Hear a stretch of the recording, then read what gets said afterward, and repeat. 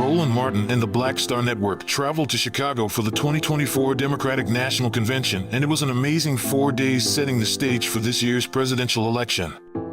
During his time in the Windy City, Roland caught up with a number of lawmakers and entertainers who shared their thoughts on the coming election and the Democratic presidential nominee, Vice President Kamala Harris. Congresswoman Maxine Waters, how you doing? Roland, I'm doing so well. I'm feeling so happy. And like Tim Waltz said, I'm feeling joy. Okay? And, you know, I have this optimism. And someone asked me, can you give us a 100% guarantee? I said, well, I was taught not to brag, but we're going to win. Okay? I want to say this here, and I was moderating an event last night at Apostolic Church of God here in Chicago. There are multiple reasons why Vice President Kamala Harris is now the nominee.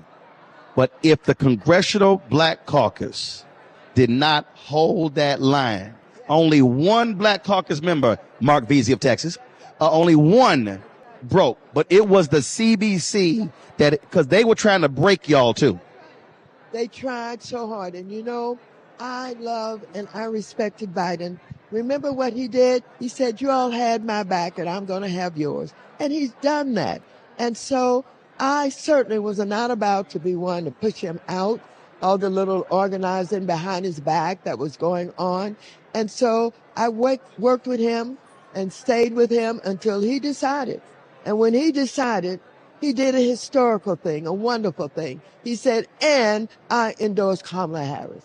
Now that's historical, and that's what a human being like him would do. Something good, despite the fact something not so good is happening to you, but you're willing to put something out there that someone else could, you know, be valued for. And so the Black Caucus stayed strong. And I want you to know, one of the reasons we're strong is Hakeem Jeffries is a fabulous man. He is a wonderful human being. I love him. And I haven't said this about any speaker. I don't care who it's been. I don't say this about presidents. But he's a wonderful human being who really does care. And he sees everybody. And he works with the different members to make sure they realize their potential as public policy makers. You and I talked a few times, and let's be clear. There was a lot of Black folks who said, oh, y'all ain't going to play that skip over game. And I kept telling people that was going to trigger a lot of Black folks who've been skipped over for jobs. And we were like, if y'all go that route, it's going to be some hell to pay. Well, I think that somebody must have heard it. And I want you to know that we're going to see some of the same people who have been denied opportunity in the C-suites of America. We have a role to play there. We've got to be about closing this wealth gap. It is not only about the civil rights. We're going to work that. We're going to get John Lewis's bill passed on voter registration, et cetera. We're going to do all of that, but we're going to open up these processes that have closed us out for so long and not allowed us to get wealth because the systems worked against us. We're going to do that now. I believe that. And if I get the gavel back, I'm going to take it, and I know how to use it. There you go. Thank you. Your daughter's giving me the look like she like the Sandman at the Apollo trying to do the hook. So we appreciate you stopping by. And I'm looking for you in Los Angeles. I've had a gentleman who's begging me, can you get Roland Martin to Los Angeles? I said, I'll try. All right. And he's willing to pay your way and do everything, get you out there. Yeah, we'll do it then. Absolutely. Absolutely. Have check, we'll fly. All right, you got it. I appreciate it. Good to see you, Congresswoman. To be here to also see this bad sisters here. I'm like, I knew something told me to get up out my seat. Come on down here to the road. Come on down. Yes. Well, it's so good to see you. We're so happy that you're here. And congratulations this evening. Thank you. Having a podium opportunity, of course, you know, is an opportunity. But, you know, the sisters will go hook you up. So Mignon and the team are making sure. And Black women are really pushing through so many things right now. How are you feeling as you? I remember when you put the Black Women's Roundtable together so many years ago. I spent about 5 minutes on your board, and Even about 15 minutes. It might have been rough times. But I remember when you convened it, and the momentum was not really there. but the momentum has built up. So how do you feel tonight? Well, I had several emotions. One, part of what we were doing was we were celebrating Reverend Jesse Jackson. Yes. Mm-hmm. So for me, it was like Back to the Future. Why? Because I was a student when Reverend Jackson ran, or just coming out when Reverend Jackson ran in 1984. So to be able to be here for that. The other thing was that coming into that room, understanding that the shoulders, the Reverend Willie Barrows of the world, when I first moved to Washington, D.C., of course, the Dr. Dorothy Irene Height, and those who came before them, and that here we are having a black woman who is the chair of all of this, Mignon Moore. Yes. Right? And to see a black woman become the nominee, a black South Asian, woman become the president. And so all of that emotion and all of that nervousness, can be honest, right, of understanding that I wasn't speaking for me, I was speaking to make sure that I carried the voices of sisters with me on that stage. That is so true. But I have to say, though, Melanie, let's just say the work that you have done and all of the organizing and the coalition building and just the steadfastness of your devotion to making sure that black women are able to realize their power. What does this moment mean to you? Because this did not happen in a vacuum. No. This did not happen by happenstance. This came because of years of strategizing, of organizing, of coalition building, of getting people out there and getting them involved. And you are at the root of a lot of that, my sister. So what does this mean to you to be here on this day? Oh, so sweet. You go keep it real. Keep it real. Right? Oh, so sweet, right? To be This is Roland Martin Unfiltered, so you can say anything you want. Yeah, I said, oh, so sweet. And I meant that because you're right. Yeah. A lot of times when you're in movement, you feel like you're not supposed to celebrate because we know that movement is constant. Struggle is constant. But we did some things. I played my part because somebody taught me the word we. And nothing I do is not a we behind it. So for me, it's like, that's why I said, how I feel is that when I think about their sisters who are a part of our Black Women's Roundtable who are putting it down, I'm going to call the roll who I know is here. They're delegates here, right? Yeah. They're not wearing the Black Women's Roundtable hat. We can keep my tax status, right? But they are here as themselves in their own leadership. From Ohio, Petey Sally's here. Sheila Tyson's here, right? Felicia Davis is here, and many others are here. They're doing the work. Deborah Scott, Helen Butler, and go on and on. And so part of it is knowing I was carrying that to that stage. And my mom. Yeah. Your mom is here. Yeah. Yeah, my sister here. Reverend Dr. Wes Moore here from Pittsburgh. And so many. And then Cora Masters-Berry is here. And you got Tamika Mallory here. You got the young ones who come behind. You got the Joy Cheney's here. And the other thing that's been great in this last 48 hours, even before tonight, went to this event last night. And I'm going to tell you something. It was so many movement folks from every walk of every campaign I've ever seen. I said, they want to take us out. Oh, no. Take out the movement. They could have showed up last night. But it's movement because you have folks who are showing up from so many different, who had put their boots up.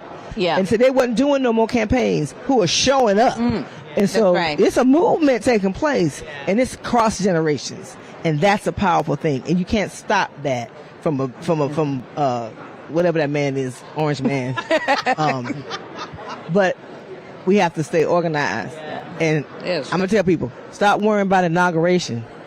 That's right. Mm-hmm. Worry about that part. Winning. About the election. That's right. It's about winning. This election is not over. With all the excitement, with all of this happening, it takes organizing. Don't let your foot off the gas because you got people, in some of these states who are serious about trying to set it up just like they tried to in 2020 and even in 2016. If you go back to what the rhetoric was about, if they lost, then it must be stolen. So and then in some of these states, our people, Georgia being an example, but they're rolling back, right? Voting rights. Even now, they had a big meeting today down in Georgia trying to change the rules this late in the game. While we're here. Help us out. Give us details on that. I was listening into a public meeting that was virtual. There were 800 people on the call, where they're trying to change the rules even now in how you deal with counties, how they can count, and where you can challenge. Okay. And not call the race. So is it about to go on? All right. We're going to have to go back to the floor. Former First Lady Hillary Clinton. Yes. All right. Thank you so much. What she has to say. Thanks, lady. Thank you. All right. Appreciate you.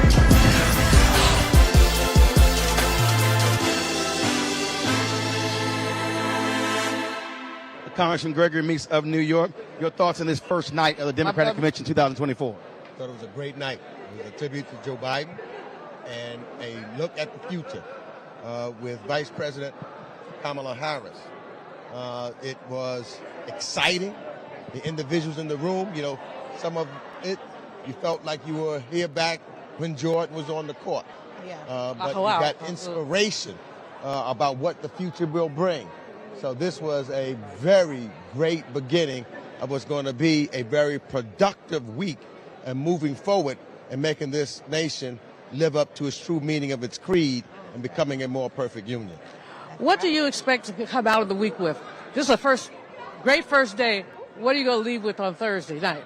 Well, with the fire to make sure that we go into the streets, knock on doors, and make sure that Kamala is the 47th President of the United States of America. I think that the energy that we see, the excitement that we see, and we know what's at stake.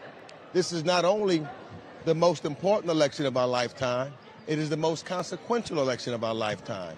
And we need to make sure that message gets out there because this is still a very close election. And we've got to let people know what's at stake and why we need to get out with record numbers and elect Vice President Harris to become the 47th president. But that's presidential. You also have to deal with the reality of the House. And then, look, New York State lost a significant, Democrats lost a significant number of seats in 2024. And so what is that looking like, the potential of Democrats regaining control of the House? Well, we're going to regain control of the House. I mean, we got to make Hakeem Jeffries. That's the other consequence of this election, the first African-American Speaker of the House of Representatives. And I can tell you, with the spirit that I've been seeing in New York. I've been crossing from Long Island, where we're going to win. We won back already New York 3 with Tom Swazi. We're going to win New York 4 with Laura Gillen. We're going to even win New York 1. That's Long Island. Then we're going up to Mid-Hudson. We're going to win New York 17. We're going to win New York 22 in Syracuse. And we're going to win number 19. So we're going to win 4 to 5 seats. That in and of itself returns the House to Democrats, makes Hakeem Jeffries the next speaker, and it makes 5 members of the Congressional Black Caucus chairs of 4 committees in the House and 31 co-chairs of major subcommittees. So it's going to be it's a monumental and consequential election all the way around, giving the president, the next president, Vice President Kamala Harris, when she's the president, the team that she needs to pass the bills and the legislation that we will be passing in the House to have her sign it on the desk. All right, Congressman Gregory Meeks, always good to see you, frat. I appreciate it. Thank you, brother. All right, thanks a bunch. Alpha Man's in the house here. What's up, my frat brother? How you doing, 06? All good? 06, how you doing? Looking good. You're 08, the rest are just too late. I like that. Of course, yes. I like that. Of course. You doing, my brother? You got Delta over here, Julian Malvo. Yes, That's right, that's all good, right. divine night, all of us. This is a leader circle right Yes. here. This is a leader circle. That's right. About this first night, but also President Biden's closing speech. Oh, man. I mean, it was a great night because you see what kind of energy that we have right now and just the measure of unity that the party has. And I mean, to listen to Joe Biden talk about, 50 years of public service. I mean, this is a man who, when he says that he has given his life towards the betterment of this country, he means that. And, one thing I always, believe is I don't care where you're on the political spectrum. I don't care whether you're a Republican, Democrat, Independent, it does not matter. Someone who is willing to give their entire professional career to work to make this country better and who stands up there and says, and I would do it over and over again if I had more lives to give. There's a beauty in that kind of sacrifice. And there's also selfless for a sitting president to speak on the first night and basically say clear the runway for his vice president for the rest of the week. That's right. And to say, telling the American people, and let me explain why I selected her in the first place. Because she is outstanding. Because she is thoughtful. She's a bridge builder. She's collaborative. And she is tough. And she's ready to lead. That's why he selected her 4 years ago, and that's why he's supporting her right now. And I think that's why you saw that whole room is in step to make sure that we're going to support her as well. A measure of his character as well is that when the people were chanting, "Thank you, Joe, thank you, Joe," he said, "And Kamala." And Kamala, that's right. He did not forget it, because one of the beautiful things that we've seen, and I know I can tell you, as I've had the pleasure of working with them closely now for the past 19 months as a governor. They have been a true partnership. Yeah. Everything that we have gotten done in the state of Maryland for these past 19 months, going from 43rd in unemployment to now having amongst the lowest unemployment rates in the entire country in our state, having the steepest drops of homicides and non-fatal shootings in the entire country is taking place right now in the state of Maryland. Being able to move people into the workforce, the largest mass pardon in the history of the United States, 175,000 cannabis convictions, where I pardoned about 6 weeks ago. I did that in partnership with the Biden-Harris administration. They have been partners the entire way through. And for him to use his time and his spotlight and to share that spotlight and say, let's be clear about who my partner was in the work. That's right. Says a whole lot about who he is as well. Governor, I know you have to go. We appreciate it. Thank you so much. Joy, real quick, what's your final question? Real quick. Kamala Harris is not the only amazing black woman on the ballot, at least not from the state of Maryland. Tell me what's going on in the Senate there. Let everyone know. Who are you supporting? Oh, I'm supporting Angela Alsobrooks. All right. And I got to tell you, and so Angela Alsobrooks is the county executive of Prince George's County. She's running for Senate in the state of Maryland, and she is outstanding. I endorsed her early inside this race, and I endorsed her because, one, I believe in the moment, and two, I believe in the candidate. She will be the next senator for the state of Maryland, but she's only going to do that if we are willing to put in the work. But when we do, I'm telling you, not just Maryland, but America, you're about to have an outstanding senator joining the ranks. Wonderful. Governor, I appreciate it. All right, bro. Appreciate it. My man. Enjoy. Be well. Keep that light high. You know it. That's it. That's it. Bye-bye. Y'all, that's Maryland Governor Wes Moore. Well, join us right now, Congressman from Kansas City, my alpha brother, Emanuel Cleaver. Doc, how you doing? I am doing wonderfully. Fabulously. Reverend Dr. Emanuel Cleaver, you had a senator and a preacher up there last night. So your thoughts on Senator Warnock? Well, actually, he forgot that he was in the Senate. I'm trying to help him and remind him. He did a sermon. I mean, it was pure sermonic. Nothing else about that can be categorized as a convention speech. That was a sermon.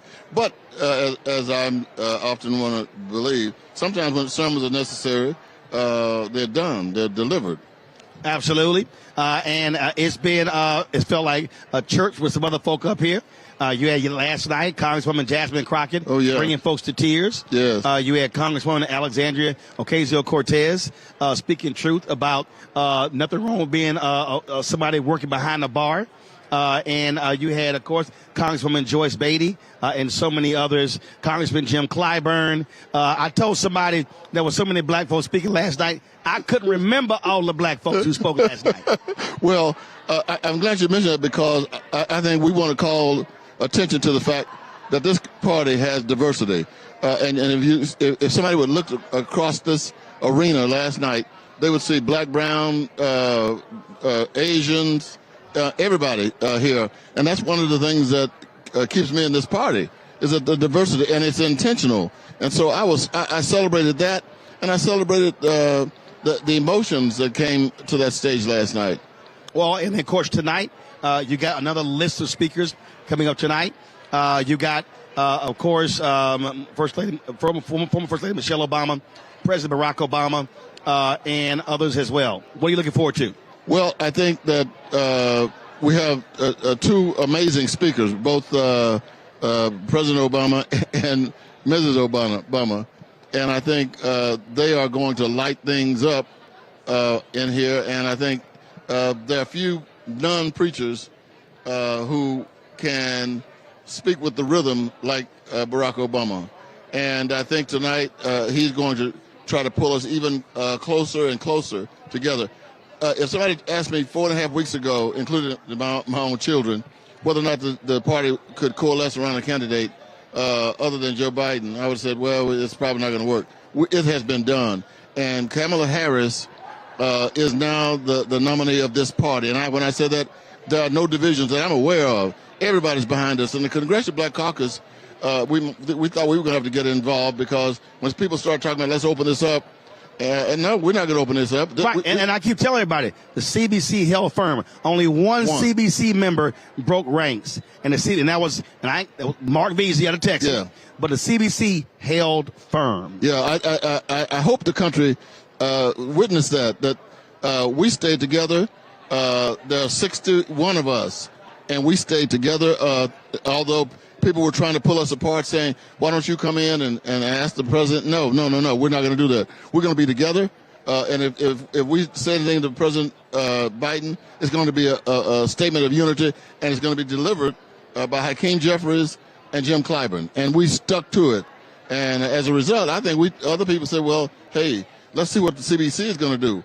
And I'm not saying that arrogantly. That's just a fact. And we held strong, and it went down the way it should have. All right. Well, Congressman Emanuel Cleaver, looking forward to a great second night. We surely appreciate it. You stopping by. Good to be here with you. All right. Thanks so much, Pratt. I appreciate it. Mark Morrell, President and CEO of the National Urban League.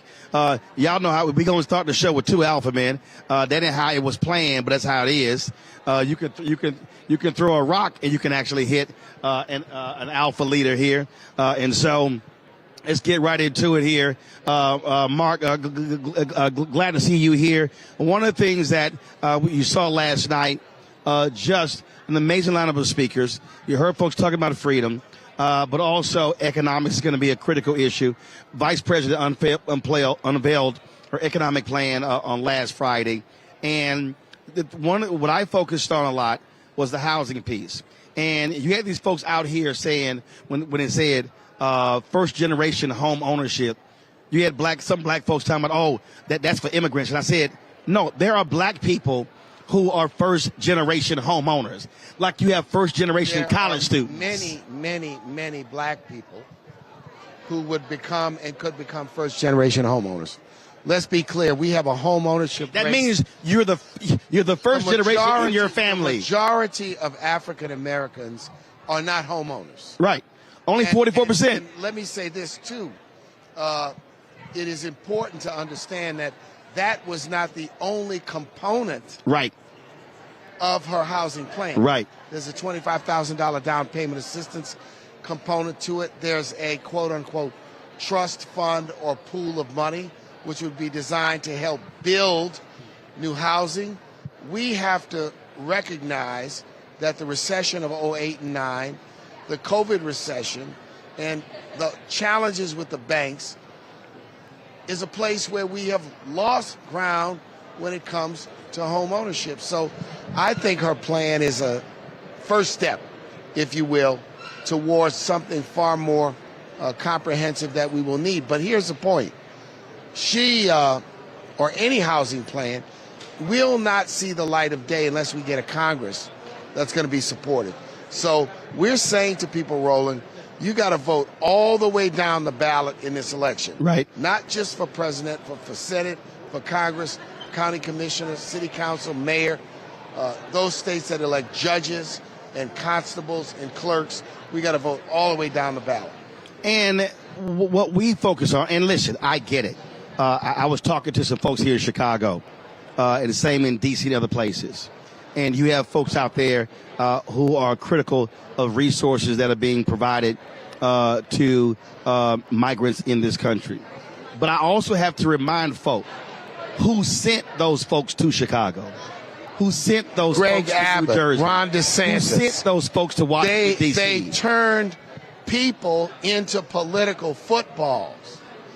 They turned people into political pawns. And for the purpose of creating a schism among African Americans. Creating a schism among blacks and between blacks and Latinos. It's an orchestrated, sinister, cynical political stunt, Roland. Now, what we ought to be talking about is all those people who are smuggling people into the country, who are going to Latin America and inducing people with money. We ought to be shutting that down in an effort to try to fix this problem. But then the second thing is there was a comprehensive immigration reform bill. Yep. Trump blocked it, just like right now. The He's trying to latest block in the the news, ceasefire. he's Yep. trying to block the ceasefire. Shame, shame, shame, Roland, on trying to block a peace effort where people are getting killed for narrow, selfish political purposes. I mean, it's the same thing that Richard Nixon did in '68. He tried to block the Paris peace talks, and he was successful in delaying them. It's the same thing Ronald Reagan and Bill Casey did in the 1980 election. They blocked the release of the hostages for political purposes. We got to throw a light on this because this is wrong, and it's wrong, and it's wrong. Absolutely, it is. It is, again, the second night of the convention. And last question for you. Coming out of this, it's 77 days until Election Day. And what I keep telling folk, it's called get to work. You can celebrate, you can gather, but it's called getting to work. First of all, checking to see if you're registered. If they're not registered, getting them registered, and then focusing on early voting.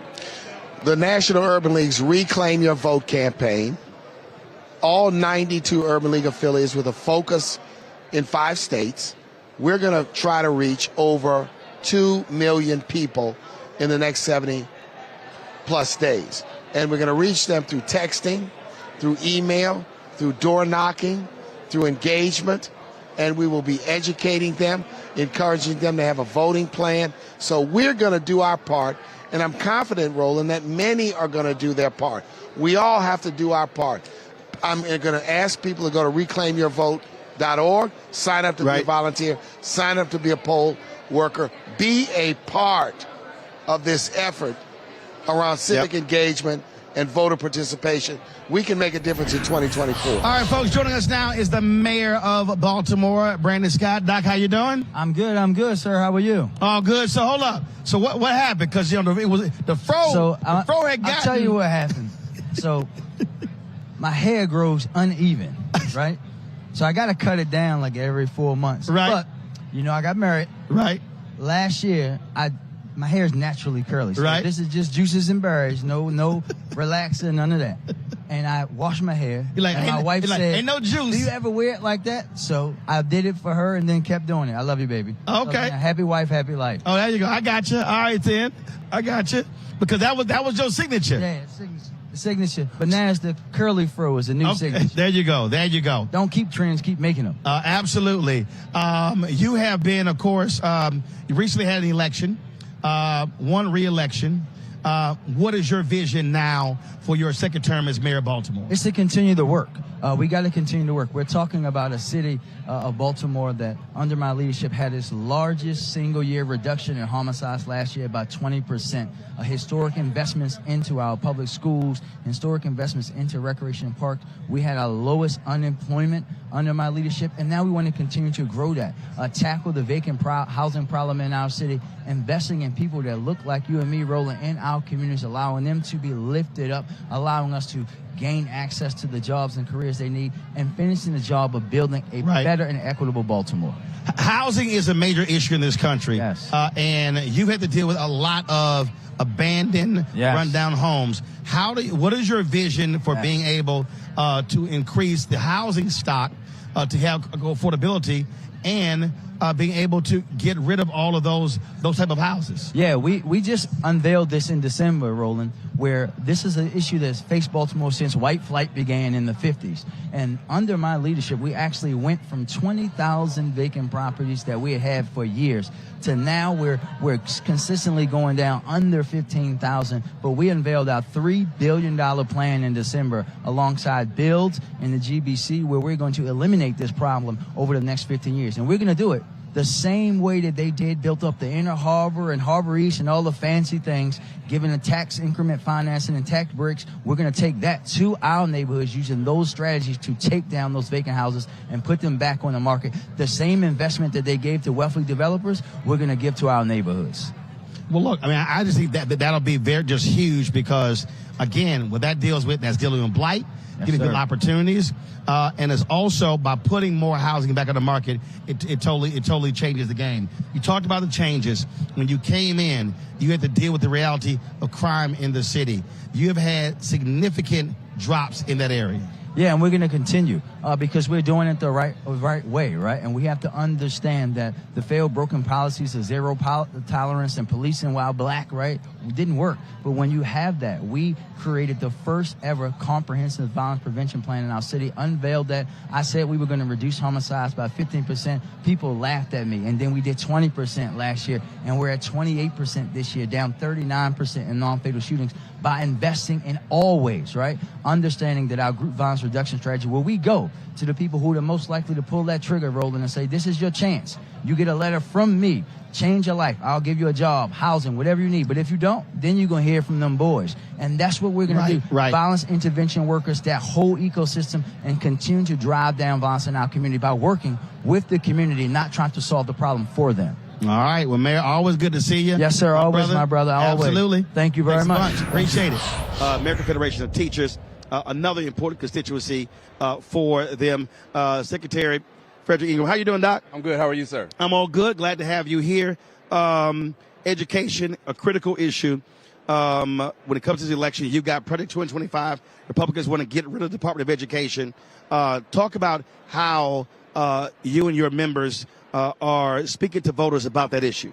Yeah, well, listen, thank you very much for having me. We represent 1.8 million people in this country who are in our public schools and healthcare and in public services. And what's important for us is that we get people to the polls, that we get them educated, and then get them to the polls, and then that they get other people to the polls. So our extension and our reach is important. It's important to black communities because when you talk about deregulation of our public schools, and trying to dismantle the infrastructure that we have and not pour into a system, then we know that our children who are in black communities, who are in challenged communities, Latino students, Asian students, they all hurt when we don't have a system in place that we can pour into to help build those kids up. We need more black teachers. We need infrastructure. We need technology. And we just need to be able to teach a curriculum that we know is comprehensive, and that we know is total, and that we know is honest.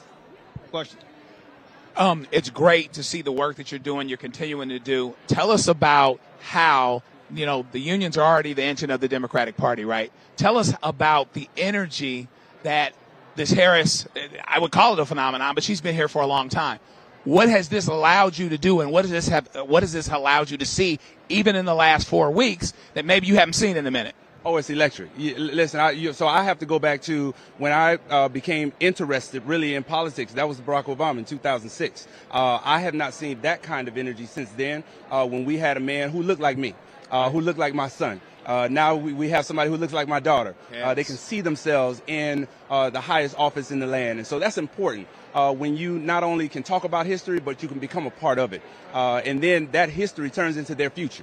And so when we can turn this into their future, then we have hope. We have opportunity. And then you feel that with people who care. You feel that with the money behind that. And then you feel that with with families and churches and people who really care about our kids. Man, there's nothing that we can't do. So I'm very, very hopeful with Vice President Harris that she'll become our next president of the United States. I love that. Unions are they say small businesses are the backbone of the economy, but I believe it's the union workforce.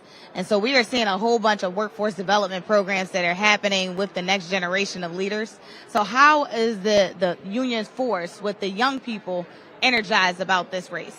Yeah, well, listen, poll after poll says that young people really care about our civic and social issues, and they care about climate, they care about education, they care about public services. They also care about the jobs that they're going to have in the next century. And so what we want to do is continue that movement. We want to continue that synergy that we have with young people, because these young people are smart. Yep. They have the Encyclopedia Britannica that we had on the wall, they have in their hands. Mm-hmm. And so it's up to us adults to keep up with what they're doing right now, because not only do they care, they're smart, and they're going to put those two things together, and we believe that they're going to get to the polls. Listen, every great movement we've ever had has been fueled by young people, and so we believe in that. The union movement is moving in the right direction. You see SEIU has their first African American female leader. You see Lee Saunders out there, and our leader is Randy Weingarten, who's been out there for a long time fighting this fight. You see Becky Pringle from the NEA, and so you see people of color who are really taking the mantle and moving this thing that we call the labor movement forward. And it's always been tied to civil rights and human rights. And so, I couldn't be prouder. I feel the same sentiment in Philadelphia. So we have our labor district council business manager, Ryan Boyer, African American, first one in that position, who also fueled to help our first African American woman mayor. So it's just been great to see, the progress that's been happening. So I agree with that. Oh, it's fantastic. It's fantastic. And the electric, that you feel in the floor or on the inside is really going to take hold in community after community, block after block. But we've got to put some elbow grease. We've got to put axe to the wheel. We've got to get people out to vote. We can't just be happy and we can't just be hopeful. We've got to actually do some work. We got to inform people. We got to make sure that we got a plan to get people to the polls, get them actually voting. Make sure we talk about this in the barbershops. I'm from the South. We do beauty parlors down there. Wherever you are, in the grocery stores, you got to make sure and have those conversations and speak to people. Speak to people where they are, wherever they are, on the street. If they are, working, then all of those things are important to us. Great. All right, Frederick, we certainly appreciate it, bro. Absolutely. Thank you so very much. Good luck. I appreciate it.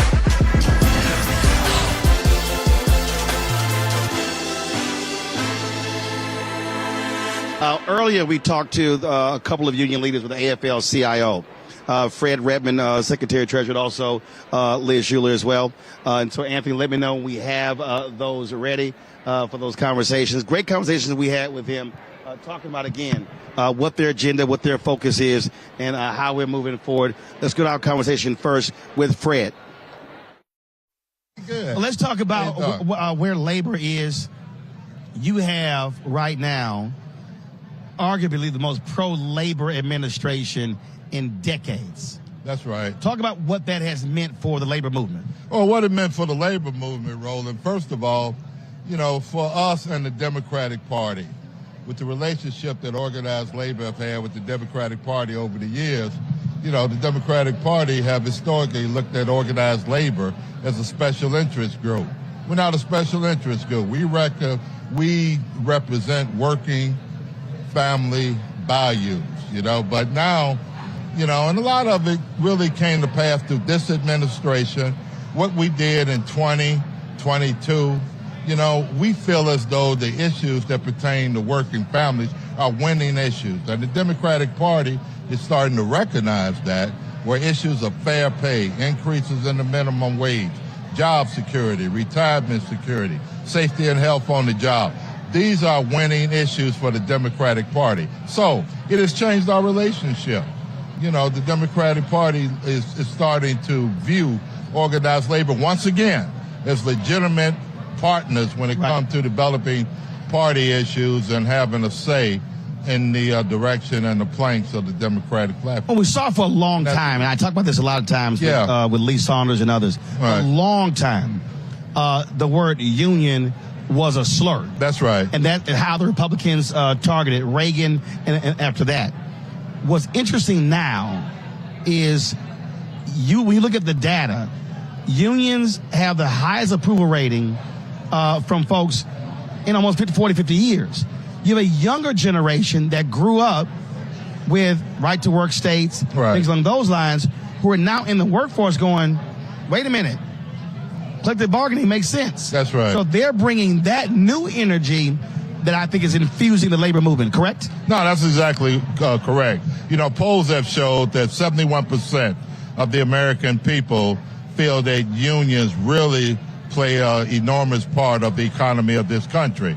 And then the interesting fact is 83% of workers between the ages of 18 and 35 strongly support unions.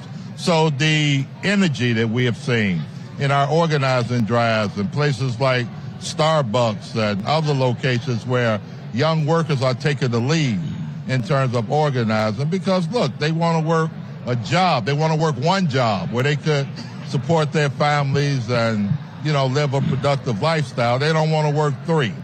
So, collective bargaining is the key.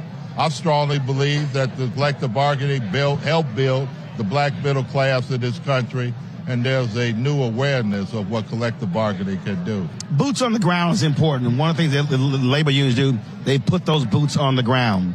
When we look at this election, it's 77 days. Right. 77 days until Election Day. And so what are you messaging? What are you saying to folks out there? What are you saying to those white conservative union workers who are like, well, I love the toughness of Donald Trump, but the party votes against the interests of unions? Right. Well, first of all, organized labor, we're going to have the biggest ground game that we had in the history of the labor movement. Is going to be on the ground. As far as our members is concerned, we're going to talk to them. We're going to go back to the old school way of doing things. And when we talk to them, we're going to compare records. We're going to show them the Trump agenda, which is easy to find on the Project 2025. And we're going to show them the agenda of the Harris and Walsh ticket. And we're going to show them the agenda. And then we're going to appeal to our members not to vote against their own self-interest. Now, as far as, some of these members we got that have drunk the Kool-Aid, so to speak, and want to vote for some other issues and want to, not vote for the ticket that's going to work better for them because they align to this whole MAGA mentality, for those members, we're not going to spend a lot of time, Roland, to be honest with you, trying to convince them. But what we're going to focus on, the majority of our members who understand, that the party that's is really going to deal with working and family-sustaining issues is the Democratic Party. So, we're going all out. I mean, we're going to go all out. We're going to talk to our members. We're putting more people on the street to do door knocking, to make the phone calls, to have these conversations at the work site, at people's homes. And then what we have done that I'm very proud of, we have given more money to our constituency groups, to work our independent expenditure program. I'm talking about the Coalition of Black Trade Unionists, the Philip Randolph Institute, the Latin LACLA, the Latin American group, Pride at Work, our LGBTQ advisory group.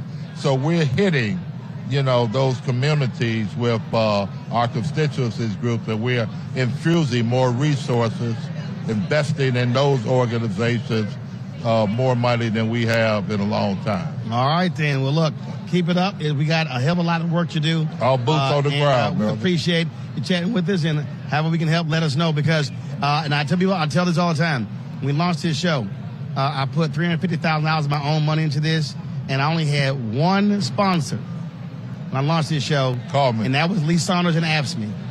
That's what they got this show started. And Lee Saunders remind me all the time.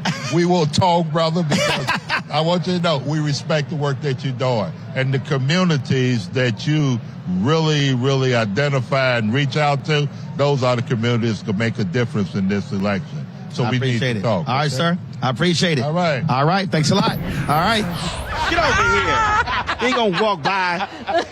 Are you trying to keep the AKs and the Deltas happy with pink and red? No, I'm an ambassador of our people. Well done. Of the Divine Nine. There you go. But of course, I'm an honorary AKA. Now listen. For a lot of y'all have no idea how involved Lynn is in politics. She's always out there speaking, rallies, doing surrogate work. Let me explain something to y'all. Lynn was real black when I was at CNN. I would be on the air live, and Lynn would be texting me, telling me what to say when we came back. And I was like, Lynn, I ain't texting you when you shooting a movie. But at that time I was new as being a surrogate, and then she got mad at something. She's like, "Who do I talk to about it?" I literally told her, email the president of the network, John Klein. Well, that's right, because they were like romanticizing that lady. What's her name? Stop it. We don't want to say her name. Stop it. But they were romanticizing somebody that didn't need any visibility, and I was. She talking about Sarah Palin. Yeah, Sarah Palin. I'm like, I don't care what kind of sunglasses she wears. They were talking about what her lipstick color is. Please, she is not qualified to be Vice President of the United States of America, period, full stop, end of story. But anyway, my brother Roland really helped me to understand things as I became more involved. And I love you for it. Love you, darling. I love you, too. I appreciate it. Mwah. Thanks a bunch. You're welcome. Appreciate it. Damon, the reality is here. Voter suppression is real. Republicans are doing all they can to short circuit the ballot. Talk about what y'all are doing to protect the sanctity of folks' right to vote. Man, just like we've been doing for 20 years strong, Roland, we're doing election protection. We're protecting our voice, our opportunity, our power, not just to vote. And so everybody can call the hotline 866-OUR-VOTE. You can go online, 866ourvote.org, and learn more information. In the 2020 election cycle, we mobilized 14,000 attorneys all around the country. Hold tight 1 second. Go back to the convention floor. Folks, 1968, the first time we had an integrated delegation. This is the head of the Mississippi delegation. T. Thompson. With great joy, Mississippi delivers 40 votes for our future president, Miss Kamala Harris. The reason I wanted to show that, folks, again, 1964, Atlantic City, the Mississippi Freedom Democratic Party, Bob Moses, Fannie Lou Hamer, they were there protesting. They wanted to integrate it. Mississippi stopped them. There was a compromise. They were not happy. But Dr. King said, we got the promise they're going to be integrated in 68. Here we're back in Chicago. And what does it say? It's also tied to voting, Damon. What does it say? That the head of the Mississippi Democratic Party is a black man. And you saw how many black folks were in that delegation. That says what happens when black folks use their power. Well, look, Roland, it only makes sense. It's one of the blackest states in the country. And there's been so much progress. I just saw Mayor Lumumba earlier from Jackson. He's out here in the House. Strong leadership, following the footsteps of his father. Derrick Johnson, his adopted home is Mississippi. Right? We've come a long way, but we are not saved. Just a couple of months ago, we won a redistricting trial in Mississippi in federal court because the state legislature redrew district lines in a way that diluted black voting strength. So now the state has to redraw all its lines in advance of the state elections for next year. Not this fall, but for next year, right, for those elections. So it means a lot. What it means is we now have people in positions of authority, of influence, and power to address the thing that never quite goes away, and that's racism.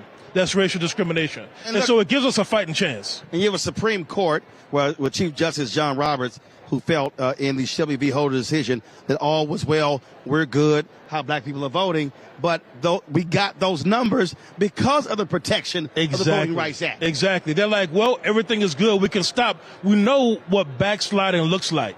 Even when we have protections of the law. Taking the law away does not make things better. It makes things worse.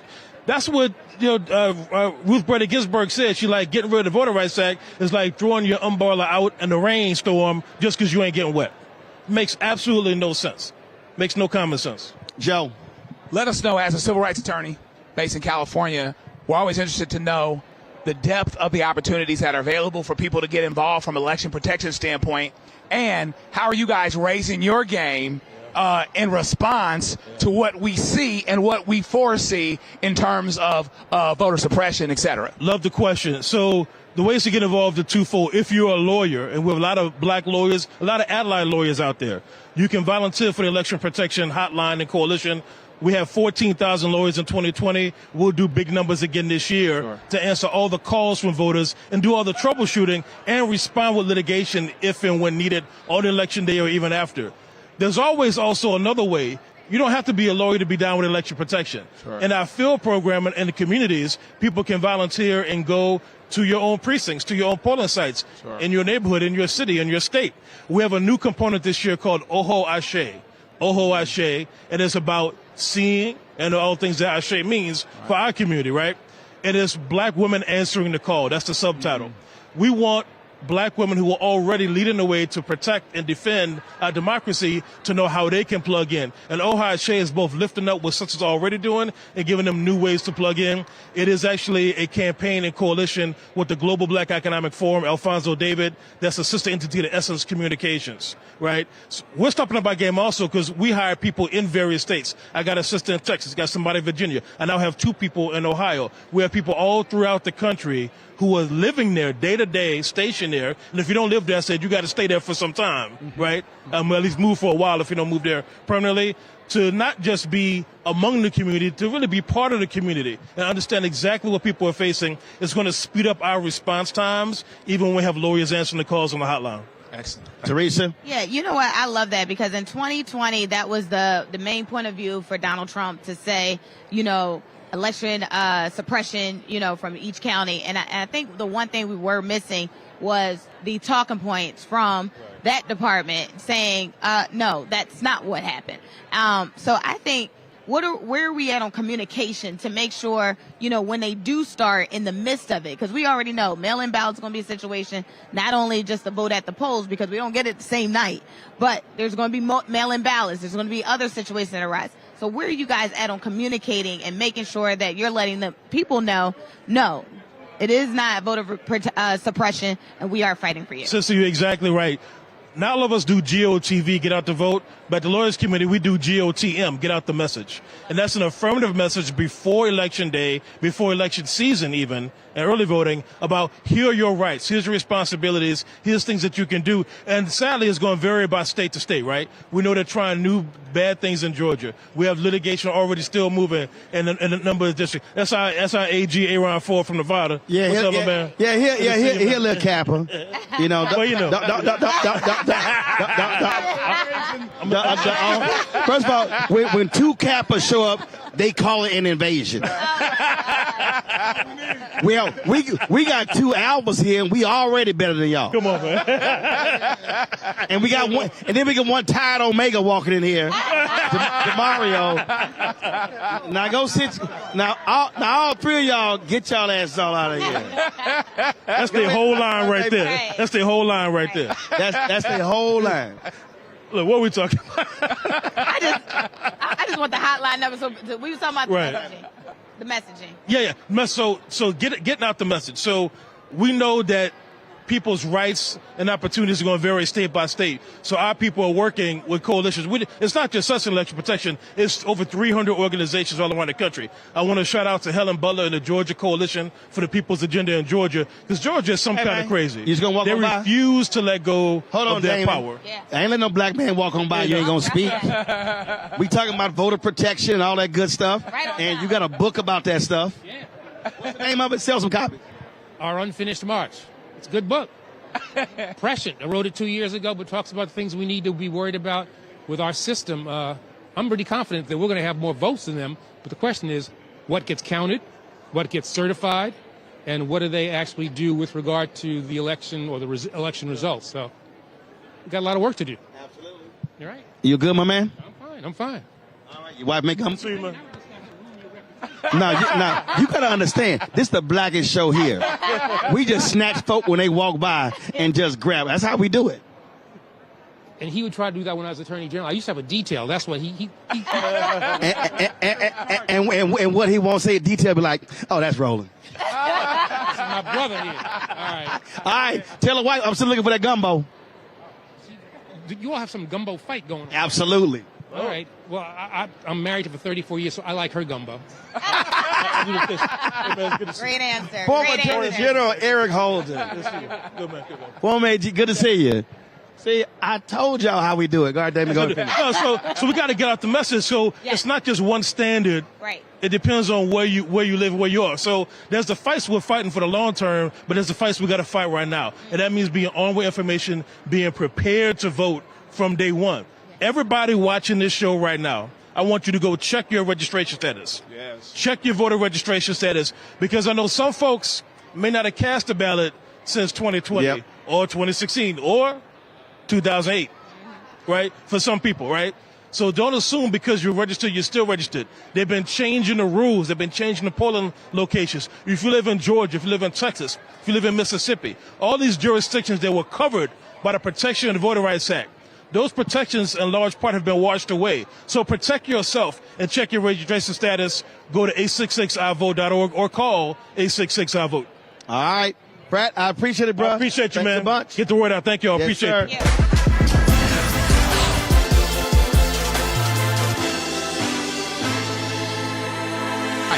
So when you see all the folk coming on stage and they're wearing makeup, they're using makeup from a black-owned company called Black Opal. Desiree Rogers is the co-founder, co-CEO of Black Opal. She joins us right now. What's happening? Honey, we are doing the makeup. All of it. All of it. All of it. White, black, you name it. Yesterday we had James Taylor in the seat next to James Clyburn. It was a beautiful moment. James and James. Again, what I try to explain to people that when you have these events, this is millions being spent. And so we should be a part of that economic piece, not just here for our political piece. Absolutely. I think I just found out today, we are the first black-owned, women-owned firm to do this work. So we're so pleased to be able to do that. And many times, people put us in a corner and say, well, you can't do everybody. We have done everyone. So all the men, all the women, all the tones, we have done them all with Black Opal and Fashion Fair Cosmetics. We've got 80 years combined in the business, so we do know what we're doing. Talk about, first of all, there is a difference when you have black folks doing makeup.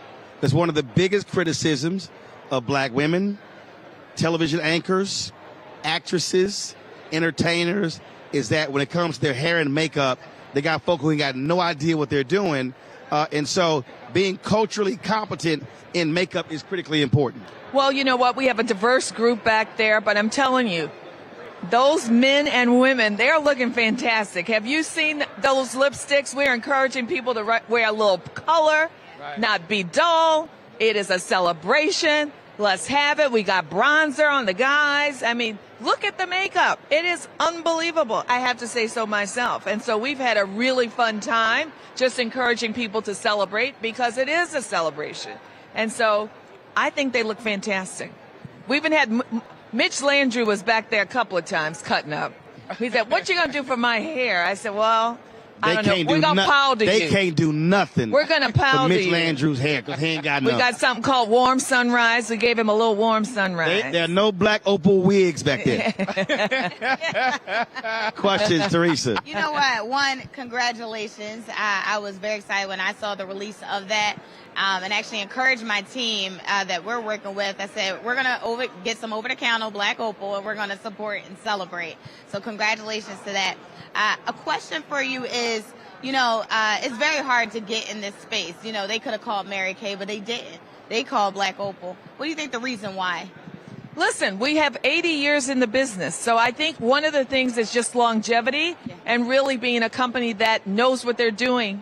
And we pursued it. I wanted it. I mean, I thought that we should have it. We did not know that we would have the nomination of Kamala. But we did know that we are a black cosmetics company here in Chicago. And if anyone should get it, we should get it. And so we got it. We got it. Wonderful. We've got 10 artists back there. We're probably going to do about 400 faces. Wow. So very much in the tradition of great companies, black companies that have come up in Chicago. You guys have been around for 80 years. You conquered something. You said you wanted it. You wanted it. You got it. Tell us what you want next and what are the next frontiers for your company. Listen, the one thing that I want is I want these black-owned companies in the beauty space to survive.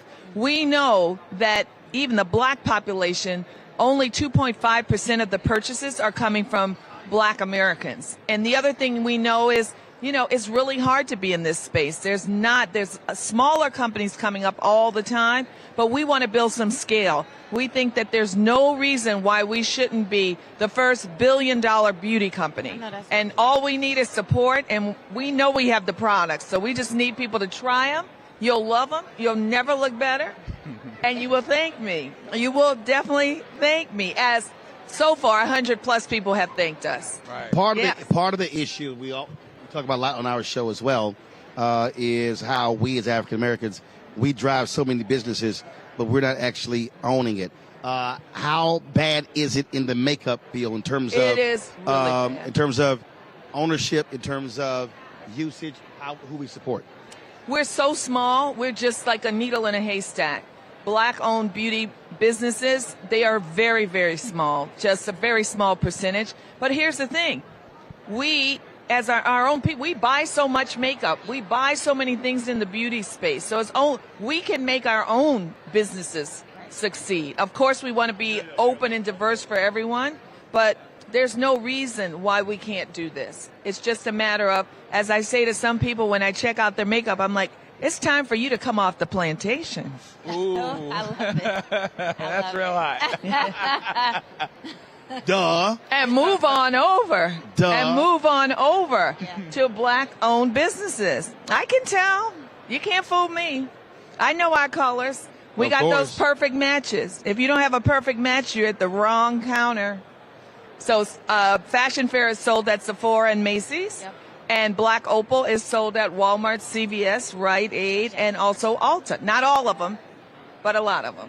So we need the support. That's what we need. And check our work out over the next couple of days. All right.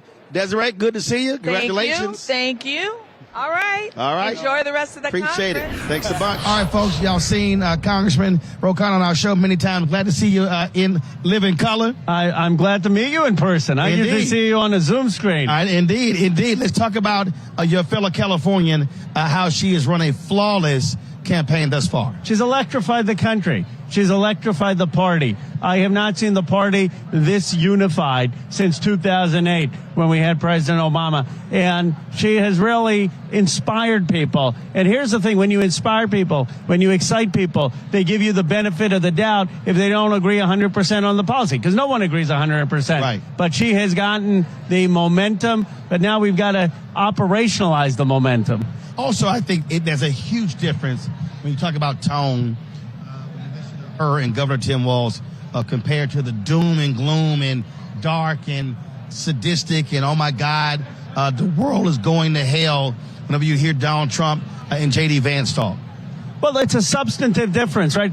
J.D. Vance and Donald Trump think that the future of America is something to be feared, something to be opposed. They don't like the fact that there has been immigration. They don't like the fact that women have gained rights. They don't like the fact that we have voting rights and more representation. So they're saying, let's go back. Let's go back to the America we had. And they are angry. Kamala Harris is saying, I represent the future of America. Everyone, if you're a little girl, you can see yourself in me. If you're a minority, you can see yourself in me. I represent the beauty, along with Tim Walz, of representing everyone in America. And people are saying, yeah, I think I can see ourselves in them more than I can in Donald Trump and J.D. Vance.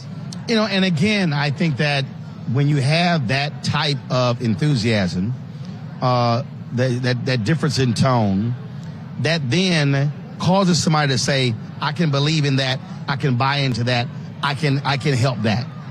Absolutely, because campaigns, and I think this is the brilliance of what Vice President Harris has understood, that campaigns are about hope, aspiration, personality, connecting with people's hearts and dreams first, and then doing the policy. And too often, Democrats, I've been guilty of this, we love to lead with the policy because we want to fix things, we want to do things, and we don't do the emotive stuff as well. The vice president is connecting culturally, she's connecting emotionally, and now she's going to roll out the policies to say, okay, here's how we're going to solve the problem. I love the fact that today, she's going to be in Milwaukee with Governor Tim Walz holding a rally. I mean, it's 80 miles away, but taking advantage of the energy here and also doing it there, getting a twofer. And she's running hard. She's running as the underdog, because when you're an African-American, Indian-American woman running for president, you're the underdog till Election Day. That's just the reality of this country. And instead of saying, okay, I'm up in the polls and I'm up in Wisconsin, she's saying, no, I'm going to run like the underdog. We're going to run through the tape. We're going to do the hard work. And you know what? In this country, people respect that. They don't like the sense of entitlement. They don't like the sense that you don't earn every vote. And I think that that's why we're going to win. All right, then. Well, Congressman, always good to see you. I appreciate you. I know you got a lot of fans because whenever I go around, people say they text me, call me. They say, we saw you on Roland's show. So I appreciate you having me on. All right, love it. I appreciate it. Thanks a lot. Thank you. All right. All right, folks, right now we're going to bring in, appreciate it, Congressman. We're going to bring in the head of the AFL-CIO. We're going to just step on in here. How you doing? How's it going? Thank you so much. I appreciate it. Appreciate it. We're going to place you right there. Doing the musical chairs going on here. That's awesome. Absolutely. Let's get right into it. You had the labor leaders on stage last night, all speaking as one, individually speaking, but going all up together. I had Fred on earlier, but just talk about just the total difference in support of unions by this administration compared to not just Republicans, but even Democrats in the past 30 plus years.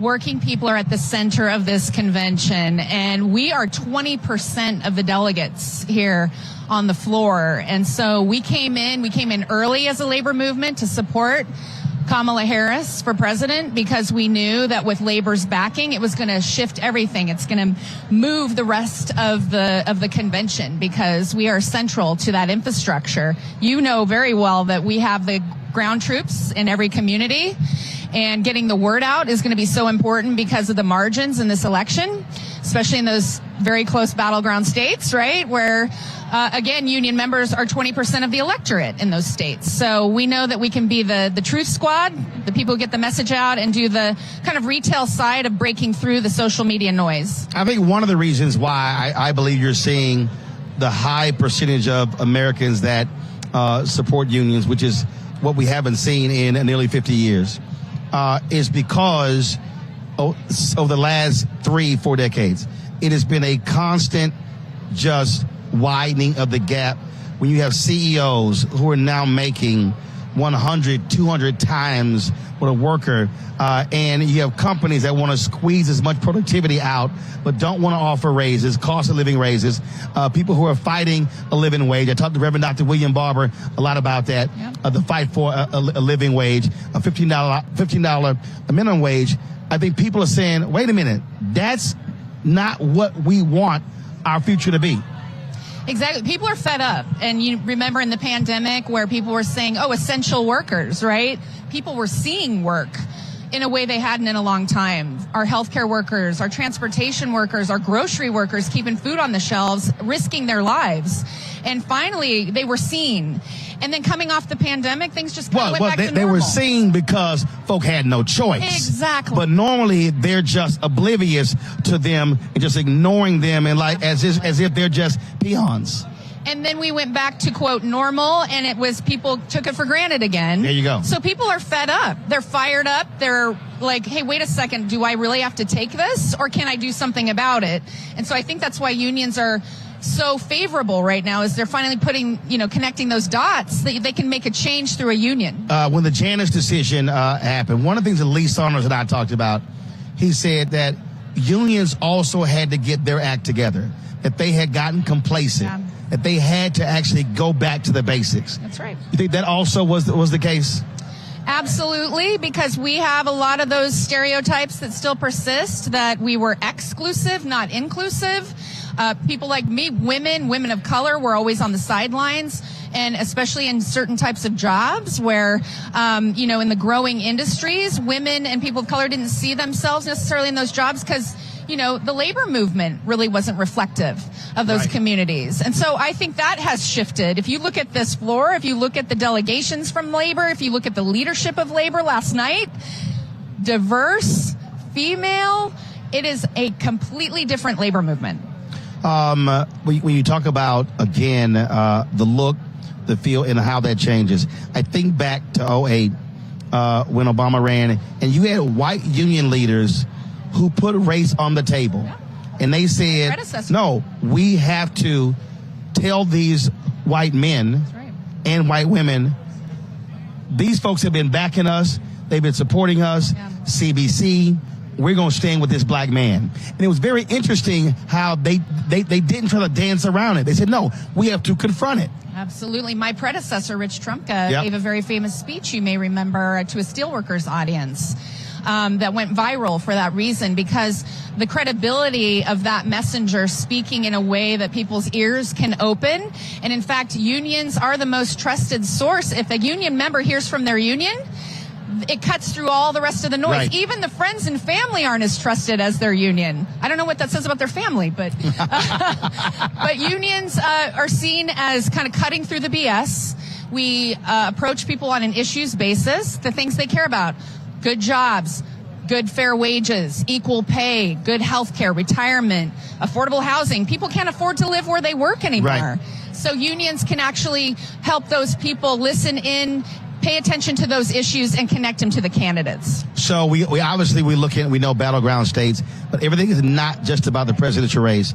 And so what does y'all's map look like in terms of how many states that you're really focused on? Because it's not just presidential, it's critical U.S. Senate races, it's congressional races too. Thank you, because and state races. There's so much focus on the presidential. I couldn't agree more that those down ballot races are just as important, if not more. And we're seeing a surge in candidates who are reflective of our communities, which is so exciting. And then knowing that we have a community network of labor movement activists all in every city and town, every state, in every workplace. And no one else reaches people at the workplace, if you think about it. People don't even answer their doors anymore because of those Ring doorbells. They're looking on their couch going, no, who is I'm not that? talking to them. I'm not talking to them. Yeah, I know, exactly. So we go into the workplace and talk to people with a shop steward or with a union activist. And I think it's a special reach that we have. But those down ballot races are the most compelling because it's close to their community and they Right. see it and they connect it. Well, Yeah. I told Fred this, that so this show will be 6 years old, September 4th. Amazing. And when we launched the show, when TV One had canceled my show, a lot of people were really upset. And Lee Saunders was like, listen, we got to support. Everybody was talking about hitting them up. And so when I told them what I was doing, the first 2 years of this show, AFSCME was the only sponsor. Is that right? That's how we were able. Wow. That's how we survived the first 2 years of this show because of their support. So we understand the importance of unions. And he said, "Look, your voice is important. Who you speak to, so we also speak to their support." Thank you for your partnership. Thank you for being a voice for working people. And I can't wait to see where we go from here. All right. I appreciate it. Thanks a lot. Thank you. All right. Always good to see my friend, the former mayor of L.A. He's now running for governor, Antonio Villaraigosa. What's up, man? Man, I'm just living the dream, brother. Woke up this morning, as they say, thanking God. Absolutely. Well, that's the first thing. You wake up like, everything work? Okay, God, we all good. All right, give you the praise. All right, let's go to work. Let's go to work. Absolutely. Exactly. And when to work, I'm in the gym at 6 o'clock this morning, and, going to be working all the way through the evening. Absolutely. Let's talk about this convention. Obviously, this race has completely changed with the decision by President Joe Biden to not seek re-election. People keep asking me, I'm going to ask you, how this last month has gone. This has been an absolutely flawless first month. When I first saw you a few minutes ago, I was talking to Jesse, the Reverend Jesse Jackson. My first convention was 1984. I wasn't a delegate, but went to the convention advocating for immigration reform way back then. And I'll tell you something, from that day all the way to this day, and as you know, I chaired the convention in 2012 for President Obama. I have never seen an election quite like this. Just a month ago, we thought we were going to nominate President Biden. Right. And a lot's happened in that month. And I'll tell you, let me just say that last night, I got emotional listening to President Biden because this was going to be his convention. Yeah. And he honestly believes that he could beat Donald Trump and that he was the right person to lead our party. Right. But I think he was convinced over time that a lot of people in our party didn't agree. Right. And he put his country before his own interests, before even his own beliefs. Right. And I'll tell you something. I watched that, and you got to respect the man. He's going to go down not just as the most consequential president since Lyndon Baines Johnson, but a man who was willing to sacrifice his own career for the country. And yet at the same time, my God, the energy behind Kamala, even President Obama didn't have this kind of energy this quickly. I mean, it built up over time after Iowa and then South Carolina. Right. But this one is like, it's like on supercharged, turbocharged. Right. And you can feel the energy, the excitement. Some said the giddiness, but be clear, our country is evenly divided. Right. And this is going to be a very close election. See, so one of the things that David Axelrod, and he's really pissing me off with this, he keeps going on CNN talking about, this euphoria is going to wear off. If the election was tomorrow, Trump wins. And I'm like, but it's not tomorrow. It's in 77 days. And so it's a buildup. So the reality, so I think I think it's offensive to keep saying, well, the euphoria is going to wear off. The reality is, anybody looking at this should be saying, wait a minute, 1 month, 500 million raised. Florida, a state where Democrats have been awful for the last 3-4 election cycles, 22,000 volunteers sign up.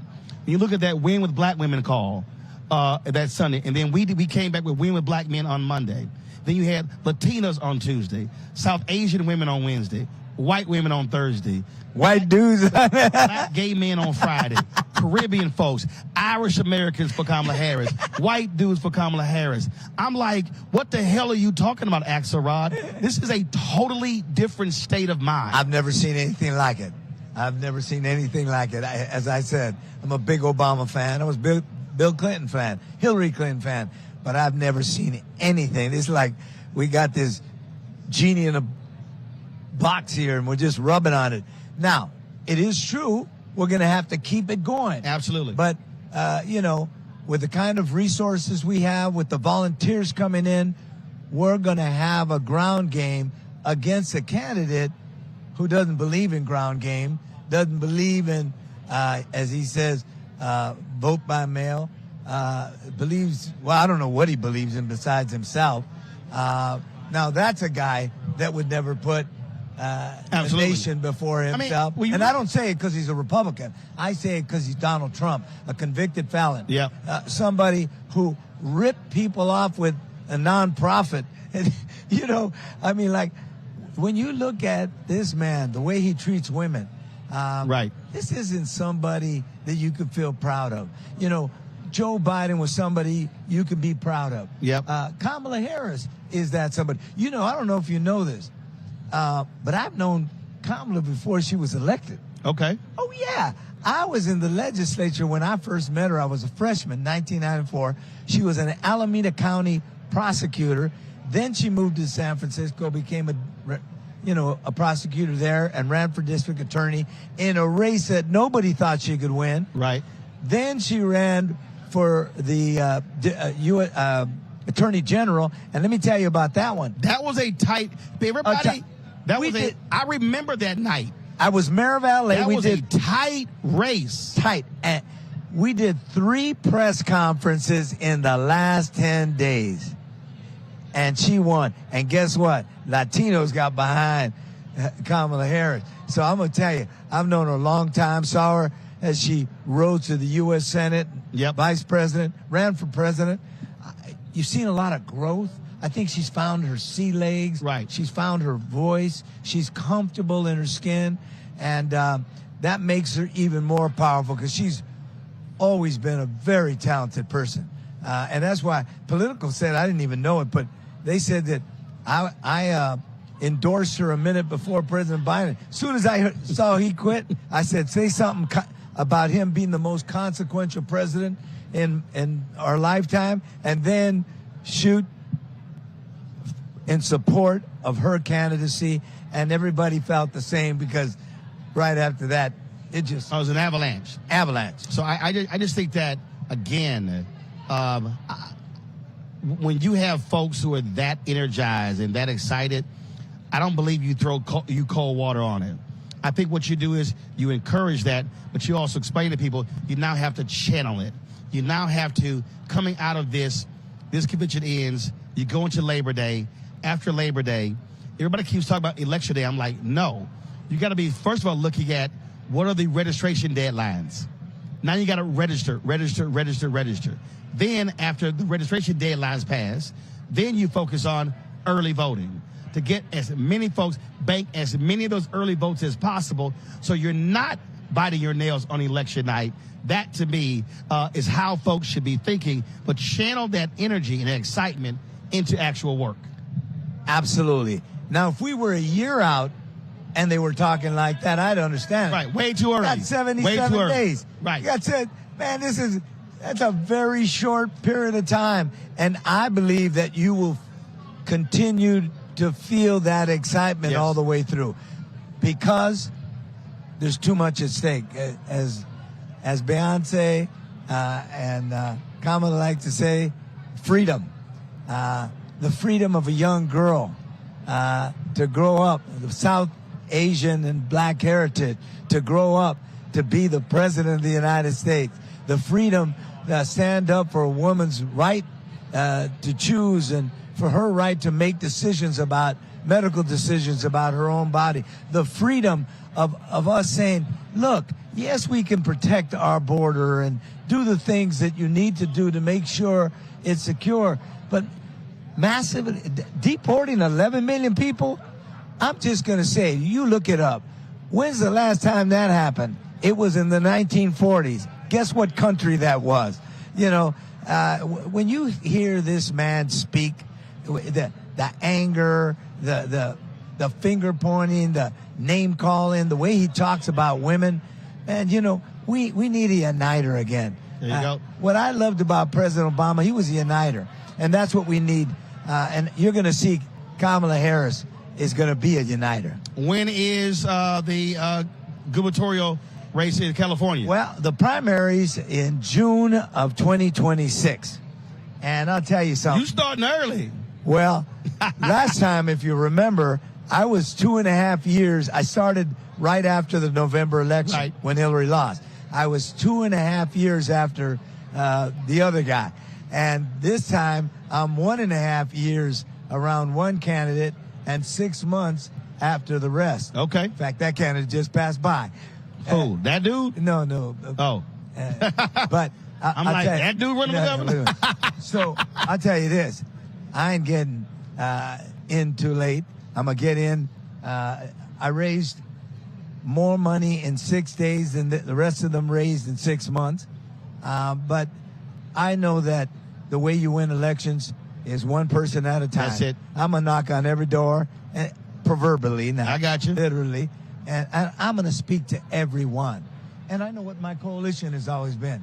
It's been the Bradley Coalition of bringing blacks, Latinos, Asians, the marginalized and left out, and progressives who want to join in that effort to make sure that the opportunity America is opportunity for all of us. Yes, sir. Not just some of us. All right. Always good to see you. Good to see I you. appreciate it, my brother. Thanks a bunch. All right. Bye-bye.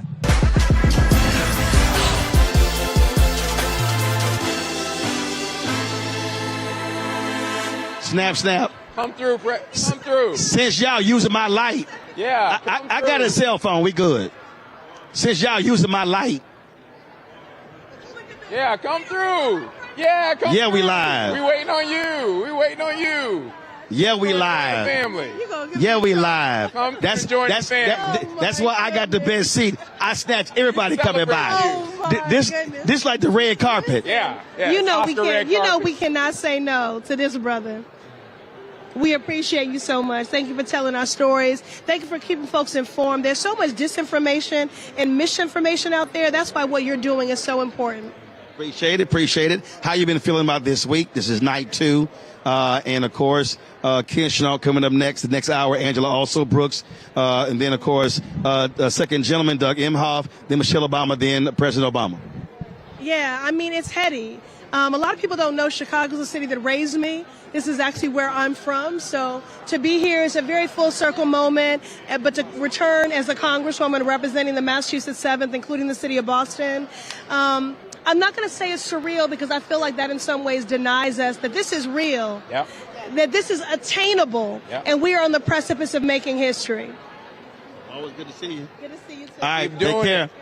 Folks, Congresswoman Ayanna Pressley from Massachusetts. Mondale, get over here. Mondale Robinson, of course, mayor there in North Carolina, working to get black men out. Tell them about the Black Male Project.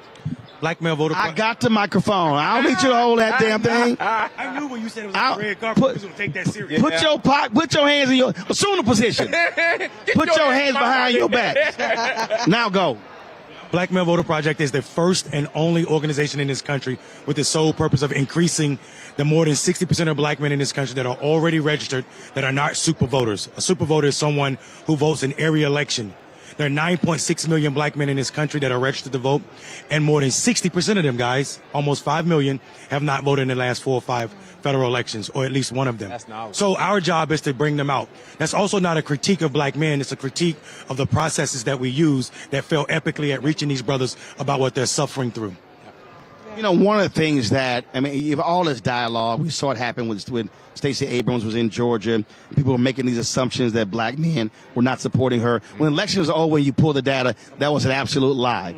And so I think part of the deal is also mainstream media pushing narratives. I mean, I saw CNN do the story the other day talking of 6 black men at a basketball court, and 4 of them for Trump.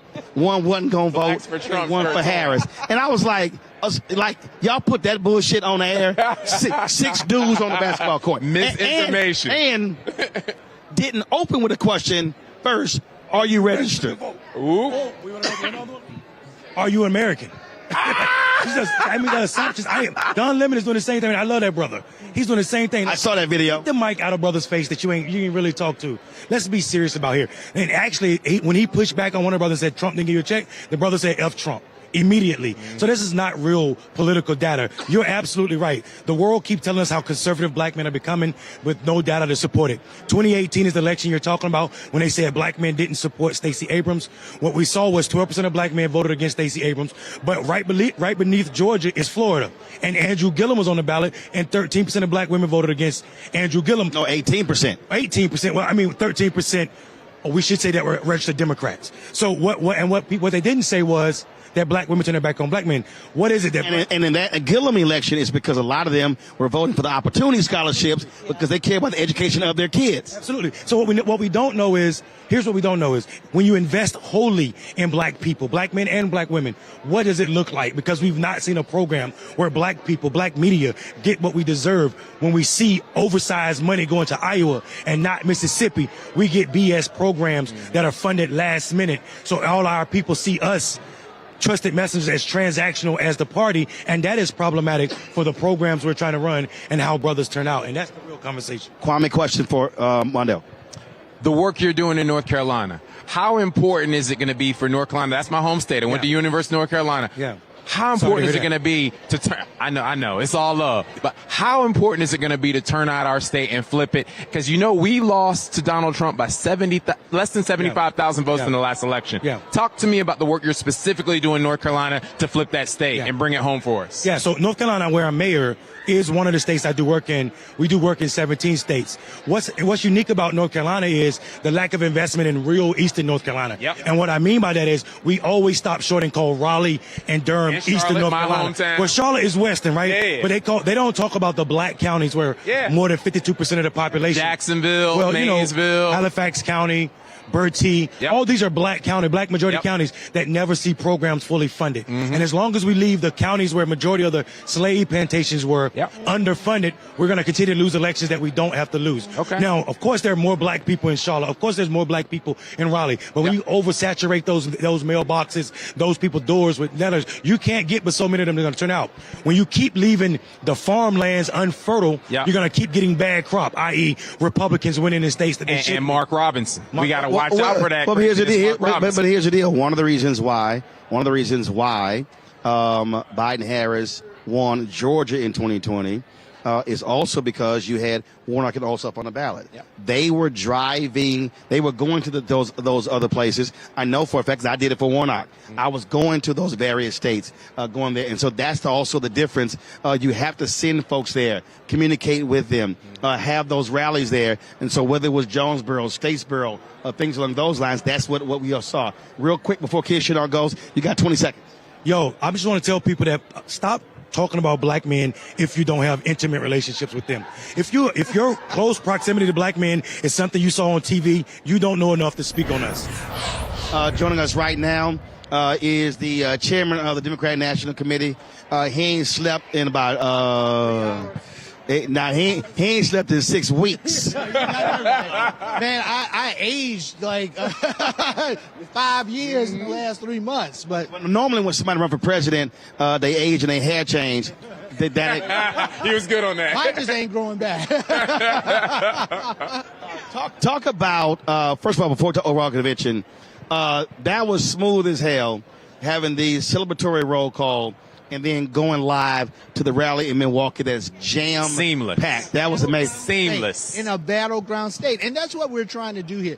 This, y'all, has been like the biggest, most successful family reunion that I've ever seen. No doubt. The cookout's nice. Yeah, the cookout is nice. I just ain't seen no smoke in the back. The cookout is nice. I know. Smoking or not? But, you know, we got the potato salad with no raisins, right? A nice balance of egg and, everything else. And with some seasoning. A little bit of seasoning in there, right? As long as Tim Walls ain't cooking. That's right. He's real. He just can't season. He can't do the tacos. No, listen, I am so overjoyed right now because the Democratic Party is a party of hope. And we win elections, and Roland, you know this. We win elections when our campaigns are built on that hope and joy. And I have not seen a campaign like this in a long, long time. Kamala Harris and Tim Walz complement each other so well. You just watch them and their interaction, and it's natural. It's not forced at all. You see that they like each other. But Tim Walz looks at her and like, that is my boss, right? I'm riding right? But it's the same way Joe Biden looked at Barack Obama. That's right. I want people to step back and think about Joe Biden and his place here. This is a man who was the able lieutenant for a black man as president of the United States for 8 years and never stabbed him in the back. Always had his back, right? And then when he got the opportunity to pick his running mate, who did he pick? A black woman, right? And then who did he pass the baton to, Roland?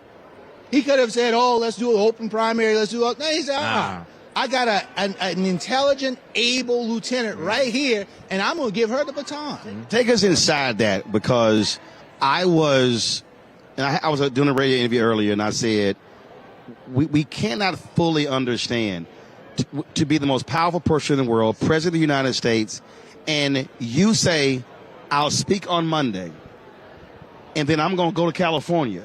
I'm going to give you the runway. But also, that was one. But last night, crowd was chanting, thank you, Joe, thank you, Joe. And he could have been like anybody else, let me bask in the glory. Hey, I had to step out. But he says, and Kamala. Yes. I mean, that he did it several times. Yes. It sort of reminds me, I'm a Laker fan. It sort of reminds I'm sorry. Oh, no, don't be sorry, brother. Y'all ain't won nothing in a while. Let's not talk about them Rockets, okay? Come on, Come on. We beat y'all. Come on. Not in a long time. But anyway, let me get this here. You remember Kareem got hurt? Yep. Magic's a rookie. Yep. Magic came in the game and became the Magic Johnson that we all love. That's right. Winning championships. Right. Joe Biden's Kareem. Magic Johnson is our MVP, Kamala Harris. All right, come with it. Because she has shown people, man, I have gone all over the country. I've gone over the world. I was over early in my chairmanship. I was over in London.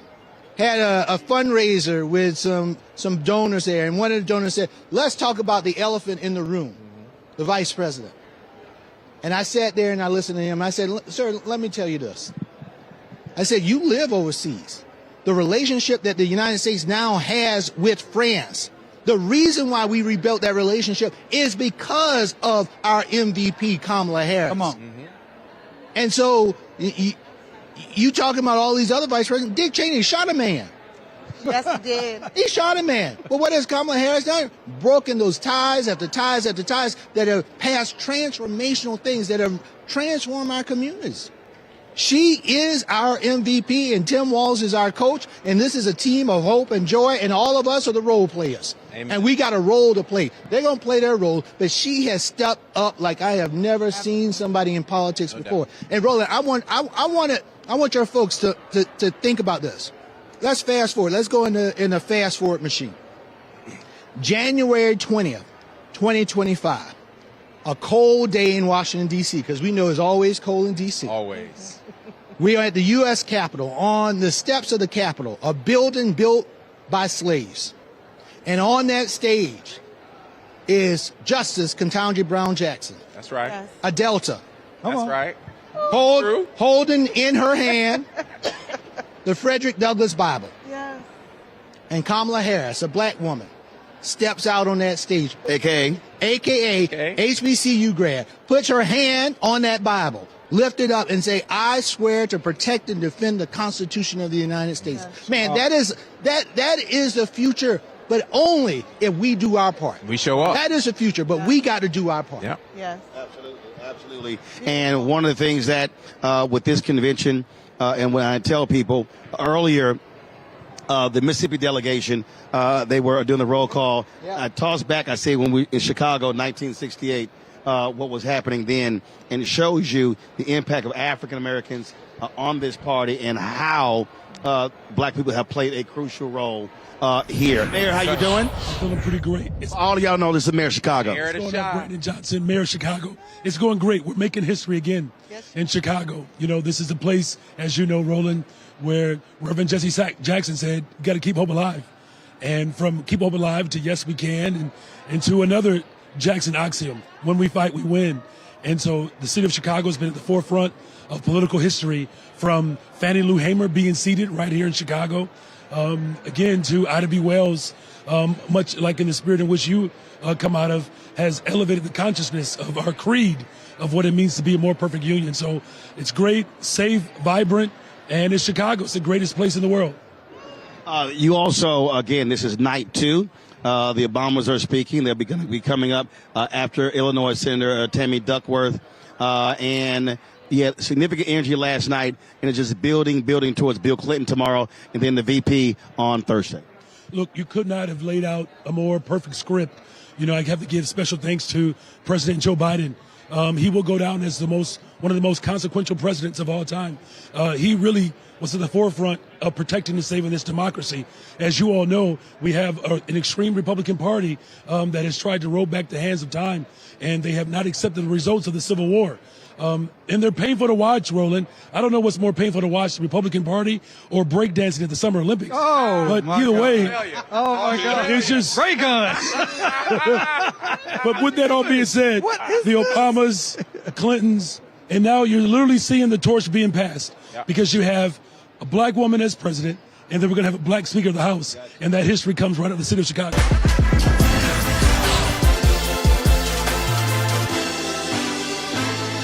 Joining us right now, Choke Lumumba. He is the mayor of Jackson, Mississippi. Your thoughts on tonight? Brother, the feeling is electric.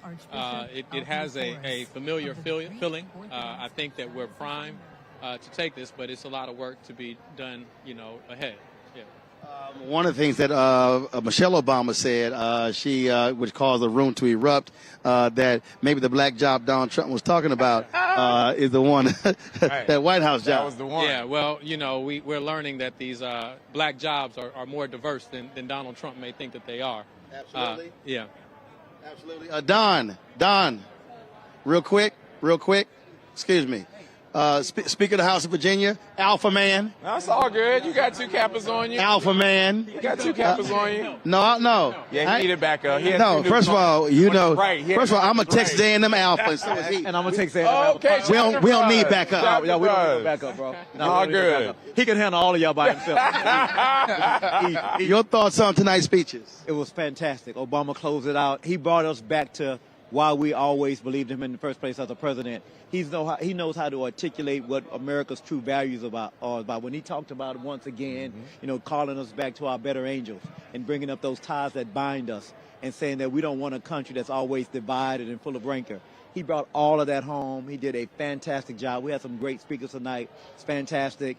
And he also understood that he's not naive. Yeah. You know that people try to say he's naive, but he's not naive. He knows that it takes hard work. We got to go do the doors. We got to talk to our neighbors. We know this is a close election. She is the underdog. What black woman have we seen that's not the underdog? But we always have known how to perform and do a great job. All right, Brad, I appreciate it, brother. Appreciate you, bro. Thank you, bro. sir. See you. I know you got it from here, bro. Yeah, you got it. Light work, light work. Bring home Virginia, brother. We need you. Bring home Virginia. We're both from Houston. So That's it. Bring home Virginia. We need.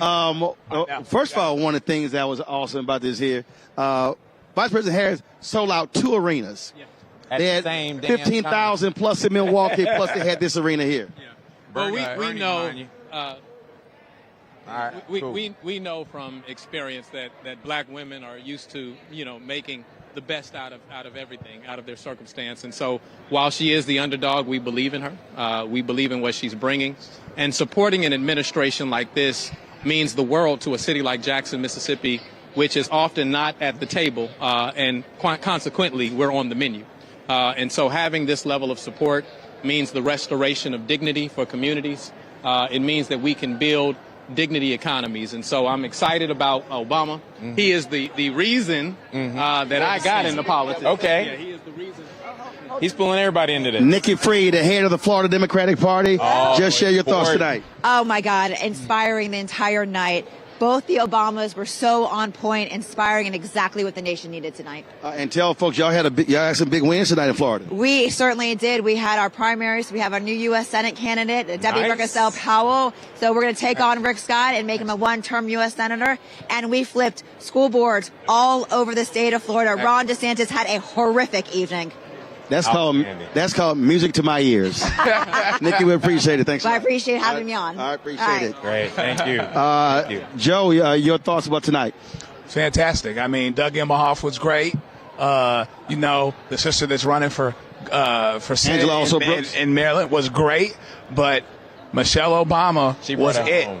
Yeah. She was it. She was the one. She was the MVP all day long, and she just reminds you of who she is. Yeah. And even though she's always still the one that goes high, the way that she did it tonight, she can be classy and still pop them. You know what I mean? And that's what she did. That saying that when they go low, I'm gonna go medium because God's still working on it. Right. That's the real Michelle. She was very matter of fact. She did her thing, and the energy was great. We did not actually show. Hold on a second. We did not show the speech of Anna Navarro, but one of the things she talked about, she said, basically she challenged, how dare they call Vice President Kamala Harris a communist? She said, I grew up in a communist country. Ooh, right. She said, I know what communism looks like. Ooh. And she said, this ain't it. And this is a Republican who was on that stage talking. Yep. Talk to me about the strategies to activate deep Southern black voters and make sure we bring home states like Georgia. Obviously, you have all that knowledge in Mississippi. How does it translate out to the broader South? Well, I think that the real point is that, while we hadn't been a part of the equation or the conversation for many years, we have to be able to point to administrations that really focus on us. When I look at Jackson, Mississippi, and I think about what, Vice President Kamala Harris and President Biden have been able to achieve for a city like Jackson, in a state like Mississippi, which is often considered off of the grid, off of the board, the checkerboard, if you will, when it comes to national elections, they demonstrated their sincerity by giving historic funding to a city of Jackson, $800 million, in order to ensure that we have the sanctity of drinking water, that we have the resiliency in our water infrastructure. And so being able to point to those examples, that speaks to anyone, whether you're Republican, whether you're, Northern or Southern, knowing that you value my family are the type of discussions that we have to have. And we have to penetrate, right? We have to organize early and now understand that Mississippi is no longer off the board. 30 seconds, right? Tennessee is no longer off the board. We have to continue to push in that direction. L. Joy Williams, of course, out of Brooklyn. Your thoughts about tonight? absolutely great. Did Michelle Obama not read the entire library? She understood the She was like, oh, y'all banning books. Okay, let me open the library for everybody so that everybody can get the message that we do not need to wait to do anything, that everybody needs to pull their own weight. And I just think everything was just hitting the messaging that we need right now, continuing the enthusiasm, right? Because that speculation of whether or not the enthusiasm was going to continue, even with the convention boost, this is much more than that. I think people are very hopeful and want to do something, and, you know, it's proof positive tonight. All right. Appreciate it. All right. Thanks a bunch. Absolutely.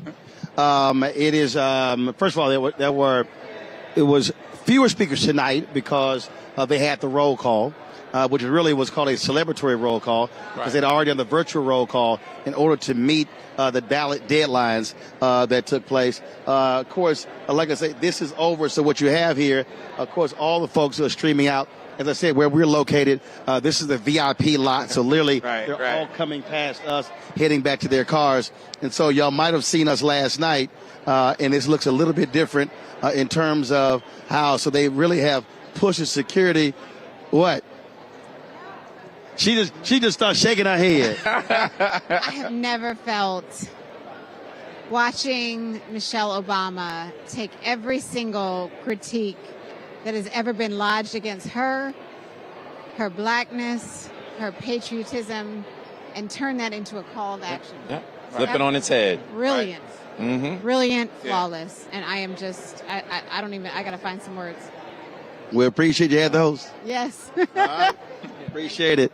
Appreciate it. Alexis McGill Johnson, Planned Parenthood. So as we said, folks, folks are streaming out of the United Center. And so we're going to just keep grabbing folks here. As I said, they had a celebratory roll call. Lil Jon went by a little bit earlier. Folks were excited, Joe. Couldn't quite grab him. For Lil Jon to come out, especially when they were going to Georgia. Yeah, listen, they got a little something for everybody, man. Have Lil Jon. You know, you should have. Mayor of Atlanta. Noop. Okay. Noop, come through. Yeah, he came in earlier, so we've gotten him going and coming. Yeah. So, no, it was fantastic. Let me go grab him. I'll go grab him. It was fantastic. But what you should have done for me, Roland, is reminding me when he came by, and so I could call him out. You know what I mean? You know, we could do that thing. And we can gang up on him. We can gang up on him. We can gang up on him. Look, the nuke is deep now. What you gonna do? What you gonna do, Roland? Do y'all know how many alphas are here? y'all do not want an alpha roll call. Do, Roland? Y'all don't want an alpha roll call. What you gonna do, Roland?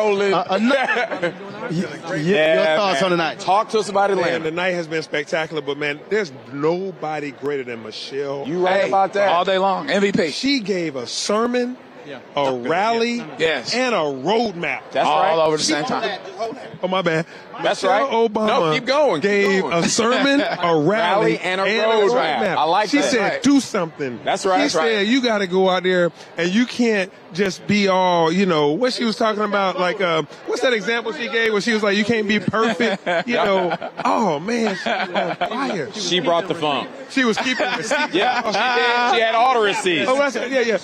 I need my security. Security. You do. Yeah, you get that security on. This is the most cameras you have ever.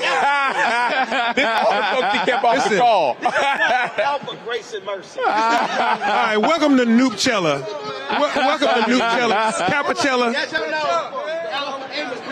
It's all good. It's all good. Listen, man, the men of Kappa Alpha Psi are grateful What's up, man? that Roland Martin has allowed us to take over his show. Share the mic. The Kappa takeover on Roland Martin Live. Many of us, because we have an achievement problem, brother. You know, that's right. That's right. We got elected by the voters. All these Kappa men, right? That's it. But look, Roland, this has been a phenomenal. But everybody know who the mayor of Black America. The mayor of Black America. Roland Talk to us, Mayor, though. Talk to us about Georgia in particular and flipping that state and bringing it home again and some of the strategies you're going to do to drive that through Atlanta. Talk to us. Absolutely. Georgia was red for 2 decades. Yep. Right. And then 2020 occurred, and we went blue for Joe Biden during the pandemic. And then we went in 2021 and got Ossoff and Warnock elected as our senators. And then 2022, we had to re-elect Warnock because he was fulfilling the end of someone else's seat. And so what we got now is in 2024 an opportunity to do it all over again. Yep. We're fired up with Kamala Harris. The energy is so high. Yep. The Divine Nine is out there. Yeah. All the churches, the souls to the polls. Okay. And what we have to do is, there's some guys on the margin, right? The couch was going to win this election. People are going to sit it out. Yeah. The couch was going to win this election. I like some that. people are going to sit it out. I don't think that's the case anymore. Yeah. Okay. Folks are like, hey, I'm hearing a message from Kamala Harris. Yeah. I understand how she's going to help my family, how she's going to look after my, take care of my future. Okay. And the lies are being dispelled. Right, yeah. Those lies about locking up black men and all that stuff, that stuff is getting dispelled. Yeah, that's right. It takes some time to dispel a lie. Yep. That lie got told, a little drop of lie. Yep. It's taking a year to overcome. Right. But it's being overcome right now. Right. And we're seeing that, the hate that's coming out of the MAGA crowd, Right. that's when it's getting real to them. Yeah, Because, when you read, you've ever been in a political campaign and you got the poll, but then you got the crosstabs. When you get the crosstabs, that's when you start seeing men of this age with this income, this is what they're thinking. Okay. This is what they think are highs and this is what they think are lows. You start reading that and you start realizing that Kamala Harris, of course, has a black woman. Of course, she has all of the Democrats. But the folks that were independents or undecided, they are seeing a Donald Trump that is senile and crumbling. You see his tweets. You see her. They're like, we can't trust him. Right. He's dangerous. Right. And she's amping up, getting stronger and stronger and coming out. And I think folks are going to show up in Georgia to make sure that Georgia stays blue. Right. I just ran into Josh Shapiro. And he and I hugged it out. We were so happy to see each other. And he was like, I got Pennsylvania, my team and I, the whole Pennsylvania crew, we all going to Allegheny County, all those. So I believe that Georgia, Pennsylvania, Michigan, and of course now with Minnesota on it, we got all that, and that's going to carry us over. Georgia is a beacon for North Carolina. Georgia is a beacon for Philadelphia and Pennsylvania. So we appreciate your leadership. Yeah, absolutely. Eventually, Mississippi's going to take off. Hey, man, we need to sit. We need to sit, man. Look, when y'all did y'all roll call, it looked like it was Wakanda. It was black. Mississippi was blacker than a mug. I was like, go ahead on. I love Mississippi, man. The Delta. Yeah. I know what y'all the blackest state, but you're dealing with some challenges that with your leadership, we're overcoming that. And I think that when Kamala Harris is our president, the Mississippi Delta, everybody's going to see what good leadership looks like, and we're going to continue to win some hearts over. All right, brothers, I'm about to get back. Good. We appreciate you. Get way too comfortable. Holding court. I was like, too comfortable. Rope him in. Let him back clean up. Appreciate it, man. Let him back clean up. Appreciate it. Atlanta Mayor Andre Dickens there, y'all. And so, like I say, folks, how's it going? Again, getting out of here. And they ain't going to sleep, y'all, because there are numerous parties and all kind of other stuff. Right. I went last night. I stopped. I didn't go to. I went by. I had to go say hi to Dougie Fresh, say hi to Lil Jon. Just say hi. I wasn't trying to party. I did. Had chopped up with my man. Chopped up a little bit. Had chopped it up. Folks were hitting me tonight. I'm like, no, I can't do nothing tonight. Right here. I got your former Virginia governor. Come through. How you doing? How you doing? What a night, huh? Indeed. Spectacular. Former head of the DNC, former governor of Virginia. Just share your thoughts about tonight. What a convention we've had. I mean, 2 nights in a row, spectacular. This is who America is. I've run a couple of these. I'm telling you, I've never seen a party more happy, more unified, ready to go forward. It's exciting. It also was pretty amazing to see 2 sold-out arenas 80 miles apart.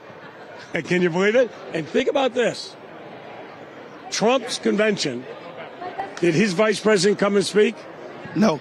Did the former President Bush come and speak? Nope.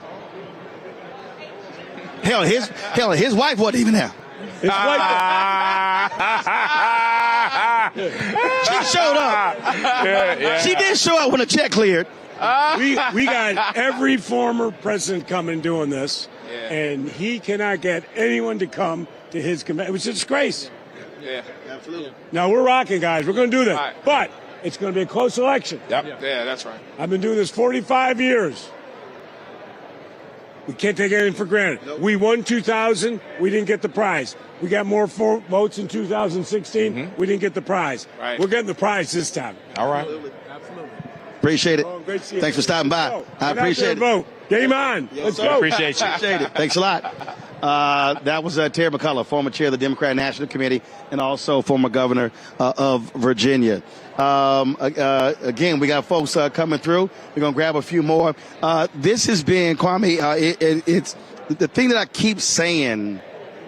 Again, I said it earlier, I'm sick and tired of watching David Axelrod on CNN talking about, the euphoria, it can wear off. No, you're supposed to ride that. That's right. Like a wave. When you're tired, when you don't feel like doing it, that's what actually causes you to get up and keep going. Yep. This is the energy people need on the local level to go back and proselytize in their communities, right? To tell the story, to continue the narrative, and build that agenda to get us to the polls. Yep.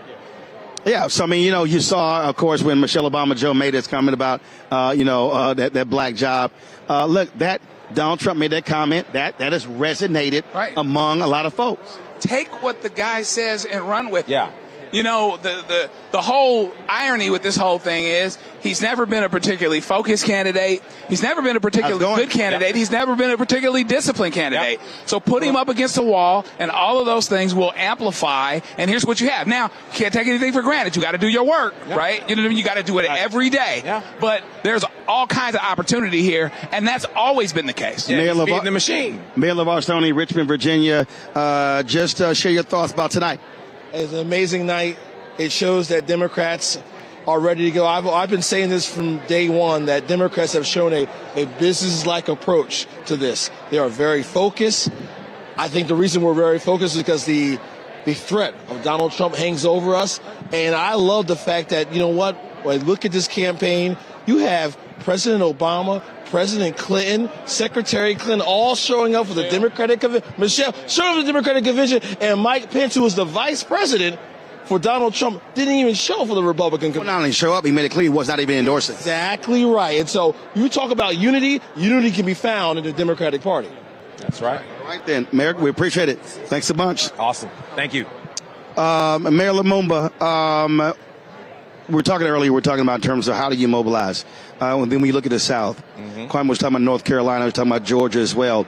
The reality is, and we were talking earlier with Mondale Robinson, that you see what has to be done, that you have to go into rural places in the South and talk to those black voters who oftentimes are ignored. Yep. Absolutely. And when you look at a place like Mississippi, the opportunity is a lot closer than people, really give it credit for being. Right. You're talking about a state that's 40% black to begin with. When you look at the western portion, all of those counties are all majority black. And then when you look at college towns, there's opportunity there. So it requires our organizing. What we're finding out tonight is that rumors of our demise have been greatly exaggerated. And so we have to build on this moment. But once again, we don't want anyone walking away with the notion that this isn't going to be a close election. We want another Southern leader to come on. Oh, yeah, this is my guy. I'll step aside. Look, we love you. We love you, brother. We're going to need you to preach. We're going to need you to preach right now. What's up, Doc? Joining us. We're going to need you on a sermon right now. My first time meeting him. Right? Oh, my first time meeting him, too. Look, we love you, brother. We love you. Memphis got 60% black people, so we gave him some. Good to see you, man. Good to see you, too. Good to see you, too. We were just talking about how you have to mobilize rural black folks in the South. And all too often, when Democrats, if they go to Georgia, they'll go to Atlanta. If they go to Tennessee, they'll go to Memphis. If they go to North Carolina, they go to Charlotte or Raleigh. But you can't ignore those folks in rural places that want to see and hear from you, but also have a different perspective than some other voters. That's exactly right. If we shift about 3% of rural voters to either participating or shifting their political perspectives, we will actually change the demographics of our Senate for the next generation. The rural communities being ignored is not only wrong and challenging, but it is not going to help us to continue to have strong democratic politics. Of course, Congresswoman. It's a party. It's a party now. How are you? Congresswoman, next U.S. Senator. Yeah. Absolutely. That's right. That's right. Thoughts about tonight? Oh, it just blew my mind. I mean, first of all, to be able to call the roll and be the first person to say Delaware unanimously gave our votes to Kamala Harris and Tim Walz was phenomenal. But also just to hear the difference between a party for the people and a party for just some, rich some. I am just elated. I'm proud. I'm ready to go to the Senate to be Kamala's partner so that we can get it done for the people. And so I'm on a high. I'm on a high, Roland. This is a great night.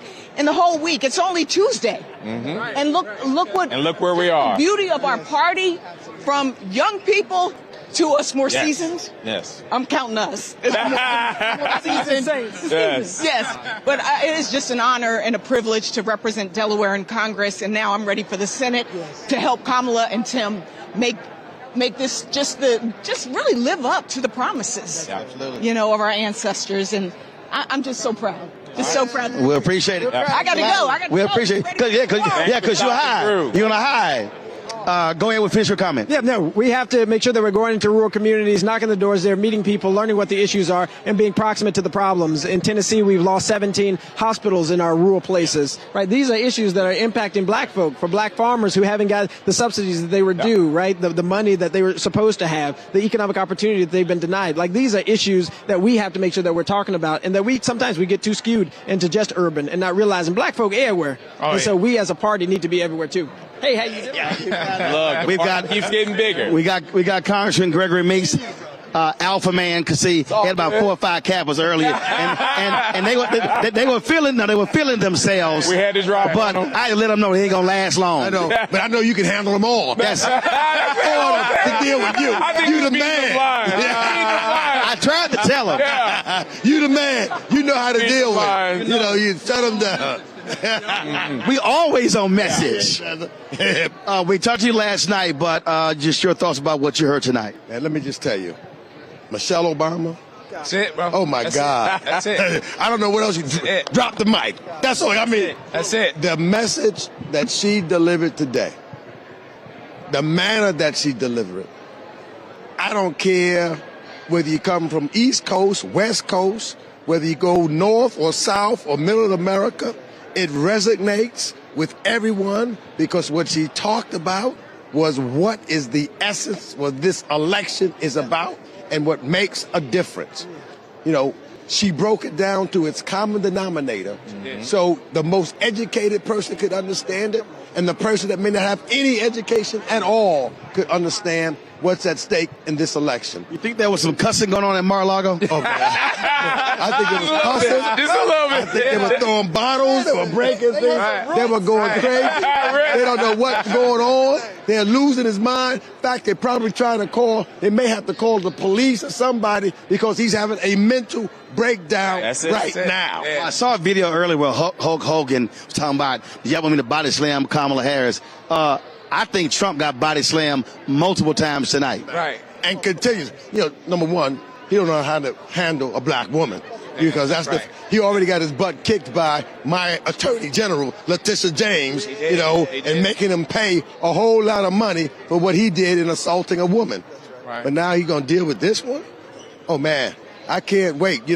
Muhammad used to say, since we can't get along, let's get it on. I can't wait till September 10th. If we can't get along, let's get it on. And I'm ready to get it on, baby. Right. I appreciate it, brother. I appreciate it.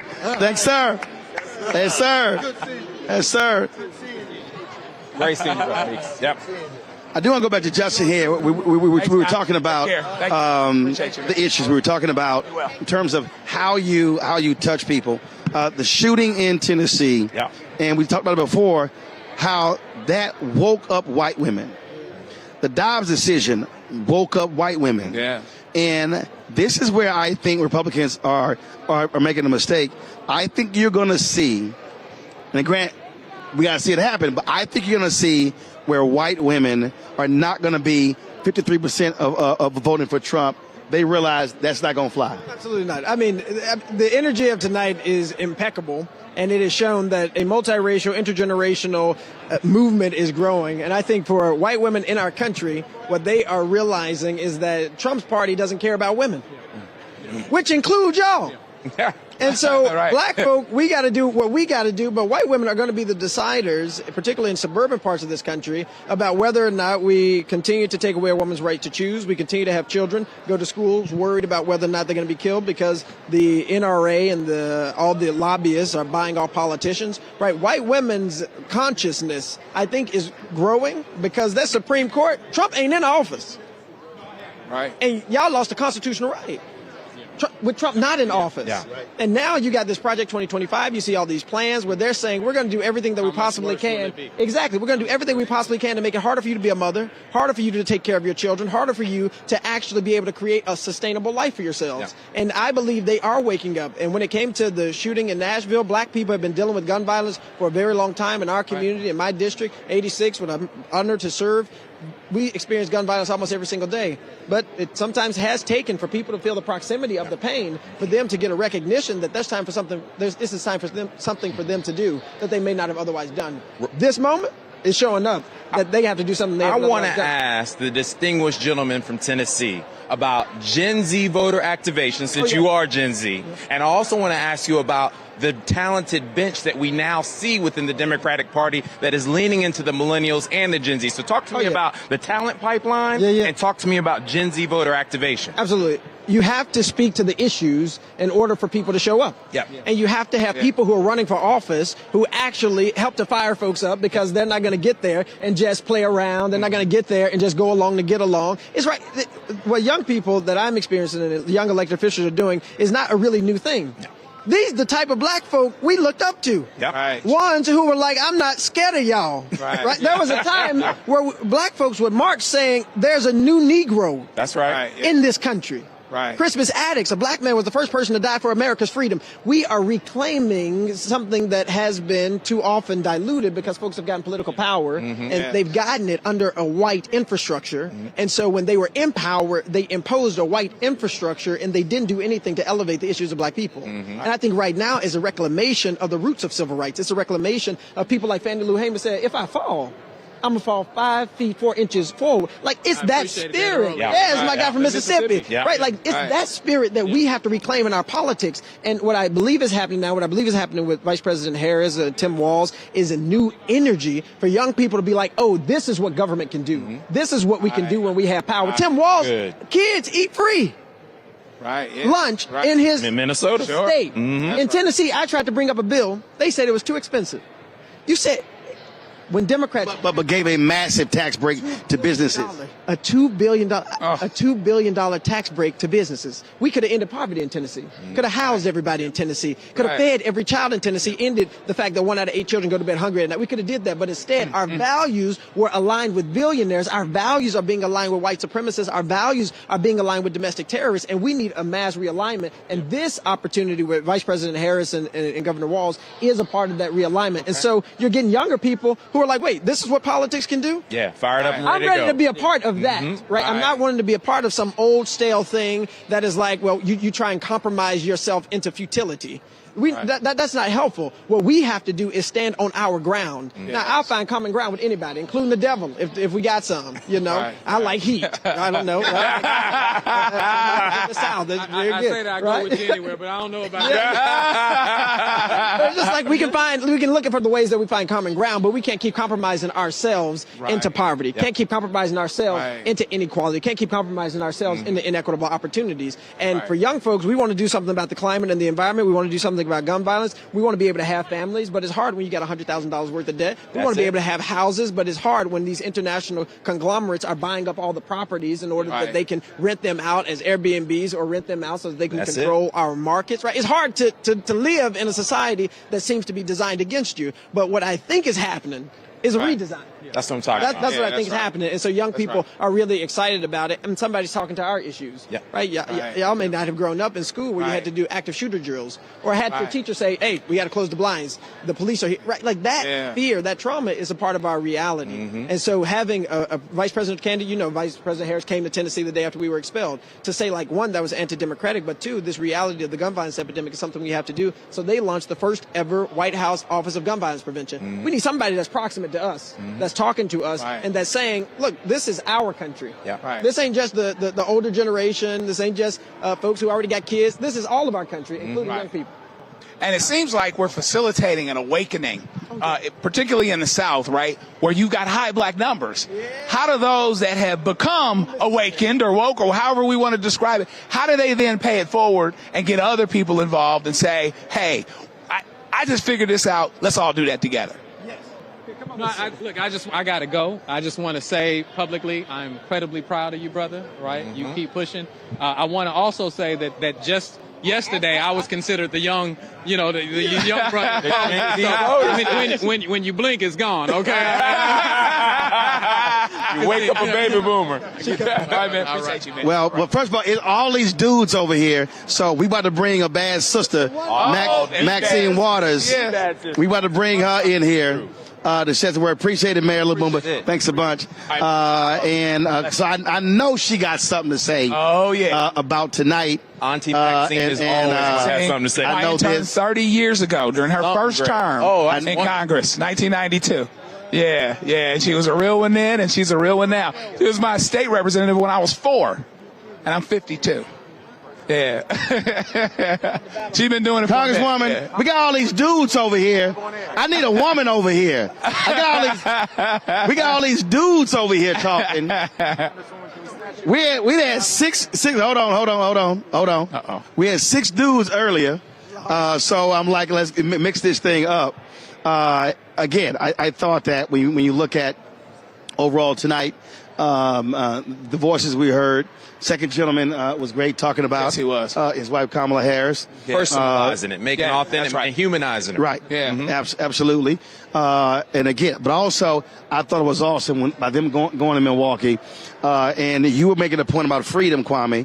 And because they really lean into that, not solely by reproductive rights, but freedom in numerous ways. And reclaiming freedom from the Republican Party. Reclaiming it as a plank and tying it all the way back to Harriet Tubman type freedom. And that's the way that we rebrand the party and get people to see it in a different lens. So that's brilliant on their part. Congresswoman, I got all these dudes over here. We have the distinguished. Tonight was phenomenal.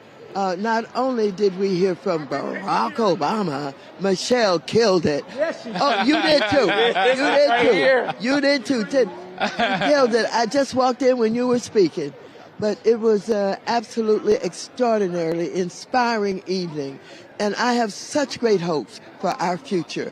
I think we have an opportunity to not only exercise influence, but to ensure that we start to get the kind of public policy to correct the problems and the inconsistencies in the systems that we've been forced to deal with for so long. And so I'm hopeful. I'm looking toward the future. I think Kamala and Waltz are going to be a good team. And I think that not only are they going to talk about and proceed to implement the kind of public policy that has been missing for far too long. Much of it Biden had started. I've got to give him credit for it. And they're going to carry on.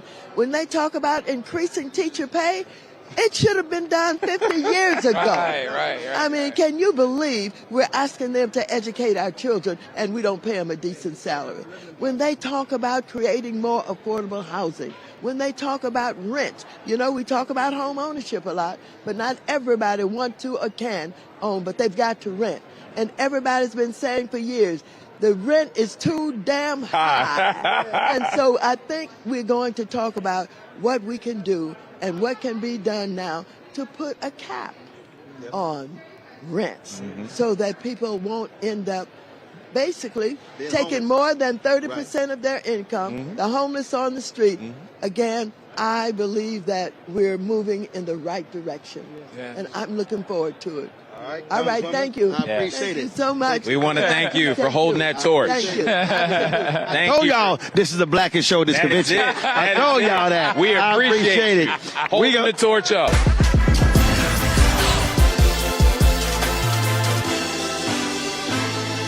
All right, y'all. Former mayor of Atlanta, Keisha Lance Bottoms, coming here dressed like an AKA. That's because we look good in every color. So what happened? You and the Congresswoman, y'all got together and said make it a pink night on Tuesday? Well, I mean, I'm trying to honor the moment, but Deltas have been a part of making history for a very long time. So the least I could do is, give a little love to the AKAs. Let's talk about this campaign. 77 days, a lot of work to do. How do you see leaving here, this campaign unfurling, if you will, and going to the next level? This is great momentum, and I'm so excited about the momentum. That's a period on that sentence. At the end of the day, if we don't get out and vote, then we would have just had a great time this week. So it's going to be important for every single person here, every community that's represented here, for us to go out and magnify the energy that we are feeling in this place, because the energy is real, but we have so many people getting information not through traditional news. I mean, your great show is a prime example of that. People getting their information in so many different ways. We got to do it the old-fashioned way. We got to knock on doors. We got to call people. We got to talk to them in the barbershop, the hair salon. We got to hit them on YouTube. We got to hit them on social media and remind people that this is not a done deal. It's far from a done deal, and there's still a lot of work to be done in a short period of time. So 5 years ago, we were sitting next to each other at Texas Southern University. Vice President, then Senator Kamala Harris was on that stage, and we had our running commentary about everybody on that stage that particular night, which was pretty funny. It's been a long 5 years. A lot has changed. I wish that I could say some of the things that we discussed that night, but I'm not gonna open my mouth. But that was a great night, and you're right. A lot has changed for us to be here in this incredible moment, and this election cycle could not have been scripted. It is beyond anything that any of us could have ever have imagined. But the big day is still the big day. Yep. So for all of the changes and ups and downs and uncertainty that we've had, we still have this opportunity to put this great exclamation point on this season in November. And I can tell you, I don't miss going through that debate season. So I'm okay not to have to sit through another debate this season with however many people were on stage in Texas that night. Well, now the only debate that's going to matter, which is going to be hugely important, is September 10th. Absolutely. It's going to be extremely important. And we have seen our vice president in action. I mean, she was made for this moment. And what I love about her as a candidate, she is continuing to rise and to fill this moment with her presence in a way that only a superstar like her could do. And I use the word superstar. By that I mean this very accomplished woman who's a district attorney, who served as the state attorney general, who served as a senator, who served us as so well as vice president. And she's continuing to rise and shine. So I cannot wait to see her on that stage with Donald Trump, because he's afraid of her, right? Of course. Well, first of all, he's afraid of anybody who's going to call him a liar. Absolutely. That's what happens to bullies. When they get punched in the mouth, they run and hide. All right. Looking forward to it. Always good to see you.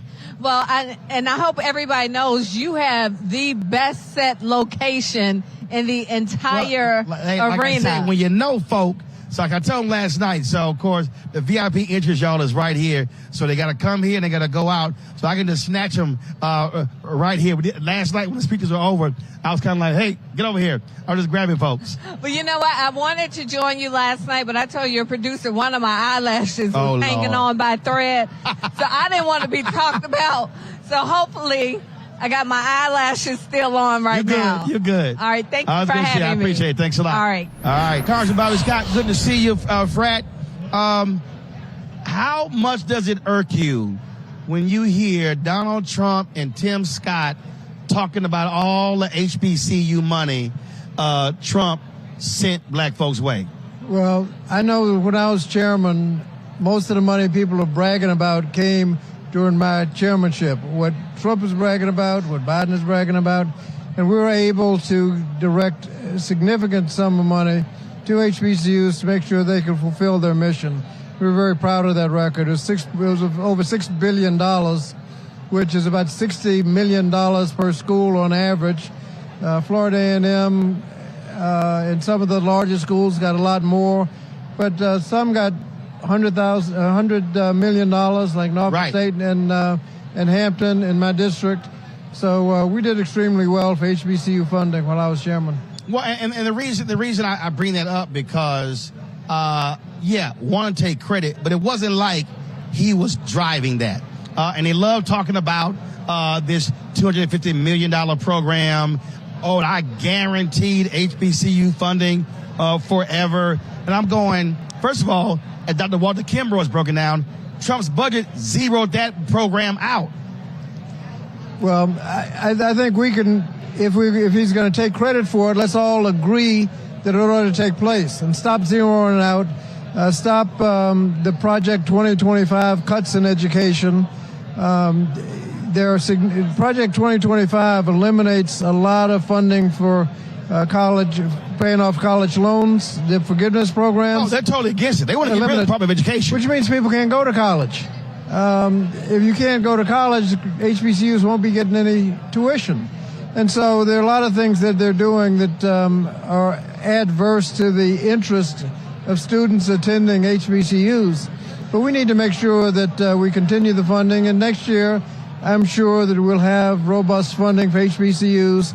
And one of the things we have to do is to make sure that they use the funding to increase their endowments, because there'll be ups and downs. And if you don't have a significant endowment, the downs could knock you out. As a matter of fact, a lot of the schools would have gone bankrupt if we hadn't stepped up during the COVID period with significant funding. You're in Virginia, a crucial state for Democrats. Republicans won with Glenn Youngkin as the governor. What is Virginia looking like for Harris-Walz? Well, Joe Biden had eroded, his lead had eroded, and he was actually underwater when he dropped out. But since Kamala Harris has become the nominee, the numbers have looked much better, and all of the polls now are showing her with a clear lead in the Commonwealth of Virginia. And we expect we expect that lead to increase.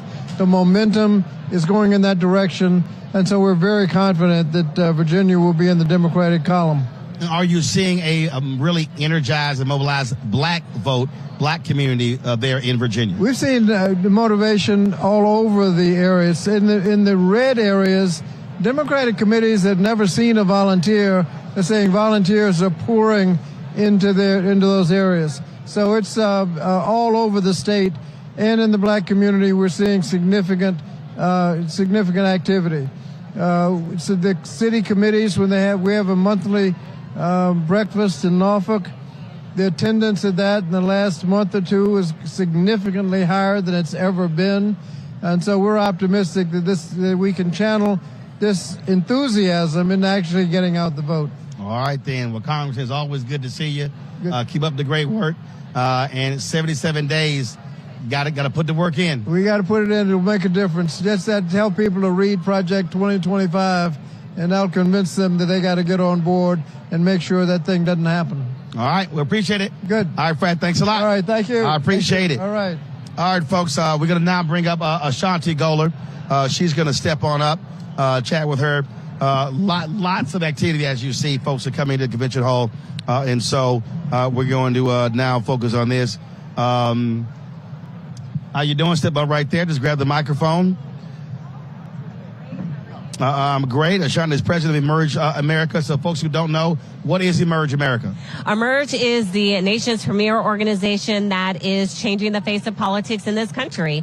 Our organization actually came out of Vice President Harris's first race for DA. Our co-founders were friends with her, and they looked around and realized there wasn't a great organization to teach women how to run for office. and thus we emerged. So you're focused women running for office. On women running for office, we do that in-depth candidate training, and we demystify what it takes, but we also give them an ongoing network of support. And so you got that piece. How are you mobilizing and organizing women voters? We are really excited because we have so many dynamic candidates up and down the ballot, and we know that they're going to be exciting candidates. We've seen these past few cycles where our alums are getting elected because people see those people from the community who look like them, who share their values, who are going to work for them. So when you have great candidates on the ballot, that automatically mobilizes voters. Are you also seeing post-Dobbs decision and with Vice President Kamala Harris on, are you seeing those same women significantly not only volunteering but giving more? Absolutely. They are volunteering, they are donating, and they're also stepping up to run for office. We saw a huge uptick after the Dobbs decision with so many women who knew that they wanted to run for office. But I love the fact that there was a lot of young women after the Dobbs decision who knew that they were going to have to be in elected office and pass legislation in order for us to build back something better than Roe. Well, one of the things that, again, when you start examining the races, you start looking at key places. Are there specific states that you are targeting, that you're looking at? Yes, we're really excited about Arizona. Governor Katie Hobbs, she is an Emerge alum.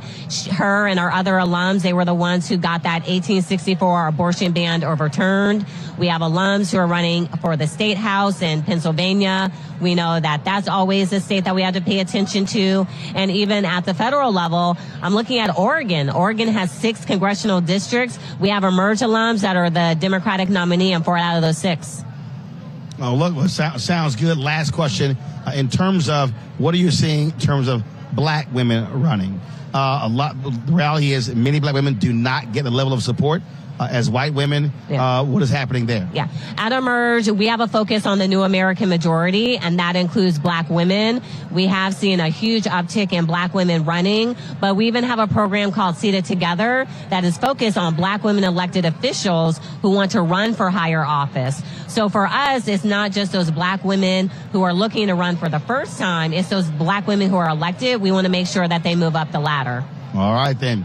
Well, Shandi, we certainly appreciate it. Thanks a bunch. Good luck. Thank you. All right, thanks a lot. Bye.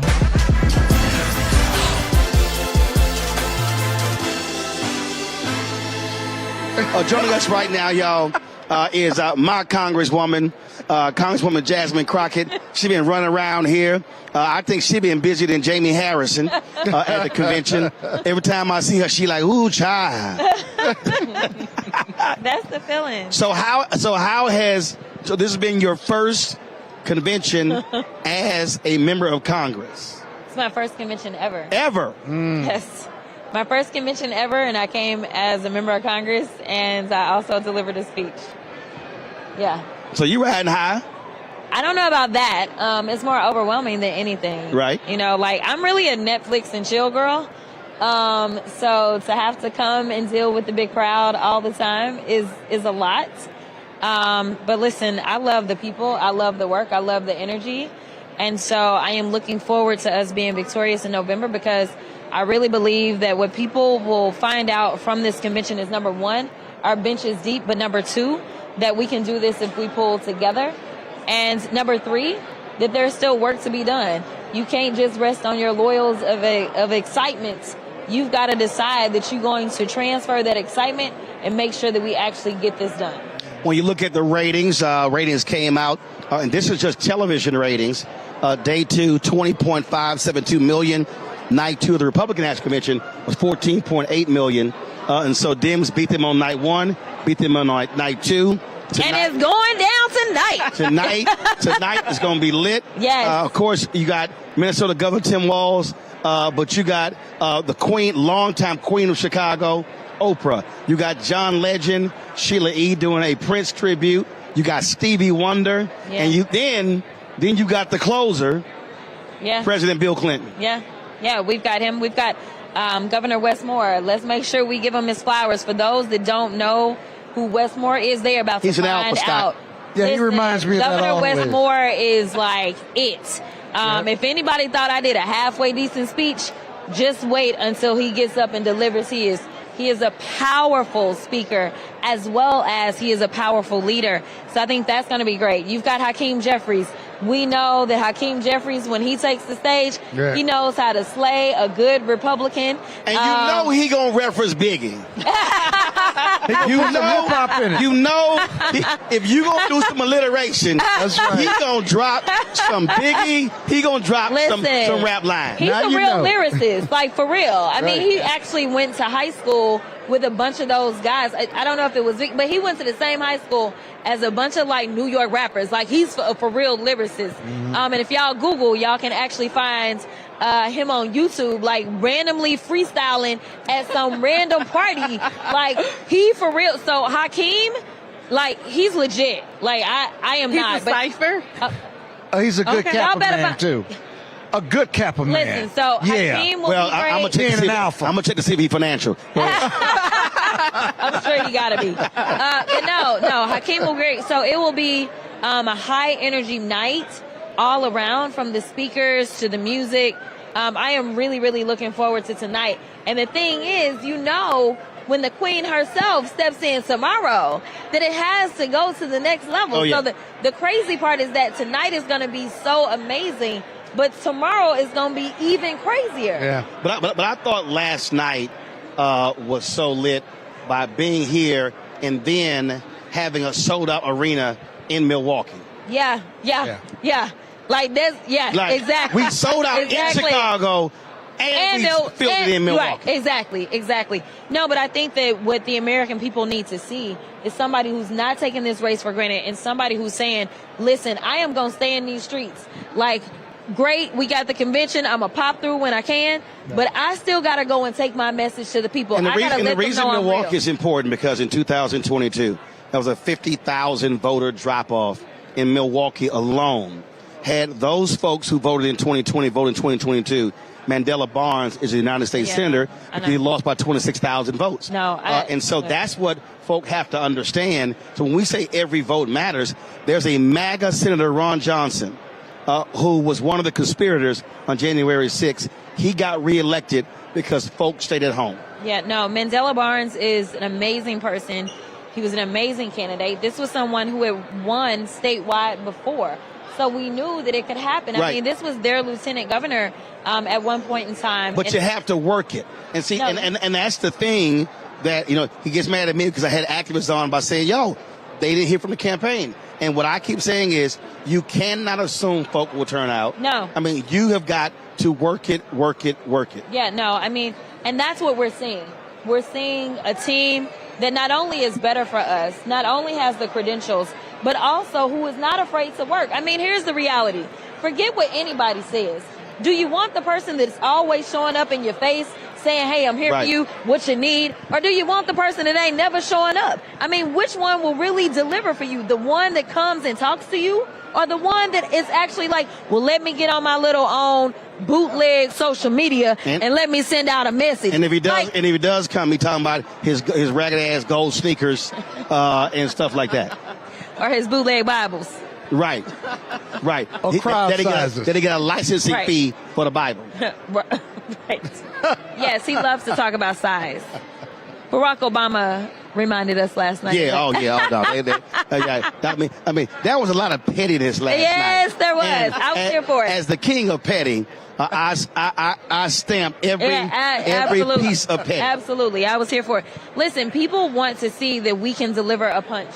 And listen, these are great punching bags. I mean, they give us a lot of material. From J.D. Vance to Trump, we've got a lot of things that we can hit them on. But I want you to hit them. I want you to hold it right there, because that's one of the reasons that so many people have responded to you, is because in these settings, the problem I've always said about Democrats want to play by a set of rules, want to be nice, want to be cordial, want to be, my colleague, or whatever, all the phrases they use. So when you punch back, folks are like, damn, that's what I'm saying. Somebody who's not going to sit there and play nice, and stuff goes viral. And so is that what you hear from people when you're traveling around the country? They're like, thank you for swinging on folks? Yeah. They absolutely love that I'm hitting back. They absolutely feel like, it's almost a release, especially when I went off on Marjorie, because she deserved to be dragged a long time ago. No. Right? She extra ignorant. Absolutely. And it's like she continuously rises and raises money and does all this stuff, and it's all on bullying other people. And people really like the person that is supposed to be the victim coming back and punching a bully out. And so that's what they saw. But I think they also see in me someone that is not going to let them trample on who they are. When they try to come after us and act like we not anything because we're diverse, because we black, because we women, and I stand up for myself and say, no, let me tell you something. You are the one that got here by virtue of whoever your mama or daddy, or just the fact that you had money. I'm the one that had to work to get here. I had to work 10 times as hard to get here, because that is the story of being black in America. And so what you won't do is act like I'm lazy. What you won't do is act like I'm unqualified. Because if we're really going to look at the resumes, I can always tell you that my resume will look so much better, right, and stand so much stronger than yours any day of the week. What do you say to that person who's watching, who's listening, or there's someone who's watching and listening who will vote, but they got folk in their family, they got friends who are really looking at the couch? What do you say specifically to them? Well, if you're looking to vote and you've decided that you're going to, then you need to tell your story. You need to talk to your family, your friends, explain, this is the reason that I'm going to vote. I'm going to tell you this. When I go out and I talk to people on the trail, I'm still talking about Project 2025. Now, they don't want you to talk about it no more. They done run scared away from it because it's just that bad. But what I tell people all the time is this. I say, I'm not asking you to read 1,000 pages. What I'm asking you to do is use the Google, use whatever. But what you need to do is figure out what is the one issue that matters most to you. Whether it's the economy, whether it's housing, whether it's voting rights, whether it's jobs, whether it's the climate. Find just whatever your one issue is. Google that issue plus Project 2025. And if Project 2025 got something in there that you think is nice, then you know what to do. If you think it's terrible, then that is your reason to vote. Real quick, I'm going to take a question from Rebecca, then Scott. You got 45 seconds, question and answer, because she got to go, because she be popularity around here. She the belle of the ball. Y'all, it is terrible being his representative. I just want to put that out there. It's absolutely great. Because with me, I bring people with me. I bring workers with me. Mama and daddy are watching, and they are workers. I do love his parents. Him. Well, they made me. Right. Does he ask you for a lot of stuff as part of his your constituency? But I will tell you. Now, y'all know Roland talk a lot of shit all the time. Now, y'all know this because you watch him, okay? Considering that, listen, when you're his representative and you're a me, he gonna talk his shit to me. So if he got an issue, he knows exactly how to reach me, and he gonna text me and tell me about his issues. And I'm just like, oh my God, I'm a freshman, but it don't matter. He like, you a card-carrying member of Congress. I'm about to lay this out for you. And so I get lots of complaints. The rest of y'all need to find y'all members' telephone number and start hitting them up. Because listen, it ain't no difference. His vote count just like everybody else's vote. So y'all need to start finding them and wearing the shit out of them too. And y'all, it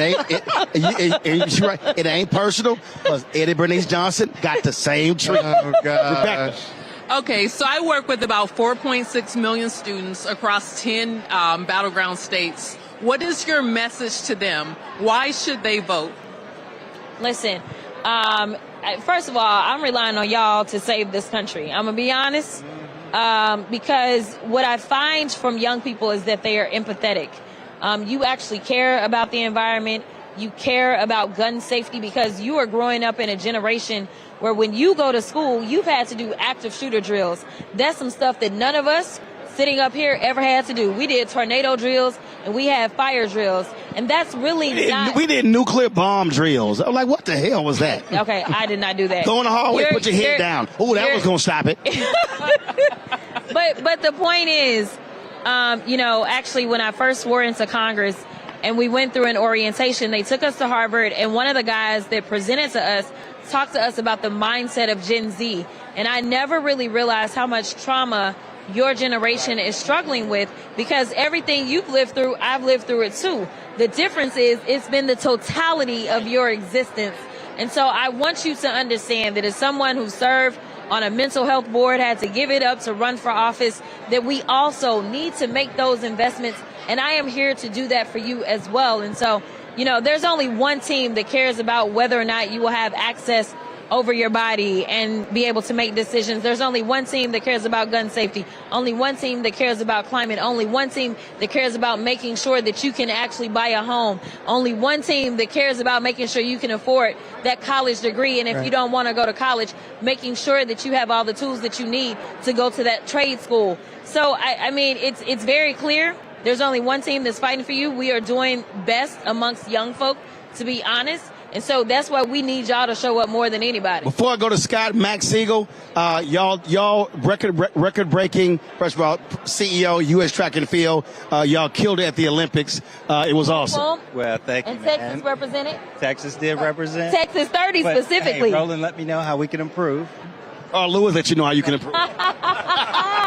Man, it's so good to be here. Good to see you. I just want to give you a shout out for what y'all did at the Olympics in Paris. Yes, so, brother, good to see you. And I was there, and it was amazing to see it in person. I was there Friday and Saturday for the gold medal rounds. Listen, that team was incredible. So we're excited about it. So thank you guys for the support. Glad to be here. Absolutely. And so I need to be hooked up with some credentials for L.A. We got you. Okay, cool. I ain't afraid to ask. He done got him on tape, too. I ain't afraid to ask. Scott, go. Appreciate it, Max. Appreciate it. Congresswoman, I don't think the results are going to be determined on November 5th or whatever general election day is. I also think that the 70-plus electors that are election deniers in swing states and red states are going to act up, if you will. As someone who chairs the NBA PAC, like myself, lawyers are writing checks to our PAC, but they're also asking what else they can do. Do you agree that this isn't going to be over on November 5th? But more importantly, what should lawyers, particularly black lawyers, be ready for to stand guard between chaos and community? Legal warfare. Yeah, no. So my good friend Nick Pittman is trying to do a tour right now where he's trying to recruit lawyers to come into the fold to make sure that we're doing election protection efforts. And so we are having to invest more heavily in election protection, as well as start to go to court right now on different random bootleg laws that we see coming out of states like Georgia. Ahead of it. So hopefully, I absolutely believe we can get election results on November 5th. But I think that it's one of the reasons we're stressing that we have to overperform. Yes. We have to stretch ourselves. We can't just be on the fringes. We got to beat the dog shit out of these motherfuckers. I'm just saying. The show unfiltered. I'm just saying. I mean, that's what it's got to be, because it's just that deep, because that's how they are trying to beat us with their policies. You know, you only get maybe whatever viral moments and things like that. What y'all don't get is all the stuff that we kill. What y'all don't get is all the stuff that they are bringing. And for anybody that is concerned about the war, I just want to be clear. I would actually question your humanity if you weren't concerned about the war. Anybody that is human should actually feel something every time somebody dies, whether it is abroad or here on our streets at home. But let me be clear. These Republicans have the audacity to go on the House floor and say things such as, just nuke them, talking about Gaza. So as I know that this decision is rough, I don't know exactly how the former First Lady characterized it yesterday, but we are not looking for perfection. We are looking for someone who is seeking perfection, because we have no perfection walking on this earth. So stop looking for the perfect candidate, because I got news for you. There will never be a perfect candidate. And as many people love me, I promise you, I got plenty of them that hate me. There is no such thing as perfection, but we gotta stand together and say, you know what? At least we check this box, this box, this box, and that one, and we gotta show up and show them who's boss and who the power belongs to. And the power has always belonged to the people. It's just that we act like we want to recede and cede that power to them. And that's on us. So let's make it about us and show up. So if you need the Cliff Note version, we got to beat the dog shit out these motherfuckers. Is that what I just heard? Not from me. We got it on tape. Appreciate it. Thanks so much. Always good to see you. Thank you. Linda Carr runs Higher Heights. She joins us right now. What's happening? I don't know. We're about to make some history. Absolutely. Absolutely. Y'all were created to help black women get elected. This election come November is the ultimate of your goal. Well, this was when we started this in a Brooklyn cafe in 2011. This was our North Star. And very early on in our organizing, we believed that Kamala Harris was the shooting star. And the thing here, obviously, so many things transpired to get to this point. But I keep making this point to everybody who's watching. It was black folk who held the line for 23 days after the June 27th debate. Because a lot of folk were trying to skip over Vice President Kamala Harris. It was a Congressional Black Caucus. It was that letter written by 1,400 plus black women. It was the black sisters and the brothers in the DNC who understood the rules. And that was a line. People need to understand they were trying to break that black solidarity. And only one black member of Congress, Mark Vesey of Texas, broke with the CBC. And if it was not for that black solidarity, we wouldn't be sitting here talking about Vice President Kamala Harris as a nominee. You would have a bunch of angry black women at this convention. Right. And brothers. But you have to actually go back to the organizing efforts from 2017. So if you remember, black women wrote a letter to the then chair of the Democratic National Convention, Tom Perez. I sat in a cafe and helped to pin that. That turned into a series of conversations and meetings. We now have more black vendors in the DNC. I know Roland's going to be like, but we need more. But always need more. But the progress we've made, that in this moment where there was an opportunity to elevate Kamala Harris, you had the co-chair of the Rules Committee was a black woman, the chair of the convention was a black woman, the chair of the Brooklyn of the Black Caucus is a black woman, the chair of the Women's Caucus is a black woman. Black women, the political director at the DNC is a black woman. Black women were in formation along with our brothers, Jaime Harrison, to actually usher this in. In 2014, there was only 31 black women serving in the Congressional Black Caucus. We now have, sorry, I did that wrong.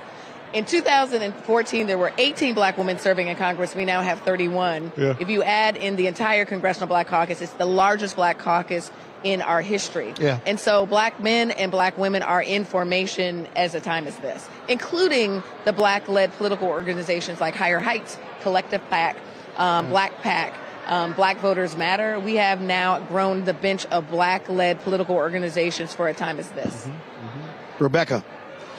Thank you so much for being here. Can you talk more what it means to have the financial early investment in black candidates, not just black women, but black candidates across the board? What does that look like? How is it helpful? How does it get the national party's attention? Yep. The work that we've done over the last 10 years has grown the number of black women running for office. Over the last 2 cycles, we've actually seen black candidates be competitive in fundraising. Kamala Harris has raised $300 million in less than 30 days. And that money has actually come from black communities. Now, the question is, beyond this election cycle, us taking our economic might and turning it into political economic stewardship. And when you do that, they can organize their campaigns, they can hire staff very early, they can hire consultants, they can hire media. And so we're in a next phase of our political power and our political leadership, and it is using our financial resources to back candidates that we inspire. Scott?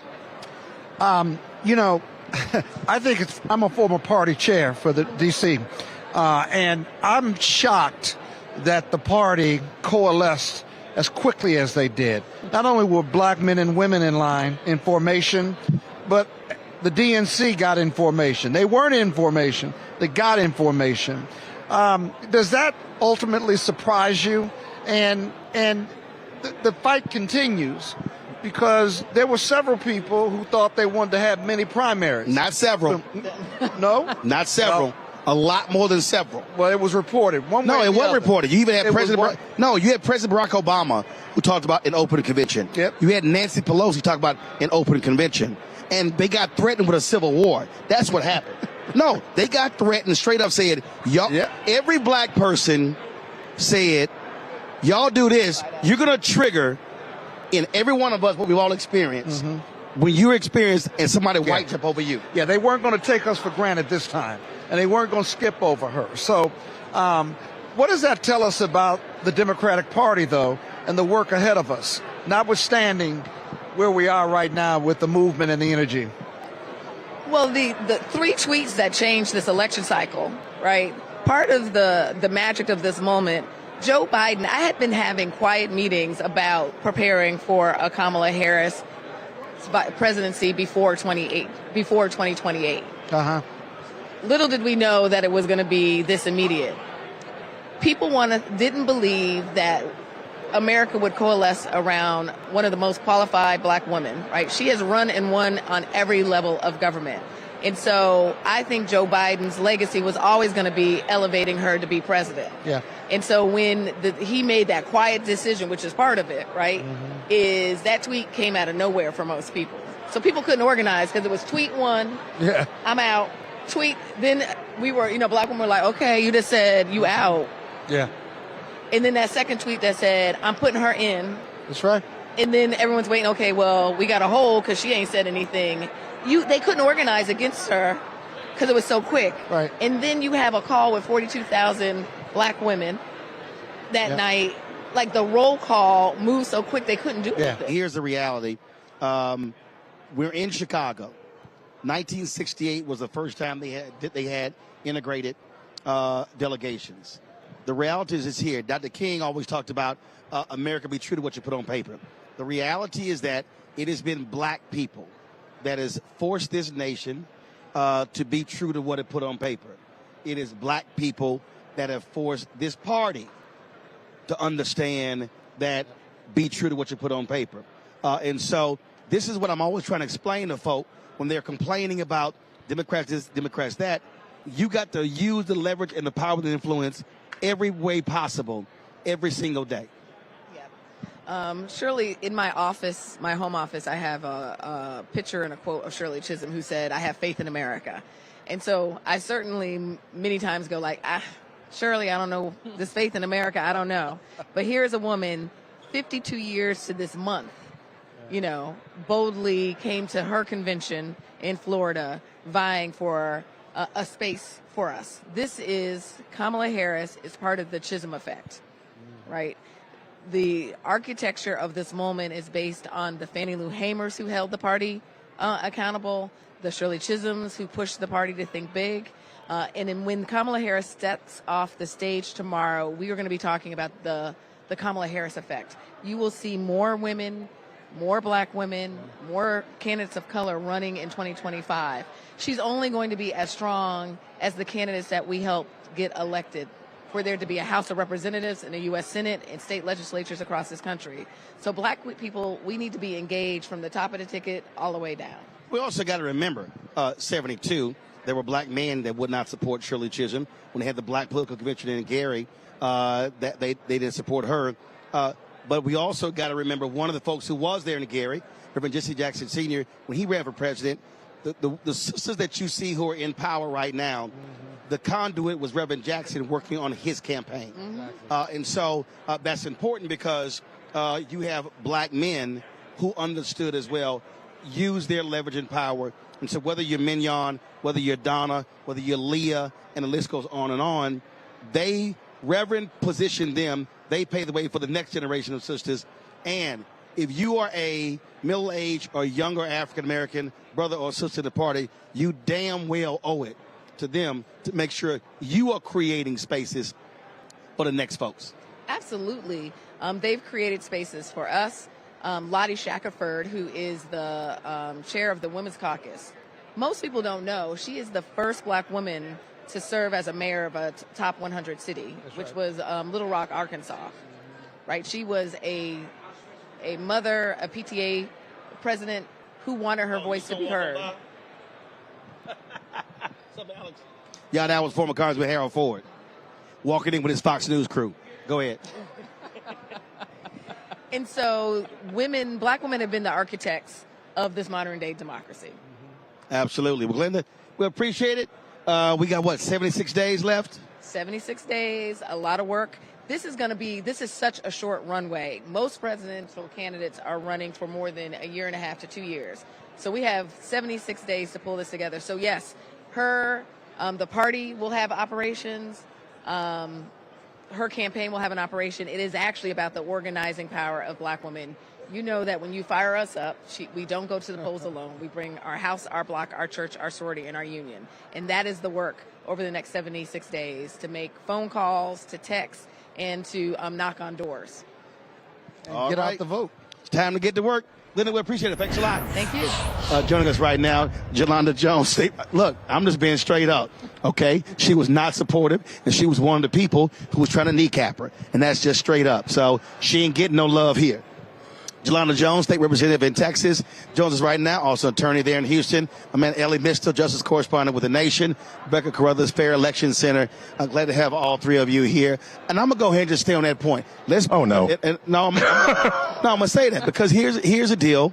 Rebecca, I'm going to start with you. It's a fact. There were individuals like Nancy Pelosi who were talking about an open convention, was trying to skip over Vice President Kamala Harris. It was abundantly clear, and it was black people who said, no, y'all are not going to sit here and do that white game that black people have experienced all of our lives when we got skipped over by a less qualified white person.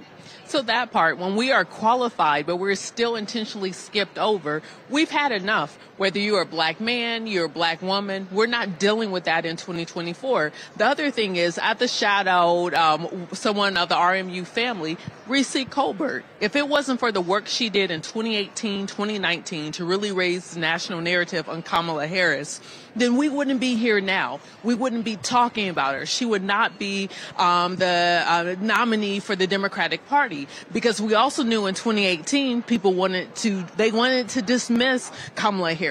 2019 they wanted to dismiss her. They wanted her to be an also ran instead of a major component in the 2020 cycle. So there's a lot of work, a lot of grassroots work, and if it wasn't for black people collectively raising their voices, we wouldn't be here tonight. Elliot, wasn't just dismissed. There were Democrats who on several occasions literally went to President Joe Biden and said, remove her from the ticket. One of the folks who was in the room told me, and Joe Biden said, hell no. Joe Biden, look, it's a very interesting relationship with him and President Obama.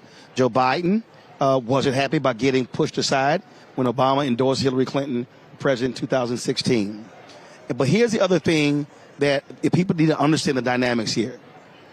That Joe Biden was the only person who was standing in the way for, one, her being on the ticket or off, and then also her being in this position.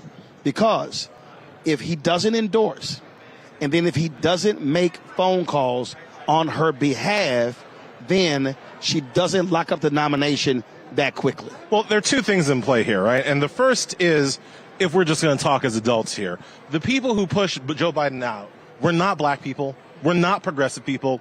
It was the rich donor class of this party that pushed that man over the ledge, right? That was their plan. So now you've got these rich donor people who are already engorged with power and thinking that they call the shots. And all the people that you're talking about, Nancy Pelosi included, who is, let's give her flowers. She is one of the toughest, smartest, and most effective politicians ever. She is probably the most effective Speaker of the House ever. And so what was the one thing in her potential plan to push Kamala Harris out? What was the one thing that Nancy Pelosi did not predict? That one thing, Biden endorsing that day. Pelosi and the rest of them, they thought they had more time. Yep. They thought they were going to have 24, 48 hours to organize their thing. And Joe Biden said, you ain't got no 15 minutes to organize your stuff. And so you always have to give, I think history will give Biden credit for that, because it was Biden that took away the time that other rich, white, wealthy donors thought they were going to have to play around, and just put it right on Kamala Harris. And at that point, the movement to get her off the ticket fizzles in its crib. No, absolutely. So, a lot of influencers here. All around, some 200 influencers the Democrats have brought in here. I see this brother's video. He came over, he wanted a photo. And I saw it earlier. He was jamming up Mike Lindell. Actually, he's been kicking butt all over the place. Noah, what's your last name? Noah, on social media, Noah's taken. Where you from? I'm from Georgia. Georgia? Where in Georgia? Atlanta. So how long you been doing media stuff? I've been doing media since 2022. Stacey Abrams running. Okay. And where does your stuff run? My stuff's run all over Twitter, Instagram, and TikTok. Got it. And what kind of work you been doing here? I've been doing some interviews. I interviewed Dean Phillips. I interviewed racist Charlie Kirk. I interviewed Mike Lindell earlier. My man! I interviewed Mike Lindell earlier. It's been great. Gotcha. So the Mike Lindell video, he was trying to get in your face, and you were giving it back to him. He was trying to get all up in my face. I had to push him back a little. I see you, little man. So what inspired you to do this media work? It's mainly because of the importance of the election, and I appreciate you for all you do, fact-checking folks and stuff. And it's the importance of electing Kamala Harris. In this election, you get a 2-in-1 deal. You get to defeat Donald Trump, and you get a good policymaker. Absolutely. All right. See? Oh, no. All right. I've been checking out his videos, and you've been killing the game. Thank you. I appreciate that. How old are you? I'm 12. Okay. Yes, ma'am. So where do you find the time in between school and your media work? So I'm homeschooled, so I get a little bit more time. So usually when I'm on the Zoom, I'll get the work done fine, and then I'll do my tweets and do what I do. Gotcha. What else? So what's the next step? What do you want to do? What do you want to do next in the media? Yeah, depending on the outcome of the election, how everything goes, I plan to be around for a little while. Right. In terms of what? Do you want to do a show? Do you want to really do? So I'm trying to start a podcast. I just can't find a name. I have the equipment and everything ready. I just can't find the name. Okay. Where's the podcast going to run? Where's the podcast? YouTube. I'm going to have a Patreon set up. I'm going to do lives on Twitter like you do, and Instagram, of course. Gotcha. So, so what, is your man over there shooting? Is he with you? That's my friend there, yeah. That's your friend? Yeah. Gotcha. You come over here and shoot. So he's shooting stuff for you? Yeah, yep. He's been. I had Dutch News follow me around the whole stadium. The police had to push him back a little bit, but they were following me around. I was happy to interview them, though. Your parents cool with all this media stuff? They're cool with all the media stuff. They love you too. Are they here? They're here. Where are they? They went to go get some chicken. Yeah. Now, trust me, I'm gonna be sending my guy Deshaun to go get me some as well. That's been my meal for the last 3 days. Right. They got some good chicken over here. Absolutely. So you want to do the podcast, and so how about this here? What if I gave you a show on the Black Star Network? I would be honored. I would love that. I'm serious. Seriously, I would be honored. I would accept. No, I own the network. I understand. Ro doesn't play. And I would be honored. I would love that. All right. So what we'll do is we're gonna talk about it. Yeah. I'll take you up on that. No, absolutely. All right. Yes. Absolutely. Yes, sir. No, I'm serious. Yeah, me too. Oh, absolutely. the name ain't a problem. We ain't worried about that. Right. Because you came up with your name, and it's pretty brilliant. Yep. Came up, made it easier, and then also the Black Star Network name came from that was a cruise ship of Marcus Garvey, and of course the Black Star Gate that's in Accra, Ghana. Right. Wow, I didn't know that. Yep. Yeah. Yep. That's where it comes from. All right, you're gonna answer some questions. Rebecca, you first. Okay. So if you were able to vote in this election, who would you cast your ballot for? Absolutely Kamala Harris. No third party because they have no chance of winning. It would only split my vote. Donald Trump because he's Donald Trump. And so Kamala Harris with the best policy platform. Come on, Noah. Boom. My question: What's your most important policy right now? My most important policy right now is keeping, first of all, the Emmett Till Anti-Lynching Act, which is so critical, and we've seen a lot of pro-black legislation out of the Biden-Harris administration. Right now, I would love to see her raise the minimum wage for our workers. I love that too. So my question to you is, how are young people feeling about being educated on politics based on what they learned from you? Yeah, so they usually have my cousins especially have a better time listening to me than listening to the aunties, but it'll be very helpful if I could get on your show and spread the word for other young people to get the message out how important it is. Well, that's going to happen. So we're going to work on that. And then I can show you all the tricks of the trade and help you advance in what you're doing. Thank you, sir. I'm honored. Thank you. So I've already sent you. Now your phone is dead. So the first rule, always have some backup juice with you, because you cannot have your phone die, Noah. That's right. I know you probably never have a dead phone. No, because I got 5 bricks. I'm always have juice with 2 phones. Right, you're gonna have the juice and you're gonna have the platform as well. Absolutely. So you're gonna do this here, Noah. You're gonna put your information in my phone, and then. No, we know. I ain't got to ask nobody. I own it. So and look, and he's telling the public. You're gonna put your information. What he's You're gonna put your information in. You're gonna put your number in, all right, and put your email. And so when we get Monday, we'll follow up, and then we'll start working on that. Thank you, sir. I mean it. Thank you. No, not a problem. He has, his parents did a great job. I love your spirit.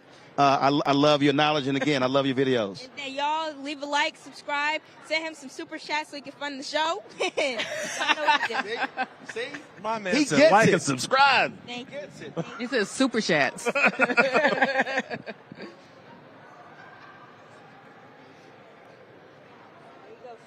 There you go. So Noah, we're gonna follow up, and man, we're gonna make this happen. Thanks for stopping by, my brother. I appreciate it. All right. We'll chat soon. All right. Tell your parents I'll be calling. All right then. Appreciate it.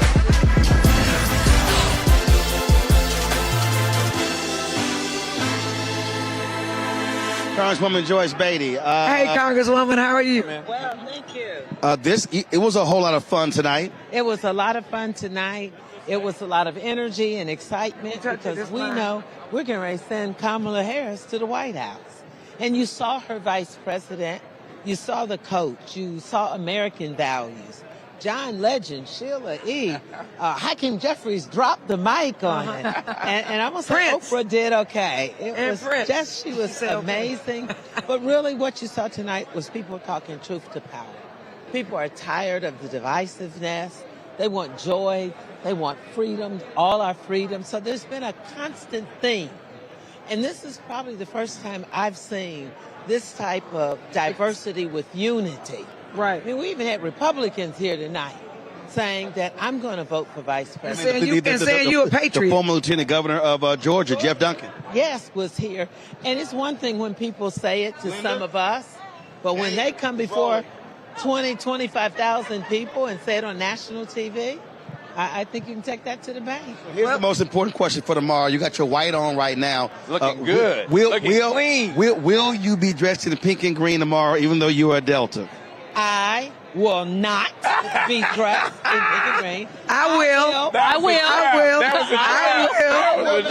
I will be in all white tomorrow. And you may see a little red pendant on it. That's what I'm talking about. I'm a But you know what? But I got D9 love. I got D9 unity. Well, see, we were talking about that earlier. We were saying, okay, so all AKs wear their pink and green. But if you're not, wear your white. Women's suffrage is all together. That's it. So that's why I had to ask the question. But let me tell you, I agree with the sister. It's all about the Divine Nine. Yep. And they about to find out. We have such a beautiful relationship, and we all stand together. So, I might put a little pink and green on. Yeah, pink and green ribbon.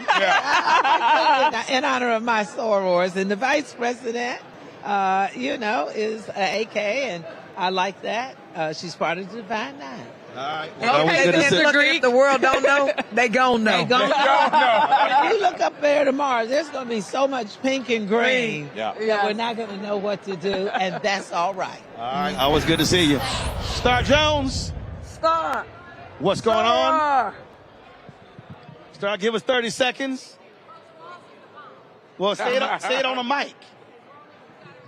Say it on the mic. Coach Walls is the bomb, okay? I mean, doesn't he feel... Hold on, watch out. Doesn't She taking selfies. In the middle of the I need the camera shot, Jolanda. Jolanda, it's a camera. It's a TV show, Jolanda. Okay. Blackest show on TV. Don't you think that Coach Walls is the kind of neighbor that we all want, that you feel confident in? For sure. And having known Kamala Harris... He bought my lawnmower. He going to bring it back. Yeah, you know what, exactly. And he going to help cut your lawn. But the deep part about it is I have known Kamala Harris for over 40 years since we were in school. I feel confident that he's going to have my sister's back. That makes you feel really good. Yeah. And that's what you need in a vice president. The very first choice that you choose a presidential candidate's judgment on is who he or she picks for the vice presidency. We discussed it earlier, and I said that everybody kept talking about, well, who can help win a state? I kept telling everybody, no. Who is the nominee most comfortable with? Because in the trenches, in the Situation Room, when he or she has to make the toughest decision of their lives, to send men and women into battle on behalf of our country, who do you want to sit at your right hand? Last voice in the room. Who are you going to depend on? And I feel confident that Tim Walz is that guy. Got to ask you this here. Oprah was bringing it tonight. Well, Oprah bring it all the time. Don't hate the player, y'all.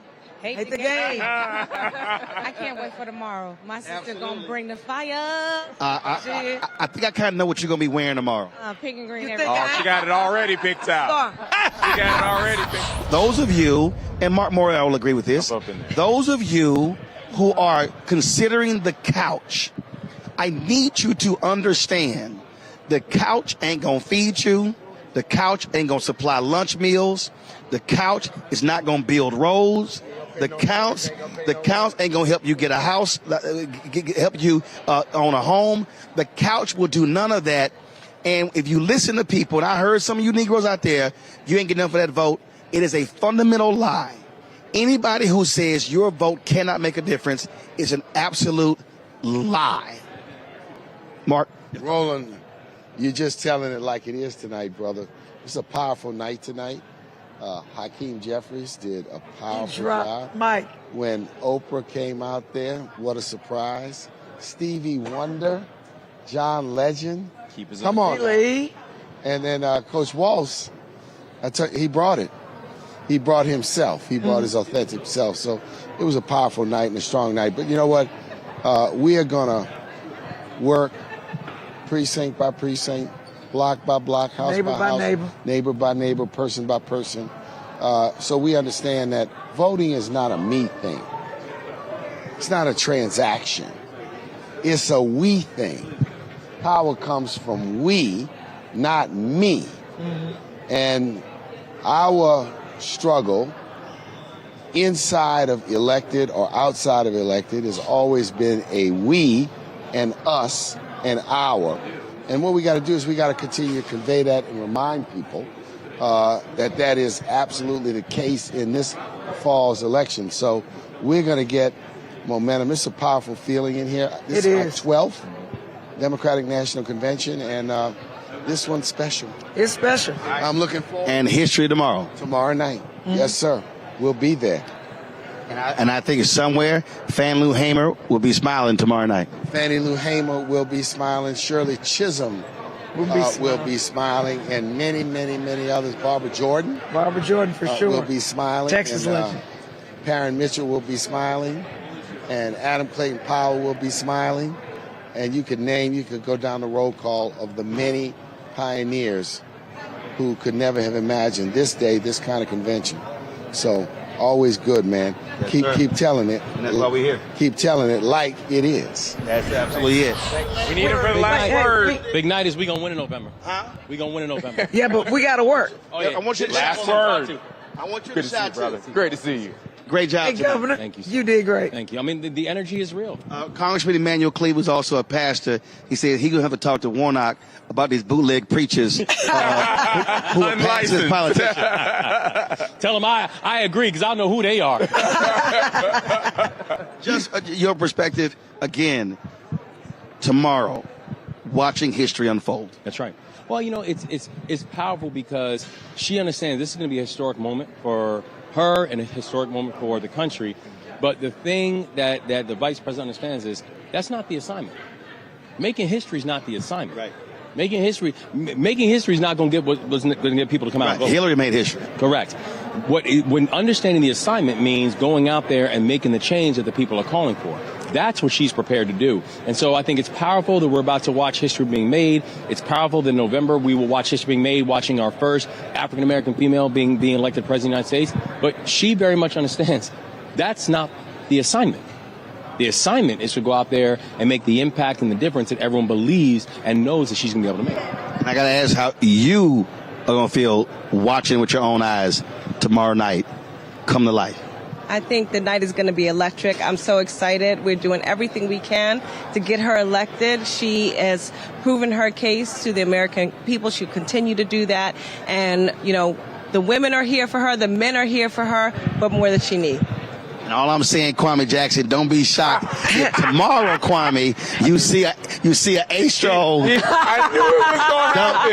He brought you over here. I'm just saying, you might just to do that to me. Look. You might see an AKA stroll tomorrow. You might see an Alpha. I'm just saying. Yeah, you never know. Kwame's a great brother, but not everyone makes all the right decisions. There is redemption, good brother. There is redemption. It's all good, brother. So proud of you, man. So proud. Governor, what I keep telling You were great at the collective. Well, I'm gonna leave you this one. What I keep telling the Kappas, without Alpha, they just Kappa side. That's it. That's why I love you, man.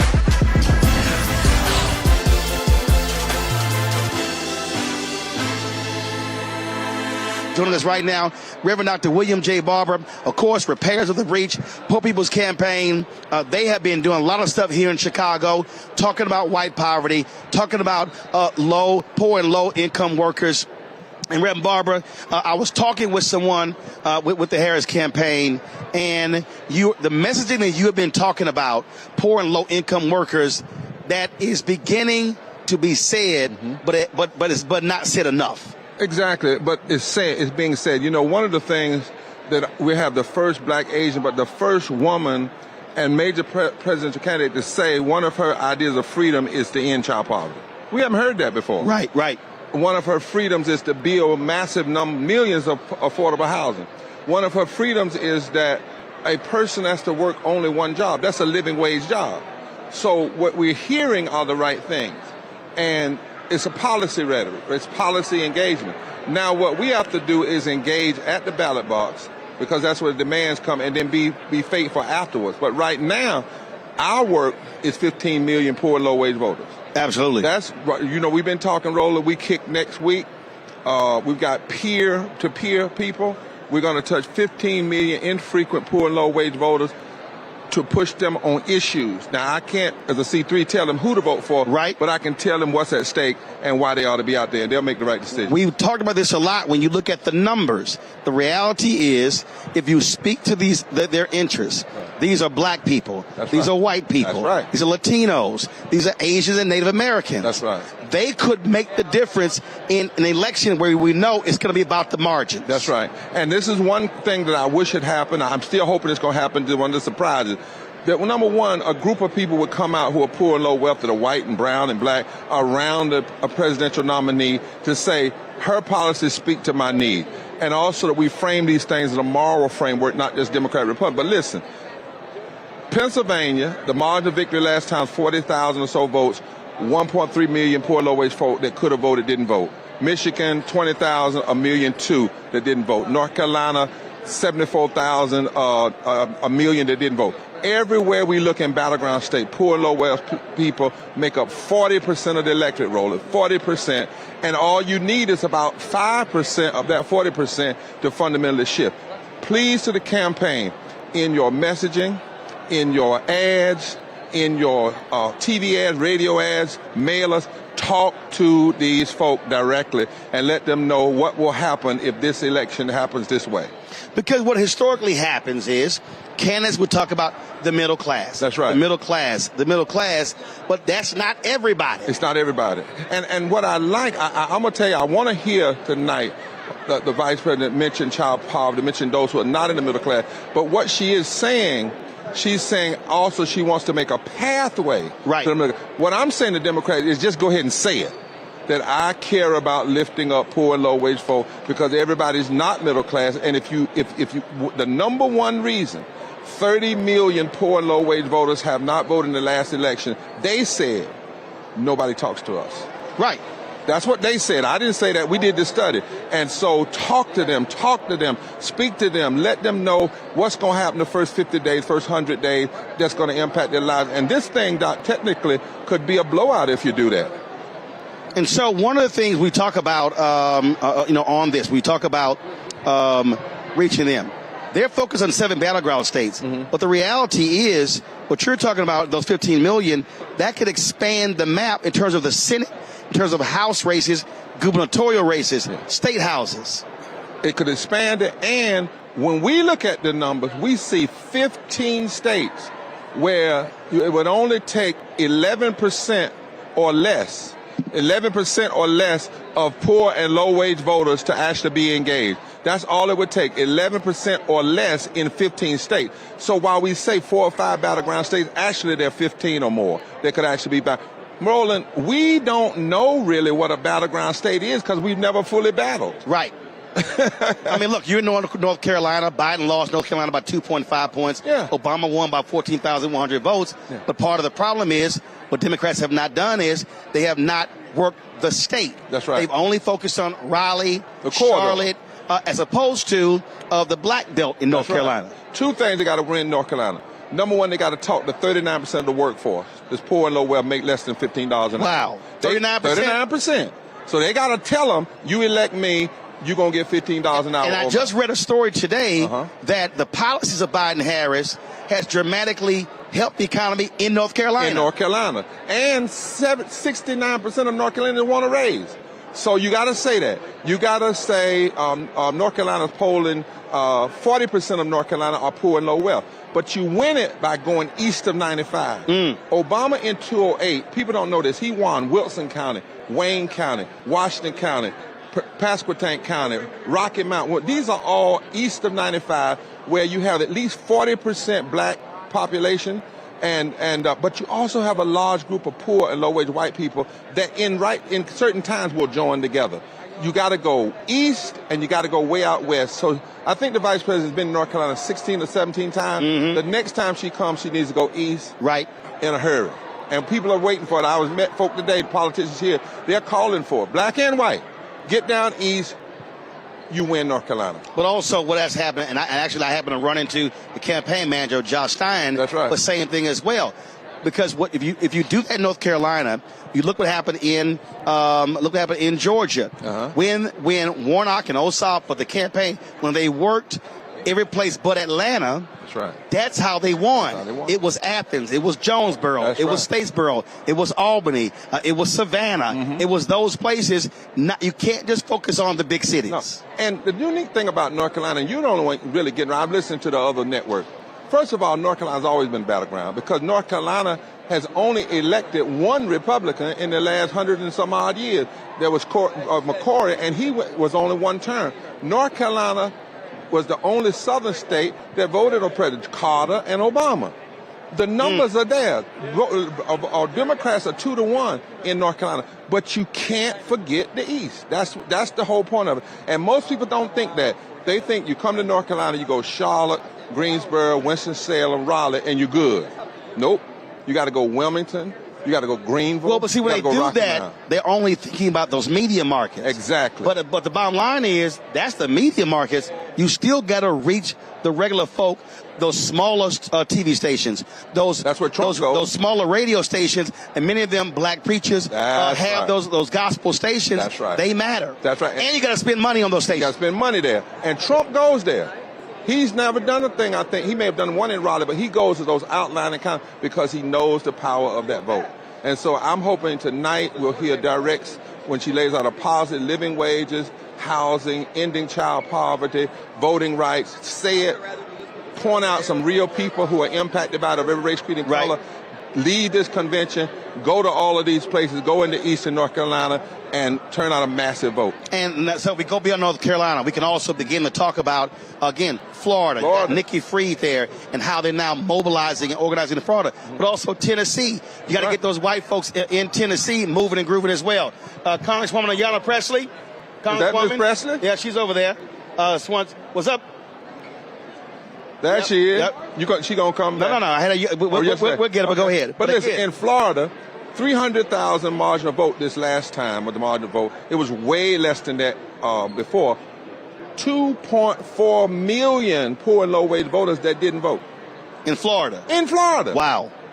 The whole is actually over 6 million eligible poor and low-wage voters, but 2.4 million didn't vote, and the margin of victory was only about 300,000 votes.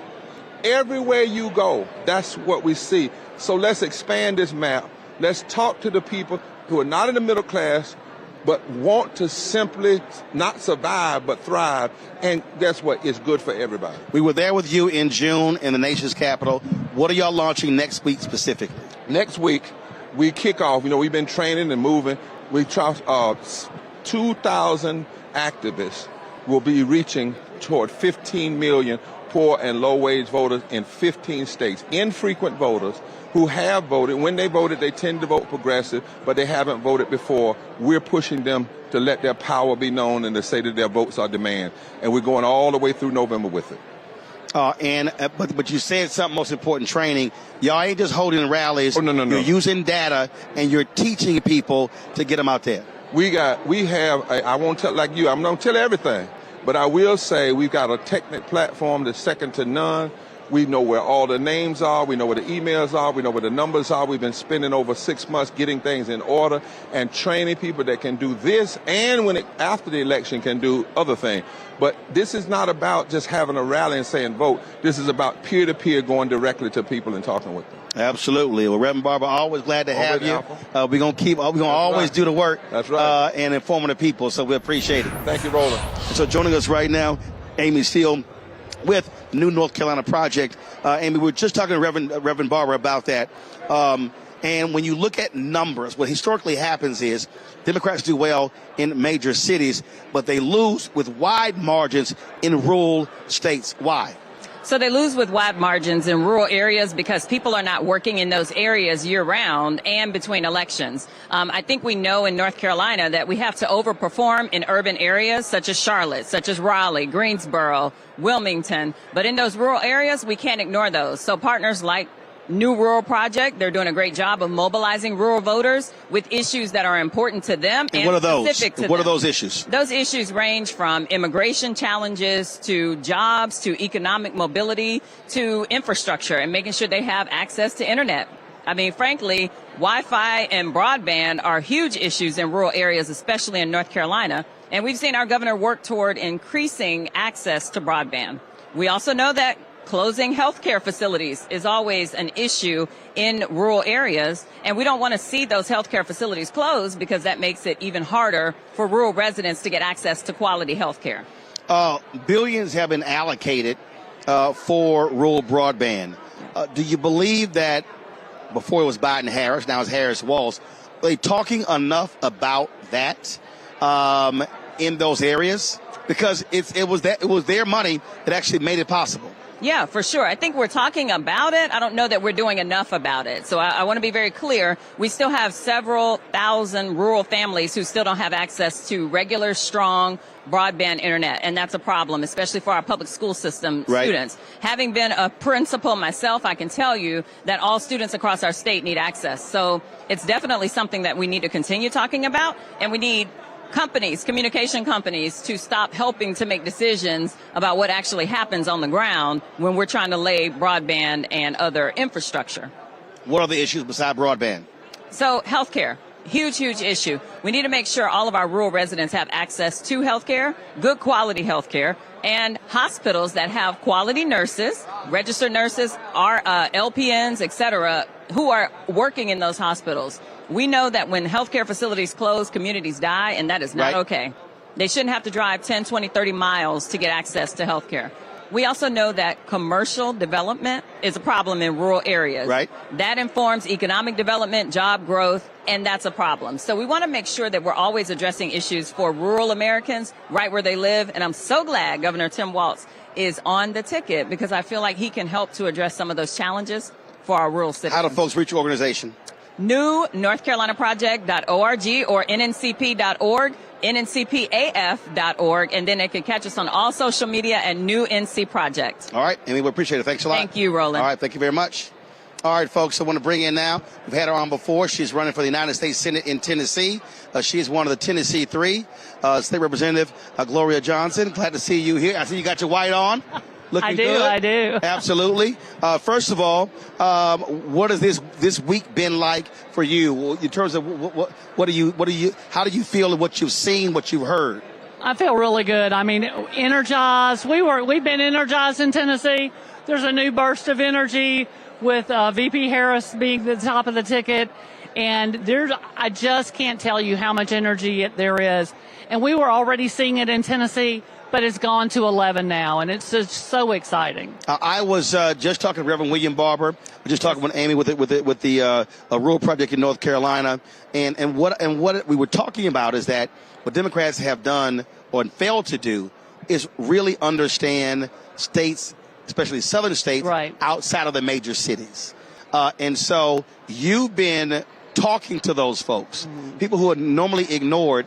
And so what are you seeing and hearing in there in Tennessee now with the communication, talking with them? Right. Yeah, that's the interesting thing because I've committed to a 95-county tour. We only have 7 counties left. So we've been going around to every county. And people were excited about Biden. And I was a little nervous because they were so on board with Biden. You know, are they going to make the switch? But they really did. When President Biden made that decision, they went right along with his wishes and instantly, supported Vice President Harris. And, I was overjoyed that Tennessee's delegation was the first in the country to say yes to Kamala Harris. That made me so proud of Tennessee to step up and be the very first ones. And I think that tells us a whole lot. And the excitement is just off the charts in Tennessee. This is, every time I see David Axelrod, he's talking about, there's euphoria, but that sort of fades out. I'm like, dude, you've been a joy killer. I'm like, because the reality is you want to build on the excitement. We are seeing all across the country, in Florida, 23,000 new volunteers. I saw something earlier that said of the 1.5 million new donors that since Vice President Kamala Harris was the top of the ticket, 70% of them never gave. Yes, I'm like, exactly. Like, you have to embrace that. Oh, Tennesseans are giving like never before. It's a record amount of money that we have raised from Tennessee. And that's what he doesn't, those consultants that have been in, they're a little jaded. Right. They've been upset, they've been hurt, they felt good and bad things happen and all of that. But those of us who are on the ground, talking to people on the ground, they are so excited. And that's why I tell people all the time, I don't care how busy you are, how whatever, spend 30 minutes a week calling regular voters and talk to them. Right. And you will get a whole different picture of what's happening. I talk to voters. I am a grassroots person. I came up with training from the Obama campaign, and I've always been about talking to the grassroots. And it's energy and it's excitement. And those, Beltway folks can talk about, try to kill our joy, but the reality is people are excited and we're not going to take it away from them. One of the things that we also are seeing because of that school shooting in Tennessee, it woke a lot of white women up. Yes, it did. Talk about that. I had 50 Republican women at my kickoff. That's any that we go to. People to. People come in and say, I'm a lifetime Republican, but we're voting for you. And I always ask them why. Number 1 and 2, Dobbs decision and gun violence. 80% of Tennesseans, 80%, that's Republican, Independent, and Democrat. It's urban, rural, and suburban. Support gun sense legislation. 80%. 80%. That's wow. Straight polling. And the first thing the Republicans did after that shooting was assist the gun manufacturer. Yes. And expel people standing up for gun violence. Right. And those were the moves that they made. And so they are the ones who are extreme. They are the ones who are out of touch with their own voters. And that's what they're missing. But they're going to find out on November 5th how much they missed. Well, you're running against Marsha Blackburn for the United States Senate. We'll be watching that race. Certainly good luck there in Tennessee. Well, thank you so much. I appreciate it. All right. Enjoy the night. All right, we will. It's going to be great. Indeed. You going to join me, Glenda? You just sitting over here chilling. I'm sitting there trying to get her attention, like, bat us up. And I'm like, you over here, we comfortable. Get that microphone right there. I'm like, in your AKA pink, a former international president of Alpha Kappa Alpha. She, of course, former retired president, Tennessee State University, now working with the Harris-Walz campaign regarding HBCUs. Let's talk about that. Really getting the HBCU community mobilized to maximize their voting power. Biden-Harris administration financially has done more for HBCUs than any president in history. The community should be responding with their votes. Absolutely. There's so much excitement, enthusiasm right now, but we want to make sure we harness that excitement, enthusiasm into a viable plan to get out and vote. The voter engagement, the voter registration, voter mobilization, all those are so very important. So Absolutely. And the thing is, when you look at the numbers, perfect example, you take North Carolina A&T, how the Republicans split that particular congressional district. Something people got to understand the games are being played. Those redistricting efforts have worked in some cases, but we believe that we can get around that with get everybody getting out to vote. We want to have the highest voter mobilization effort in history. The way we plan to attack it is to go with the students, the faculty, the staff, and the alumni for HBCUs. Once you go to the alumni, they're everywhere. They're in every state. They're in the battleground states. They're in the 3 battleground states. The Blue Wall, they're in Michigan. But it's not just the students and the alumni. There are parents who maybe did go to HBCU. That's exactly right. We look at a number of, it's a little over 10 million the way we calculate it. We look at the HBCUs and Divine 9 and HBCUs. The sorority fraternities we look at that population of about maybe 3.5 million. Another 7.5 million from HBCU community. So well, and then of course the communities where HBCUs are, because when that money goes to those schools, it also impacts that surrounding community. Absolutely. And so we've been so excited because it's just catching on. This amazing. It's been amazing, this convention. And I think now that we're bringing it to a closure, we don't have any time to waste. Tomorrow morning we're having a meeting with college presidents. Absolutely. Because we're getting right on it, because they're already trying to interfere in some of the activities being planned by HBCUs, the other party. So we're trying to make sure that we stay on top of everything. Right. We get them out to vote. Registration is good. My focus is on mobilization. Yep. We have enough folk registered to vote now to get anybody elected. But we're so excited about this. Well, I was in Dallas for the AKA convention. I got a feeling this United Center room will have a lot of pink and green tonight. I've already seen a lot thus far. That's right. But she has asked us to make sure we stress it's a Divine 9 effort. That she's a member of Alpha Kappa Alpha. We are proud of that. But we know, and she knows, and she's making sure she wants the world to know. Oh, yeah. That it's going to be the Divine 9 effort. I'm just letting y'all know, when y'all watch the broadcast, it's going to be a lot of pink and a lot of green tonight in the United Center. You know it's like. It's a lot of it. There's a lot of it there now. And listen, the Deltas and Sigma Gamma Rhos and Zetas, they got their white on. And they're all supporting. Absolutely. They're all supporting, and that's a great thing. Especially after Donald Trump insulted her going to the Sigma Gamma Rho convention. Oh, yeah. That article was just unbelievable. I read the article. I know you probably have more detail, but when I saw that, it just fired you up a little bit more. Right. To say it was a crazy convention. All you do is call it a party. Party. It was just unreal. But, I didn't expect any more from him. I mean, the negativity he's spewing across the country is just unreal. Well, look, we're looking forward to a great night tonight, and so can't wait to hear what she has to say. I can't either. It's going to be good. All right, Dr. There's Cleaver, a couple surprises for the night, too. I know about a couple of them. I know. I appreciate it. Thanks so much. All right, thank you. Bye. Right now, Summer Lee, Congresswoman out of Pittsburgh. She's up. I got you. We're good. We're going to pull her in, but then we're going to step on over here. What's going on? How you doing? I'm doing all right. How you doing? You got your women's suffrage I was about to say, I see you with yours. Well, here's the deal. And I didn't even think about it like that. Oh, you didn't get the memo? Well, see, I had the white and gold yesterday. Then I said, well, I'm going to go ahead and wear. Where's the black and gold? Well, I wanted to wear the custom tailored outfit from Ghana. So, but I got a black and gold one too. I know you do. I know you do. I want to rock this one here. Let's talk about this convention. Yeah. It has been significant enthusiasm, and I don't think people really understand how her being at the top has really fired folks up all across the country. What are you seeing and hearing in your district in Pennsylvania? I mean, I would say the exact same, right? I think it was like an undeniable it was like a depression, right? Folks were just going through the motions, and we've been going through the motions for so long that we forgot what it felt like to just be excited, to be energized. We see that, obviously, with the energy we're seeing here. We see it in my district. We see it in districts like mine. But let's be real. We're also seeing people who want to be a part of that, who want to be included in that joy and that enthusiasm, don't feel like they can be yet. So we're dealing with both of those, and I think that we can contain both of those spaces. So that's what this is all about, is how do we spread it?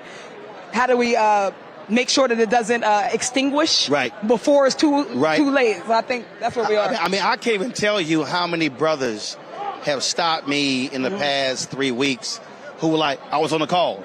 I was on the call. And so you had women with black women on that Sunday, women with black men on Monday. You had the Latino women on Tuesday, the South Asian women on Wednesday. You had the white women on Thursday. You had the black gay dudes on Friday. Then you had the Caribbean folk. Everybody. Then you had the white dudes. Yeah. Then you had the Irish Americans for Harris. And what happened was all of these people realized we don't have to ask permission. We can just do it ourselves. Yes, and that's a new moment, right? That's doing politics of the now. That's called organization, mobilization. But a lot of people who are over-reliant on the old methods of doing things, the old boys club.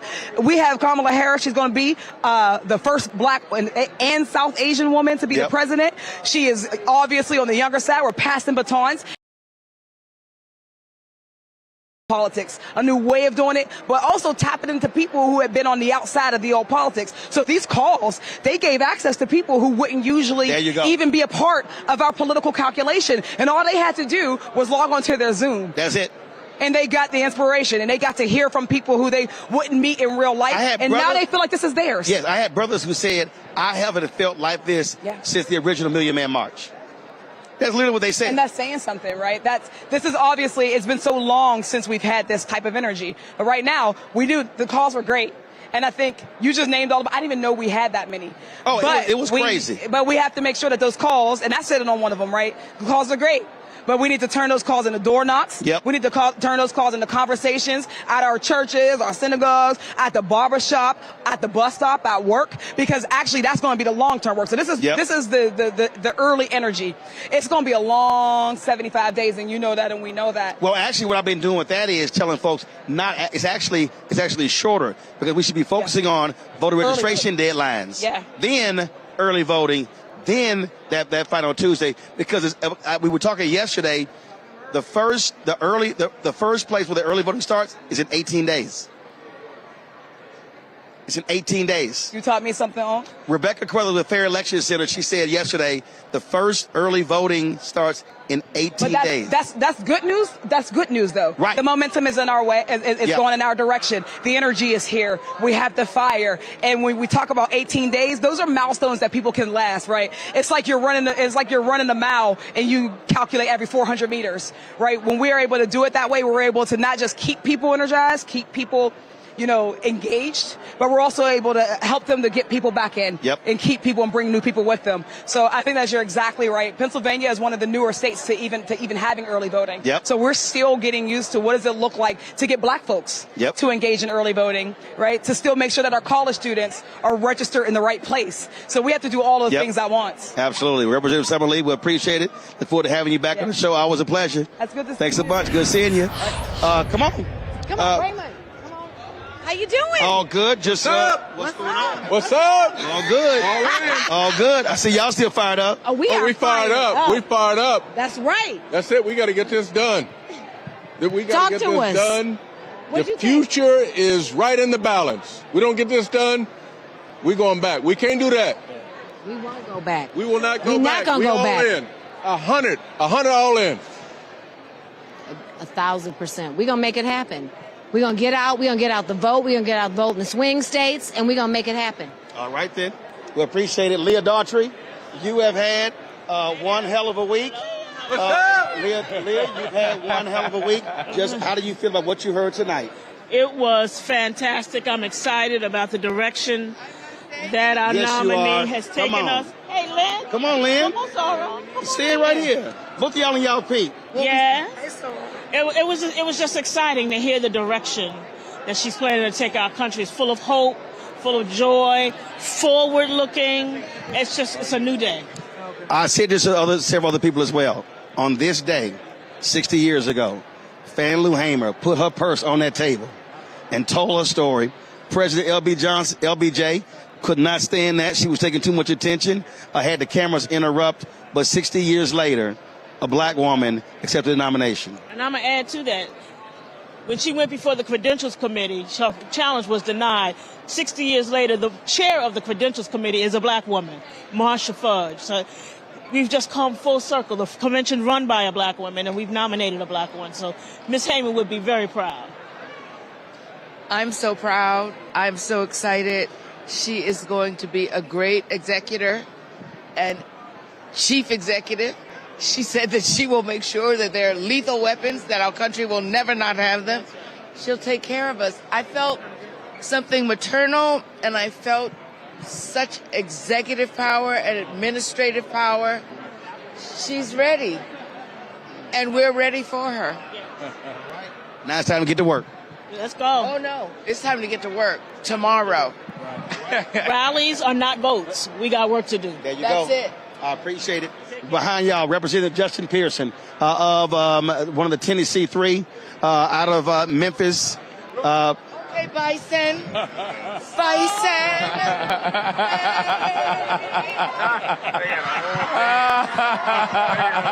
I told y'all this was the blackest show. I told y'all this was the blackest, realest show at the convention.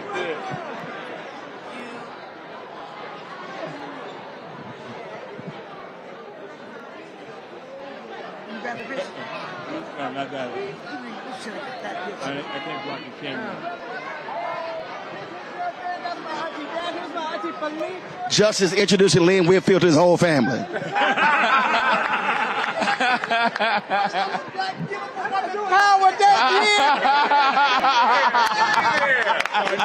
Nicole Hannah Jones. Nicole Hannah Jones. Oh my God! Nicole, real quick, your thoughts on the speech. Or just your thoughts on the whole night. It's a historic night. So I was just glad to be here to report and witness on a historic night. That's all I got to say. That's cool. All right. All right. I appreciate it. I know. I'm coming to roll. I know. We gonna wait till Justin. We gonna wait till Justin have his fanboy moment. I mean, he gonna have his fanboy moment. He literally, he got the whole family. The whole family. I'm live. I'm live. I'm live. All right, Justin. You having a fanboy moment? God bless black women! Man, that was crazy! I was not expecting that. Thought I didn't have no voice left after VP Harris. But see, that's what happens when you come to the Black Star Network. Yes, indeed. Look at you. I got the blackest star out here with the biggest network. Man, that was awesome.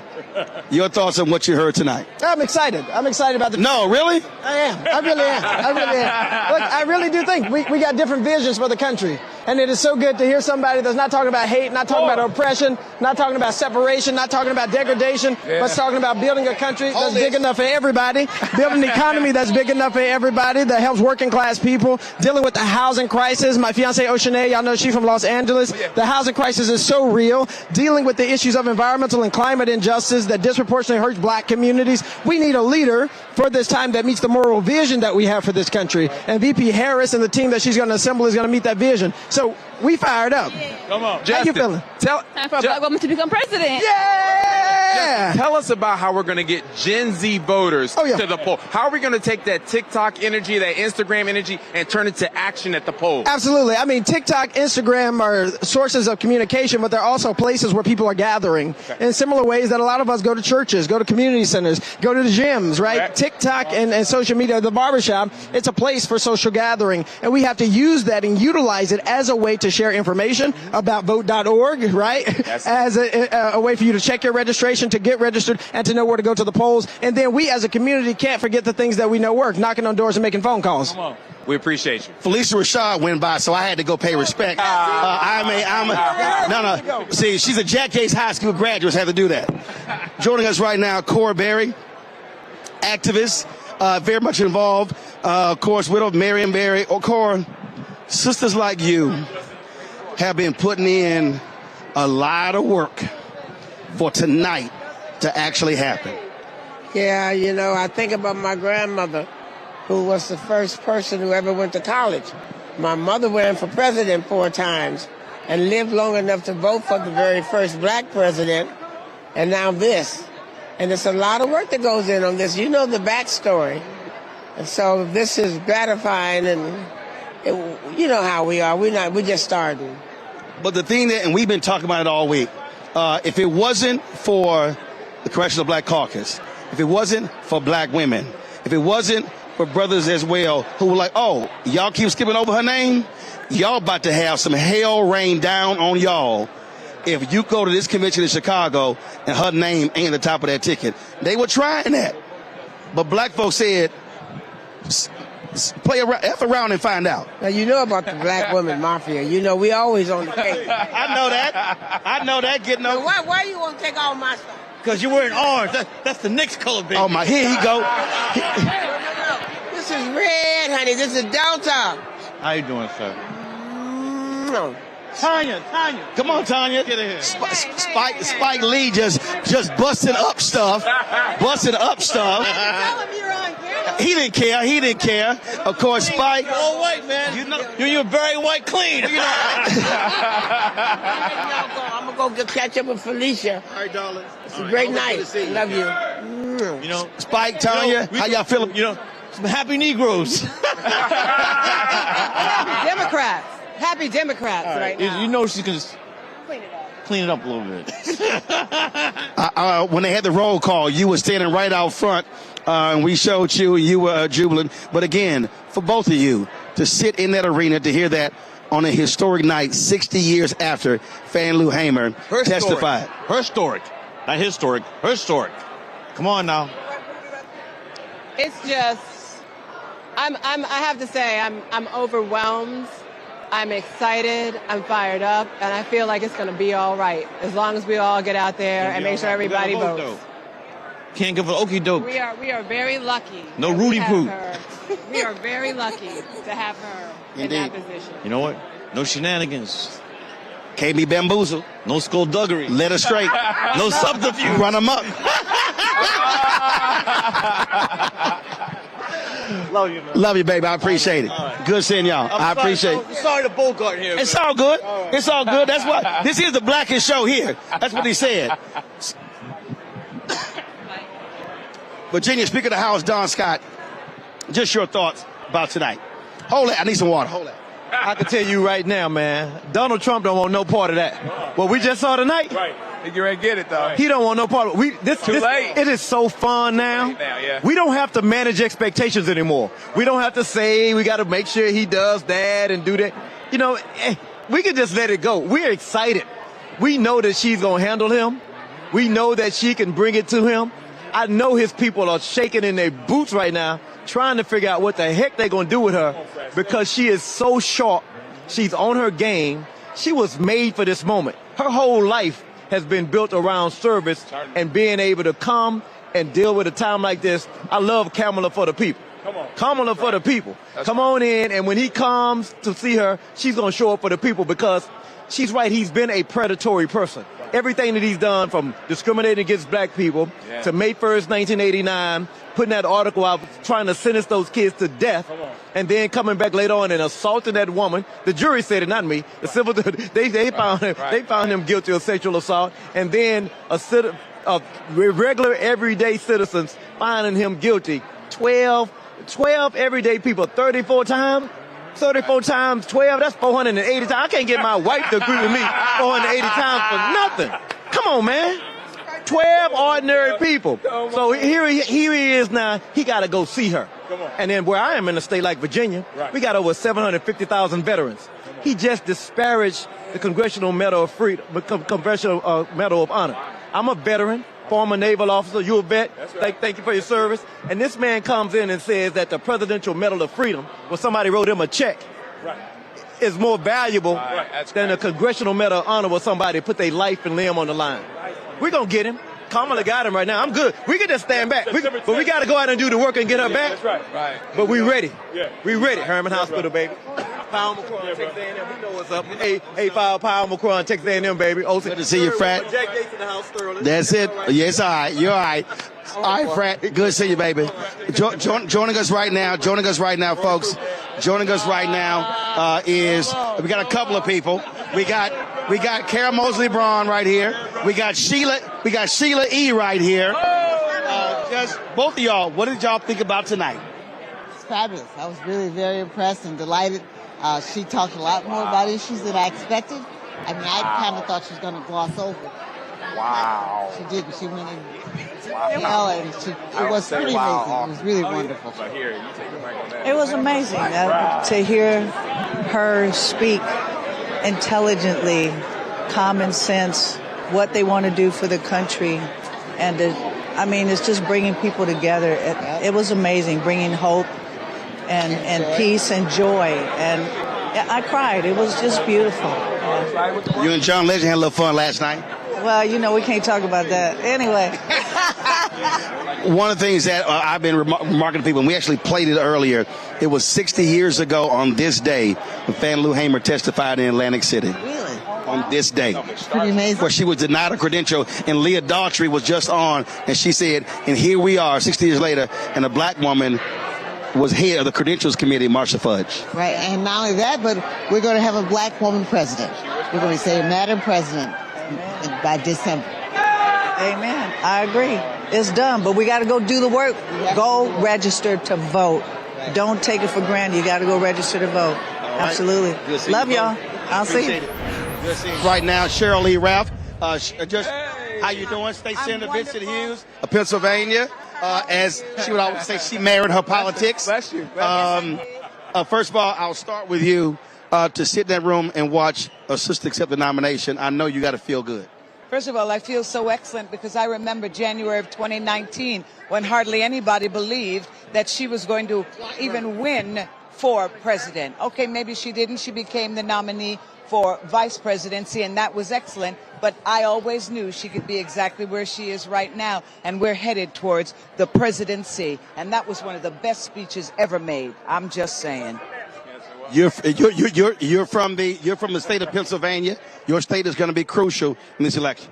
Well, Pennsylvania, all roads lead to the White House, lead through Pennsylvania. I think I have to say, Roland, and you can't be in Chicago and not connect this to Reverend Jackson in 84 and 88 and the growth from that moment to this moment that we're in right now. We always make sure we need to look at this in context.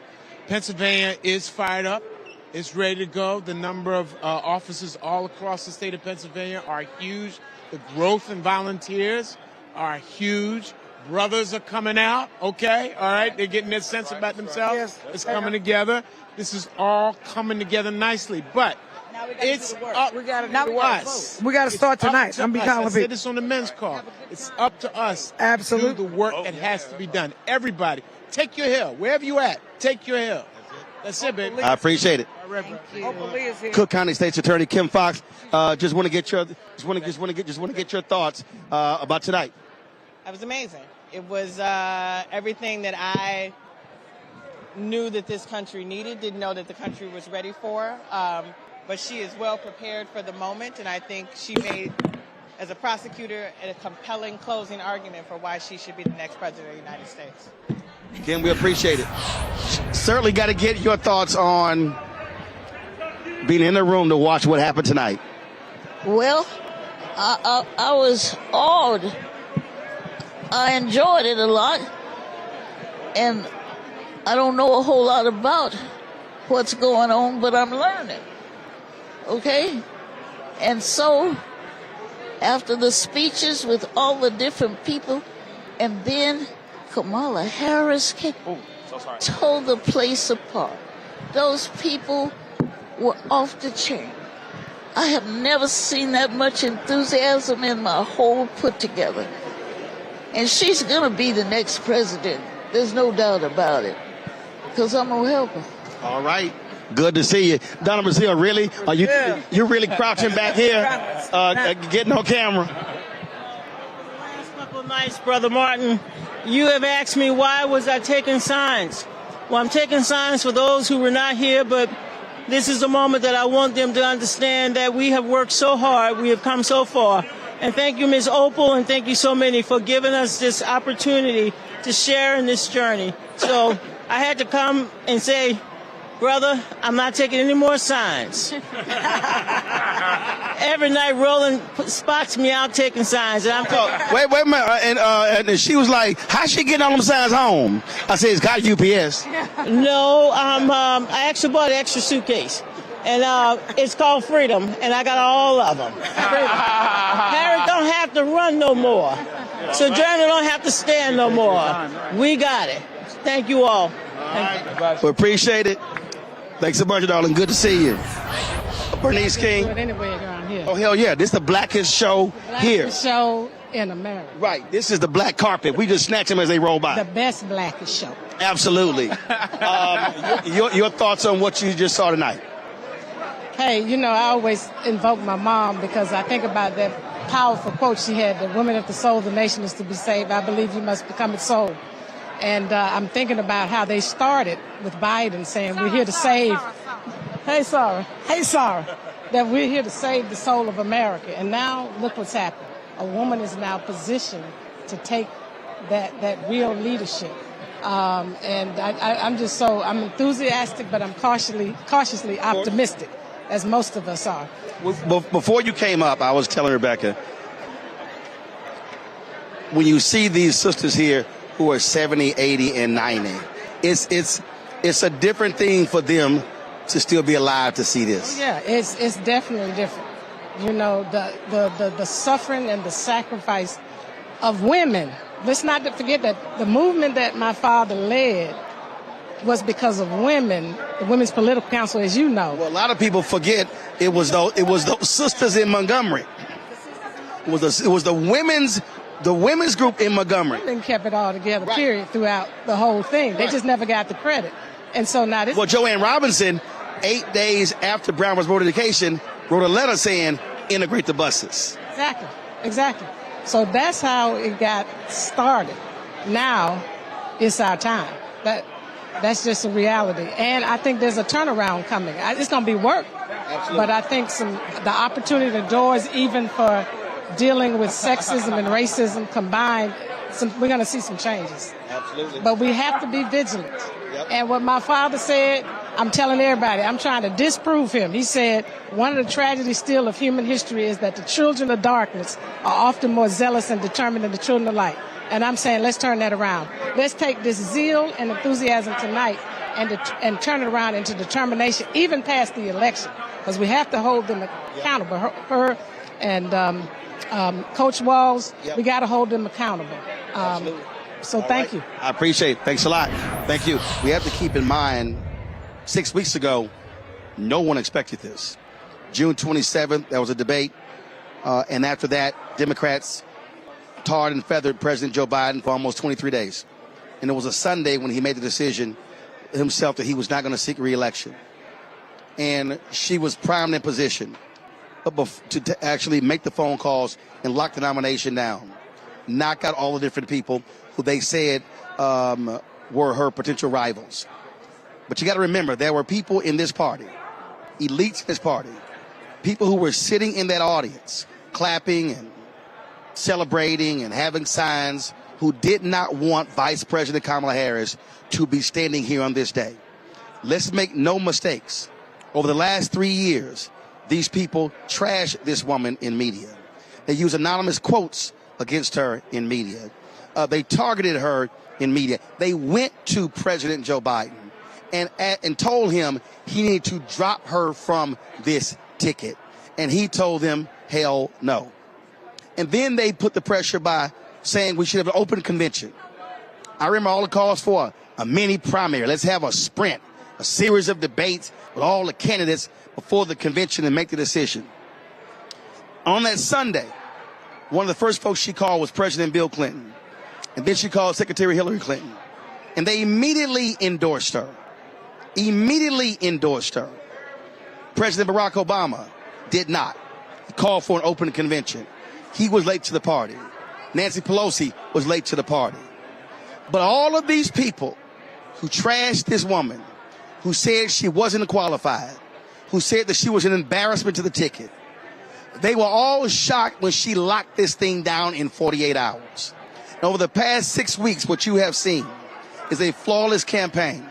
The selection of her vice president, running mate, Minnesota Governor Tim Walz. For 6 weeks, how they've raised more than $600 million. How more than 50,000 people have volunteered in various states across this country.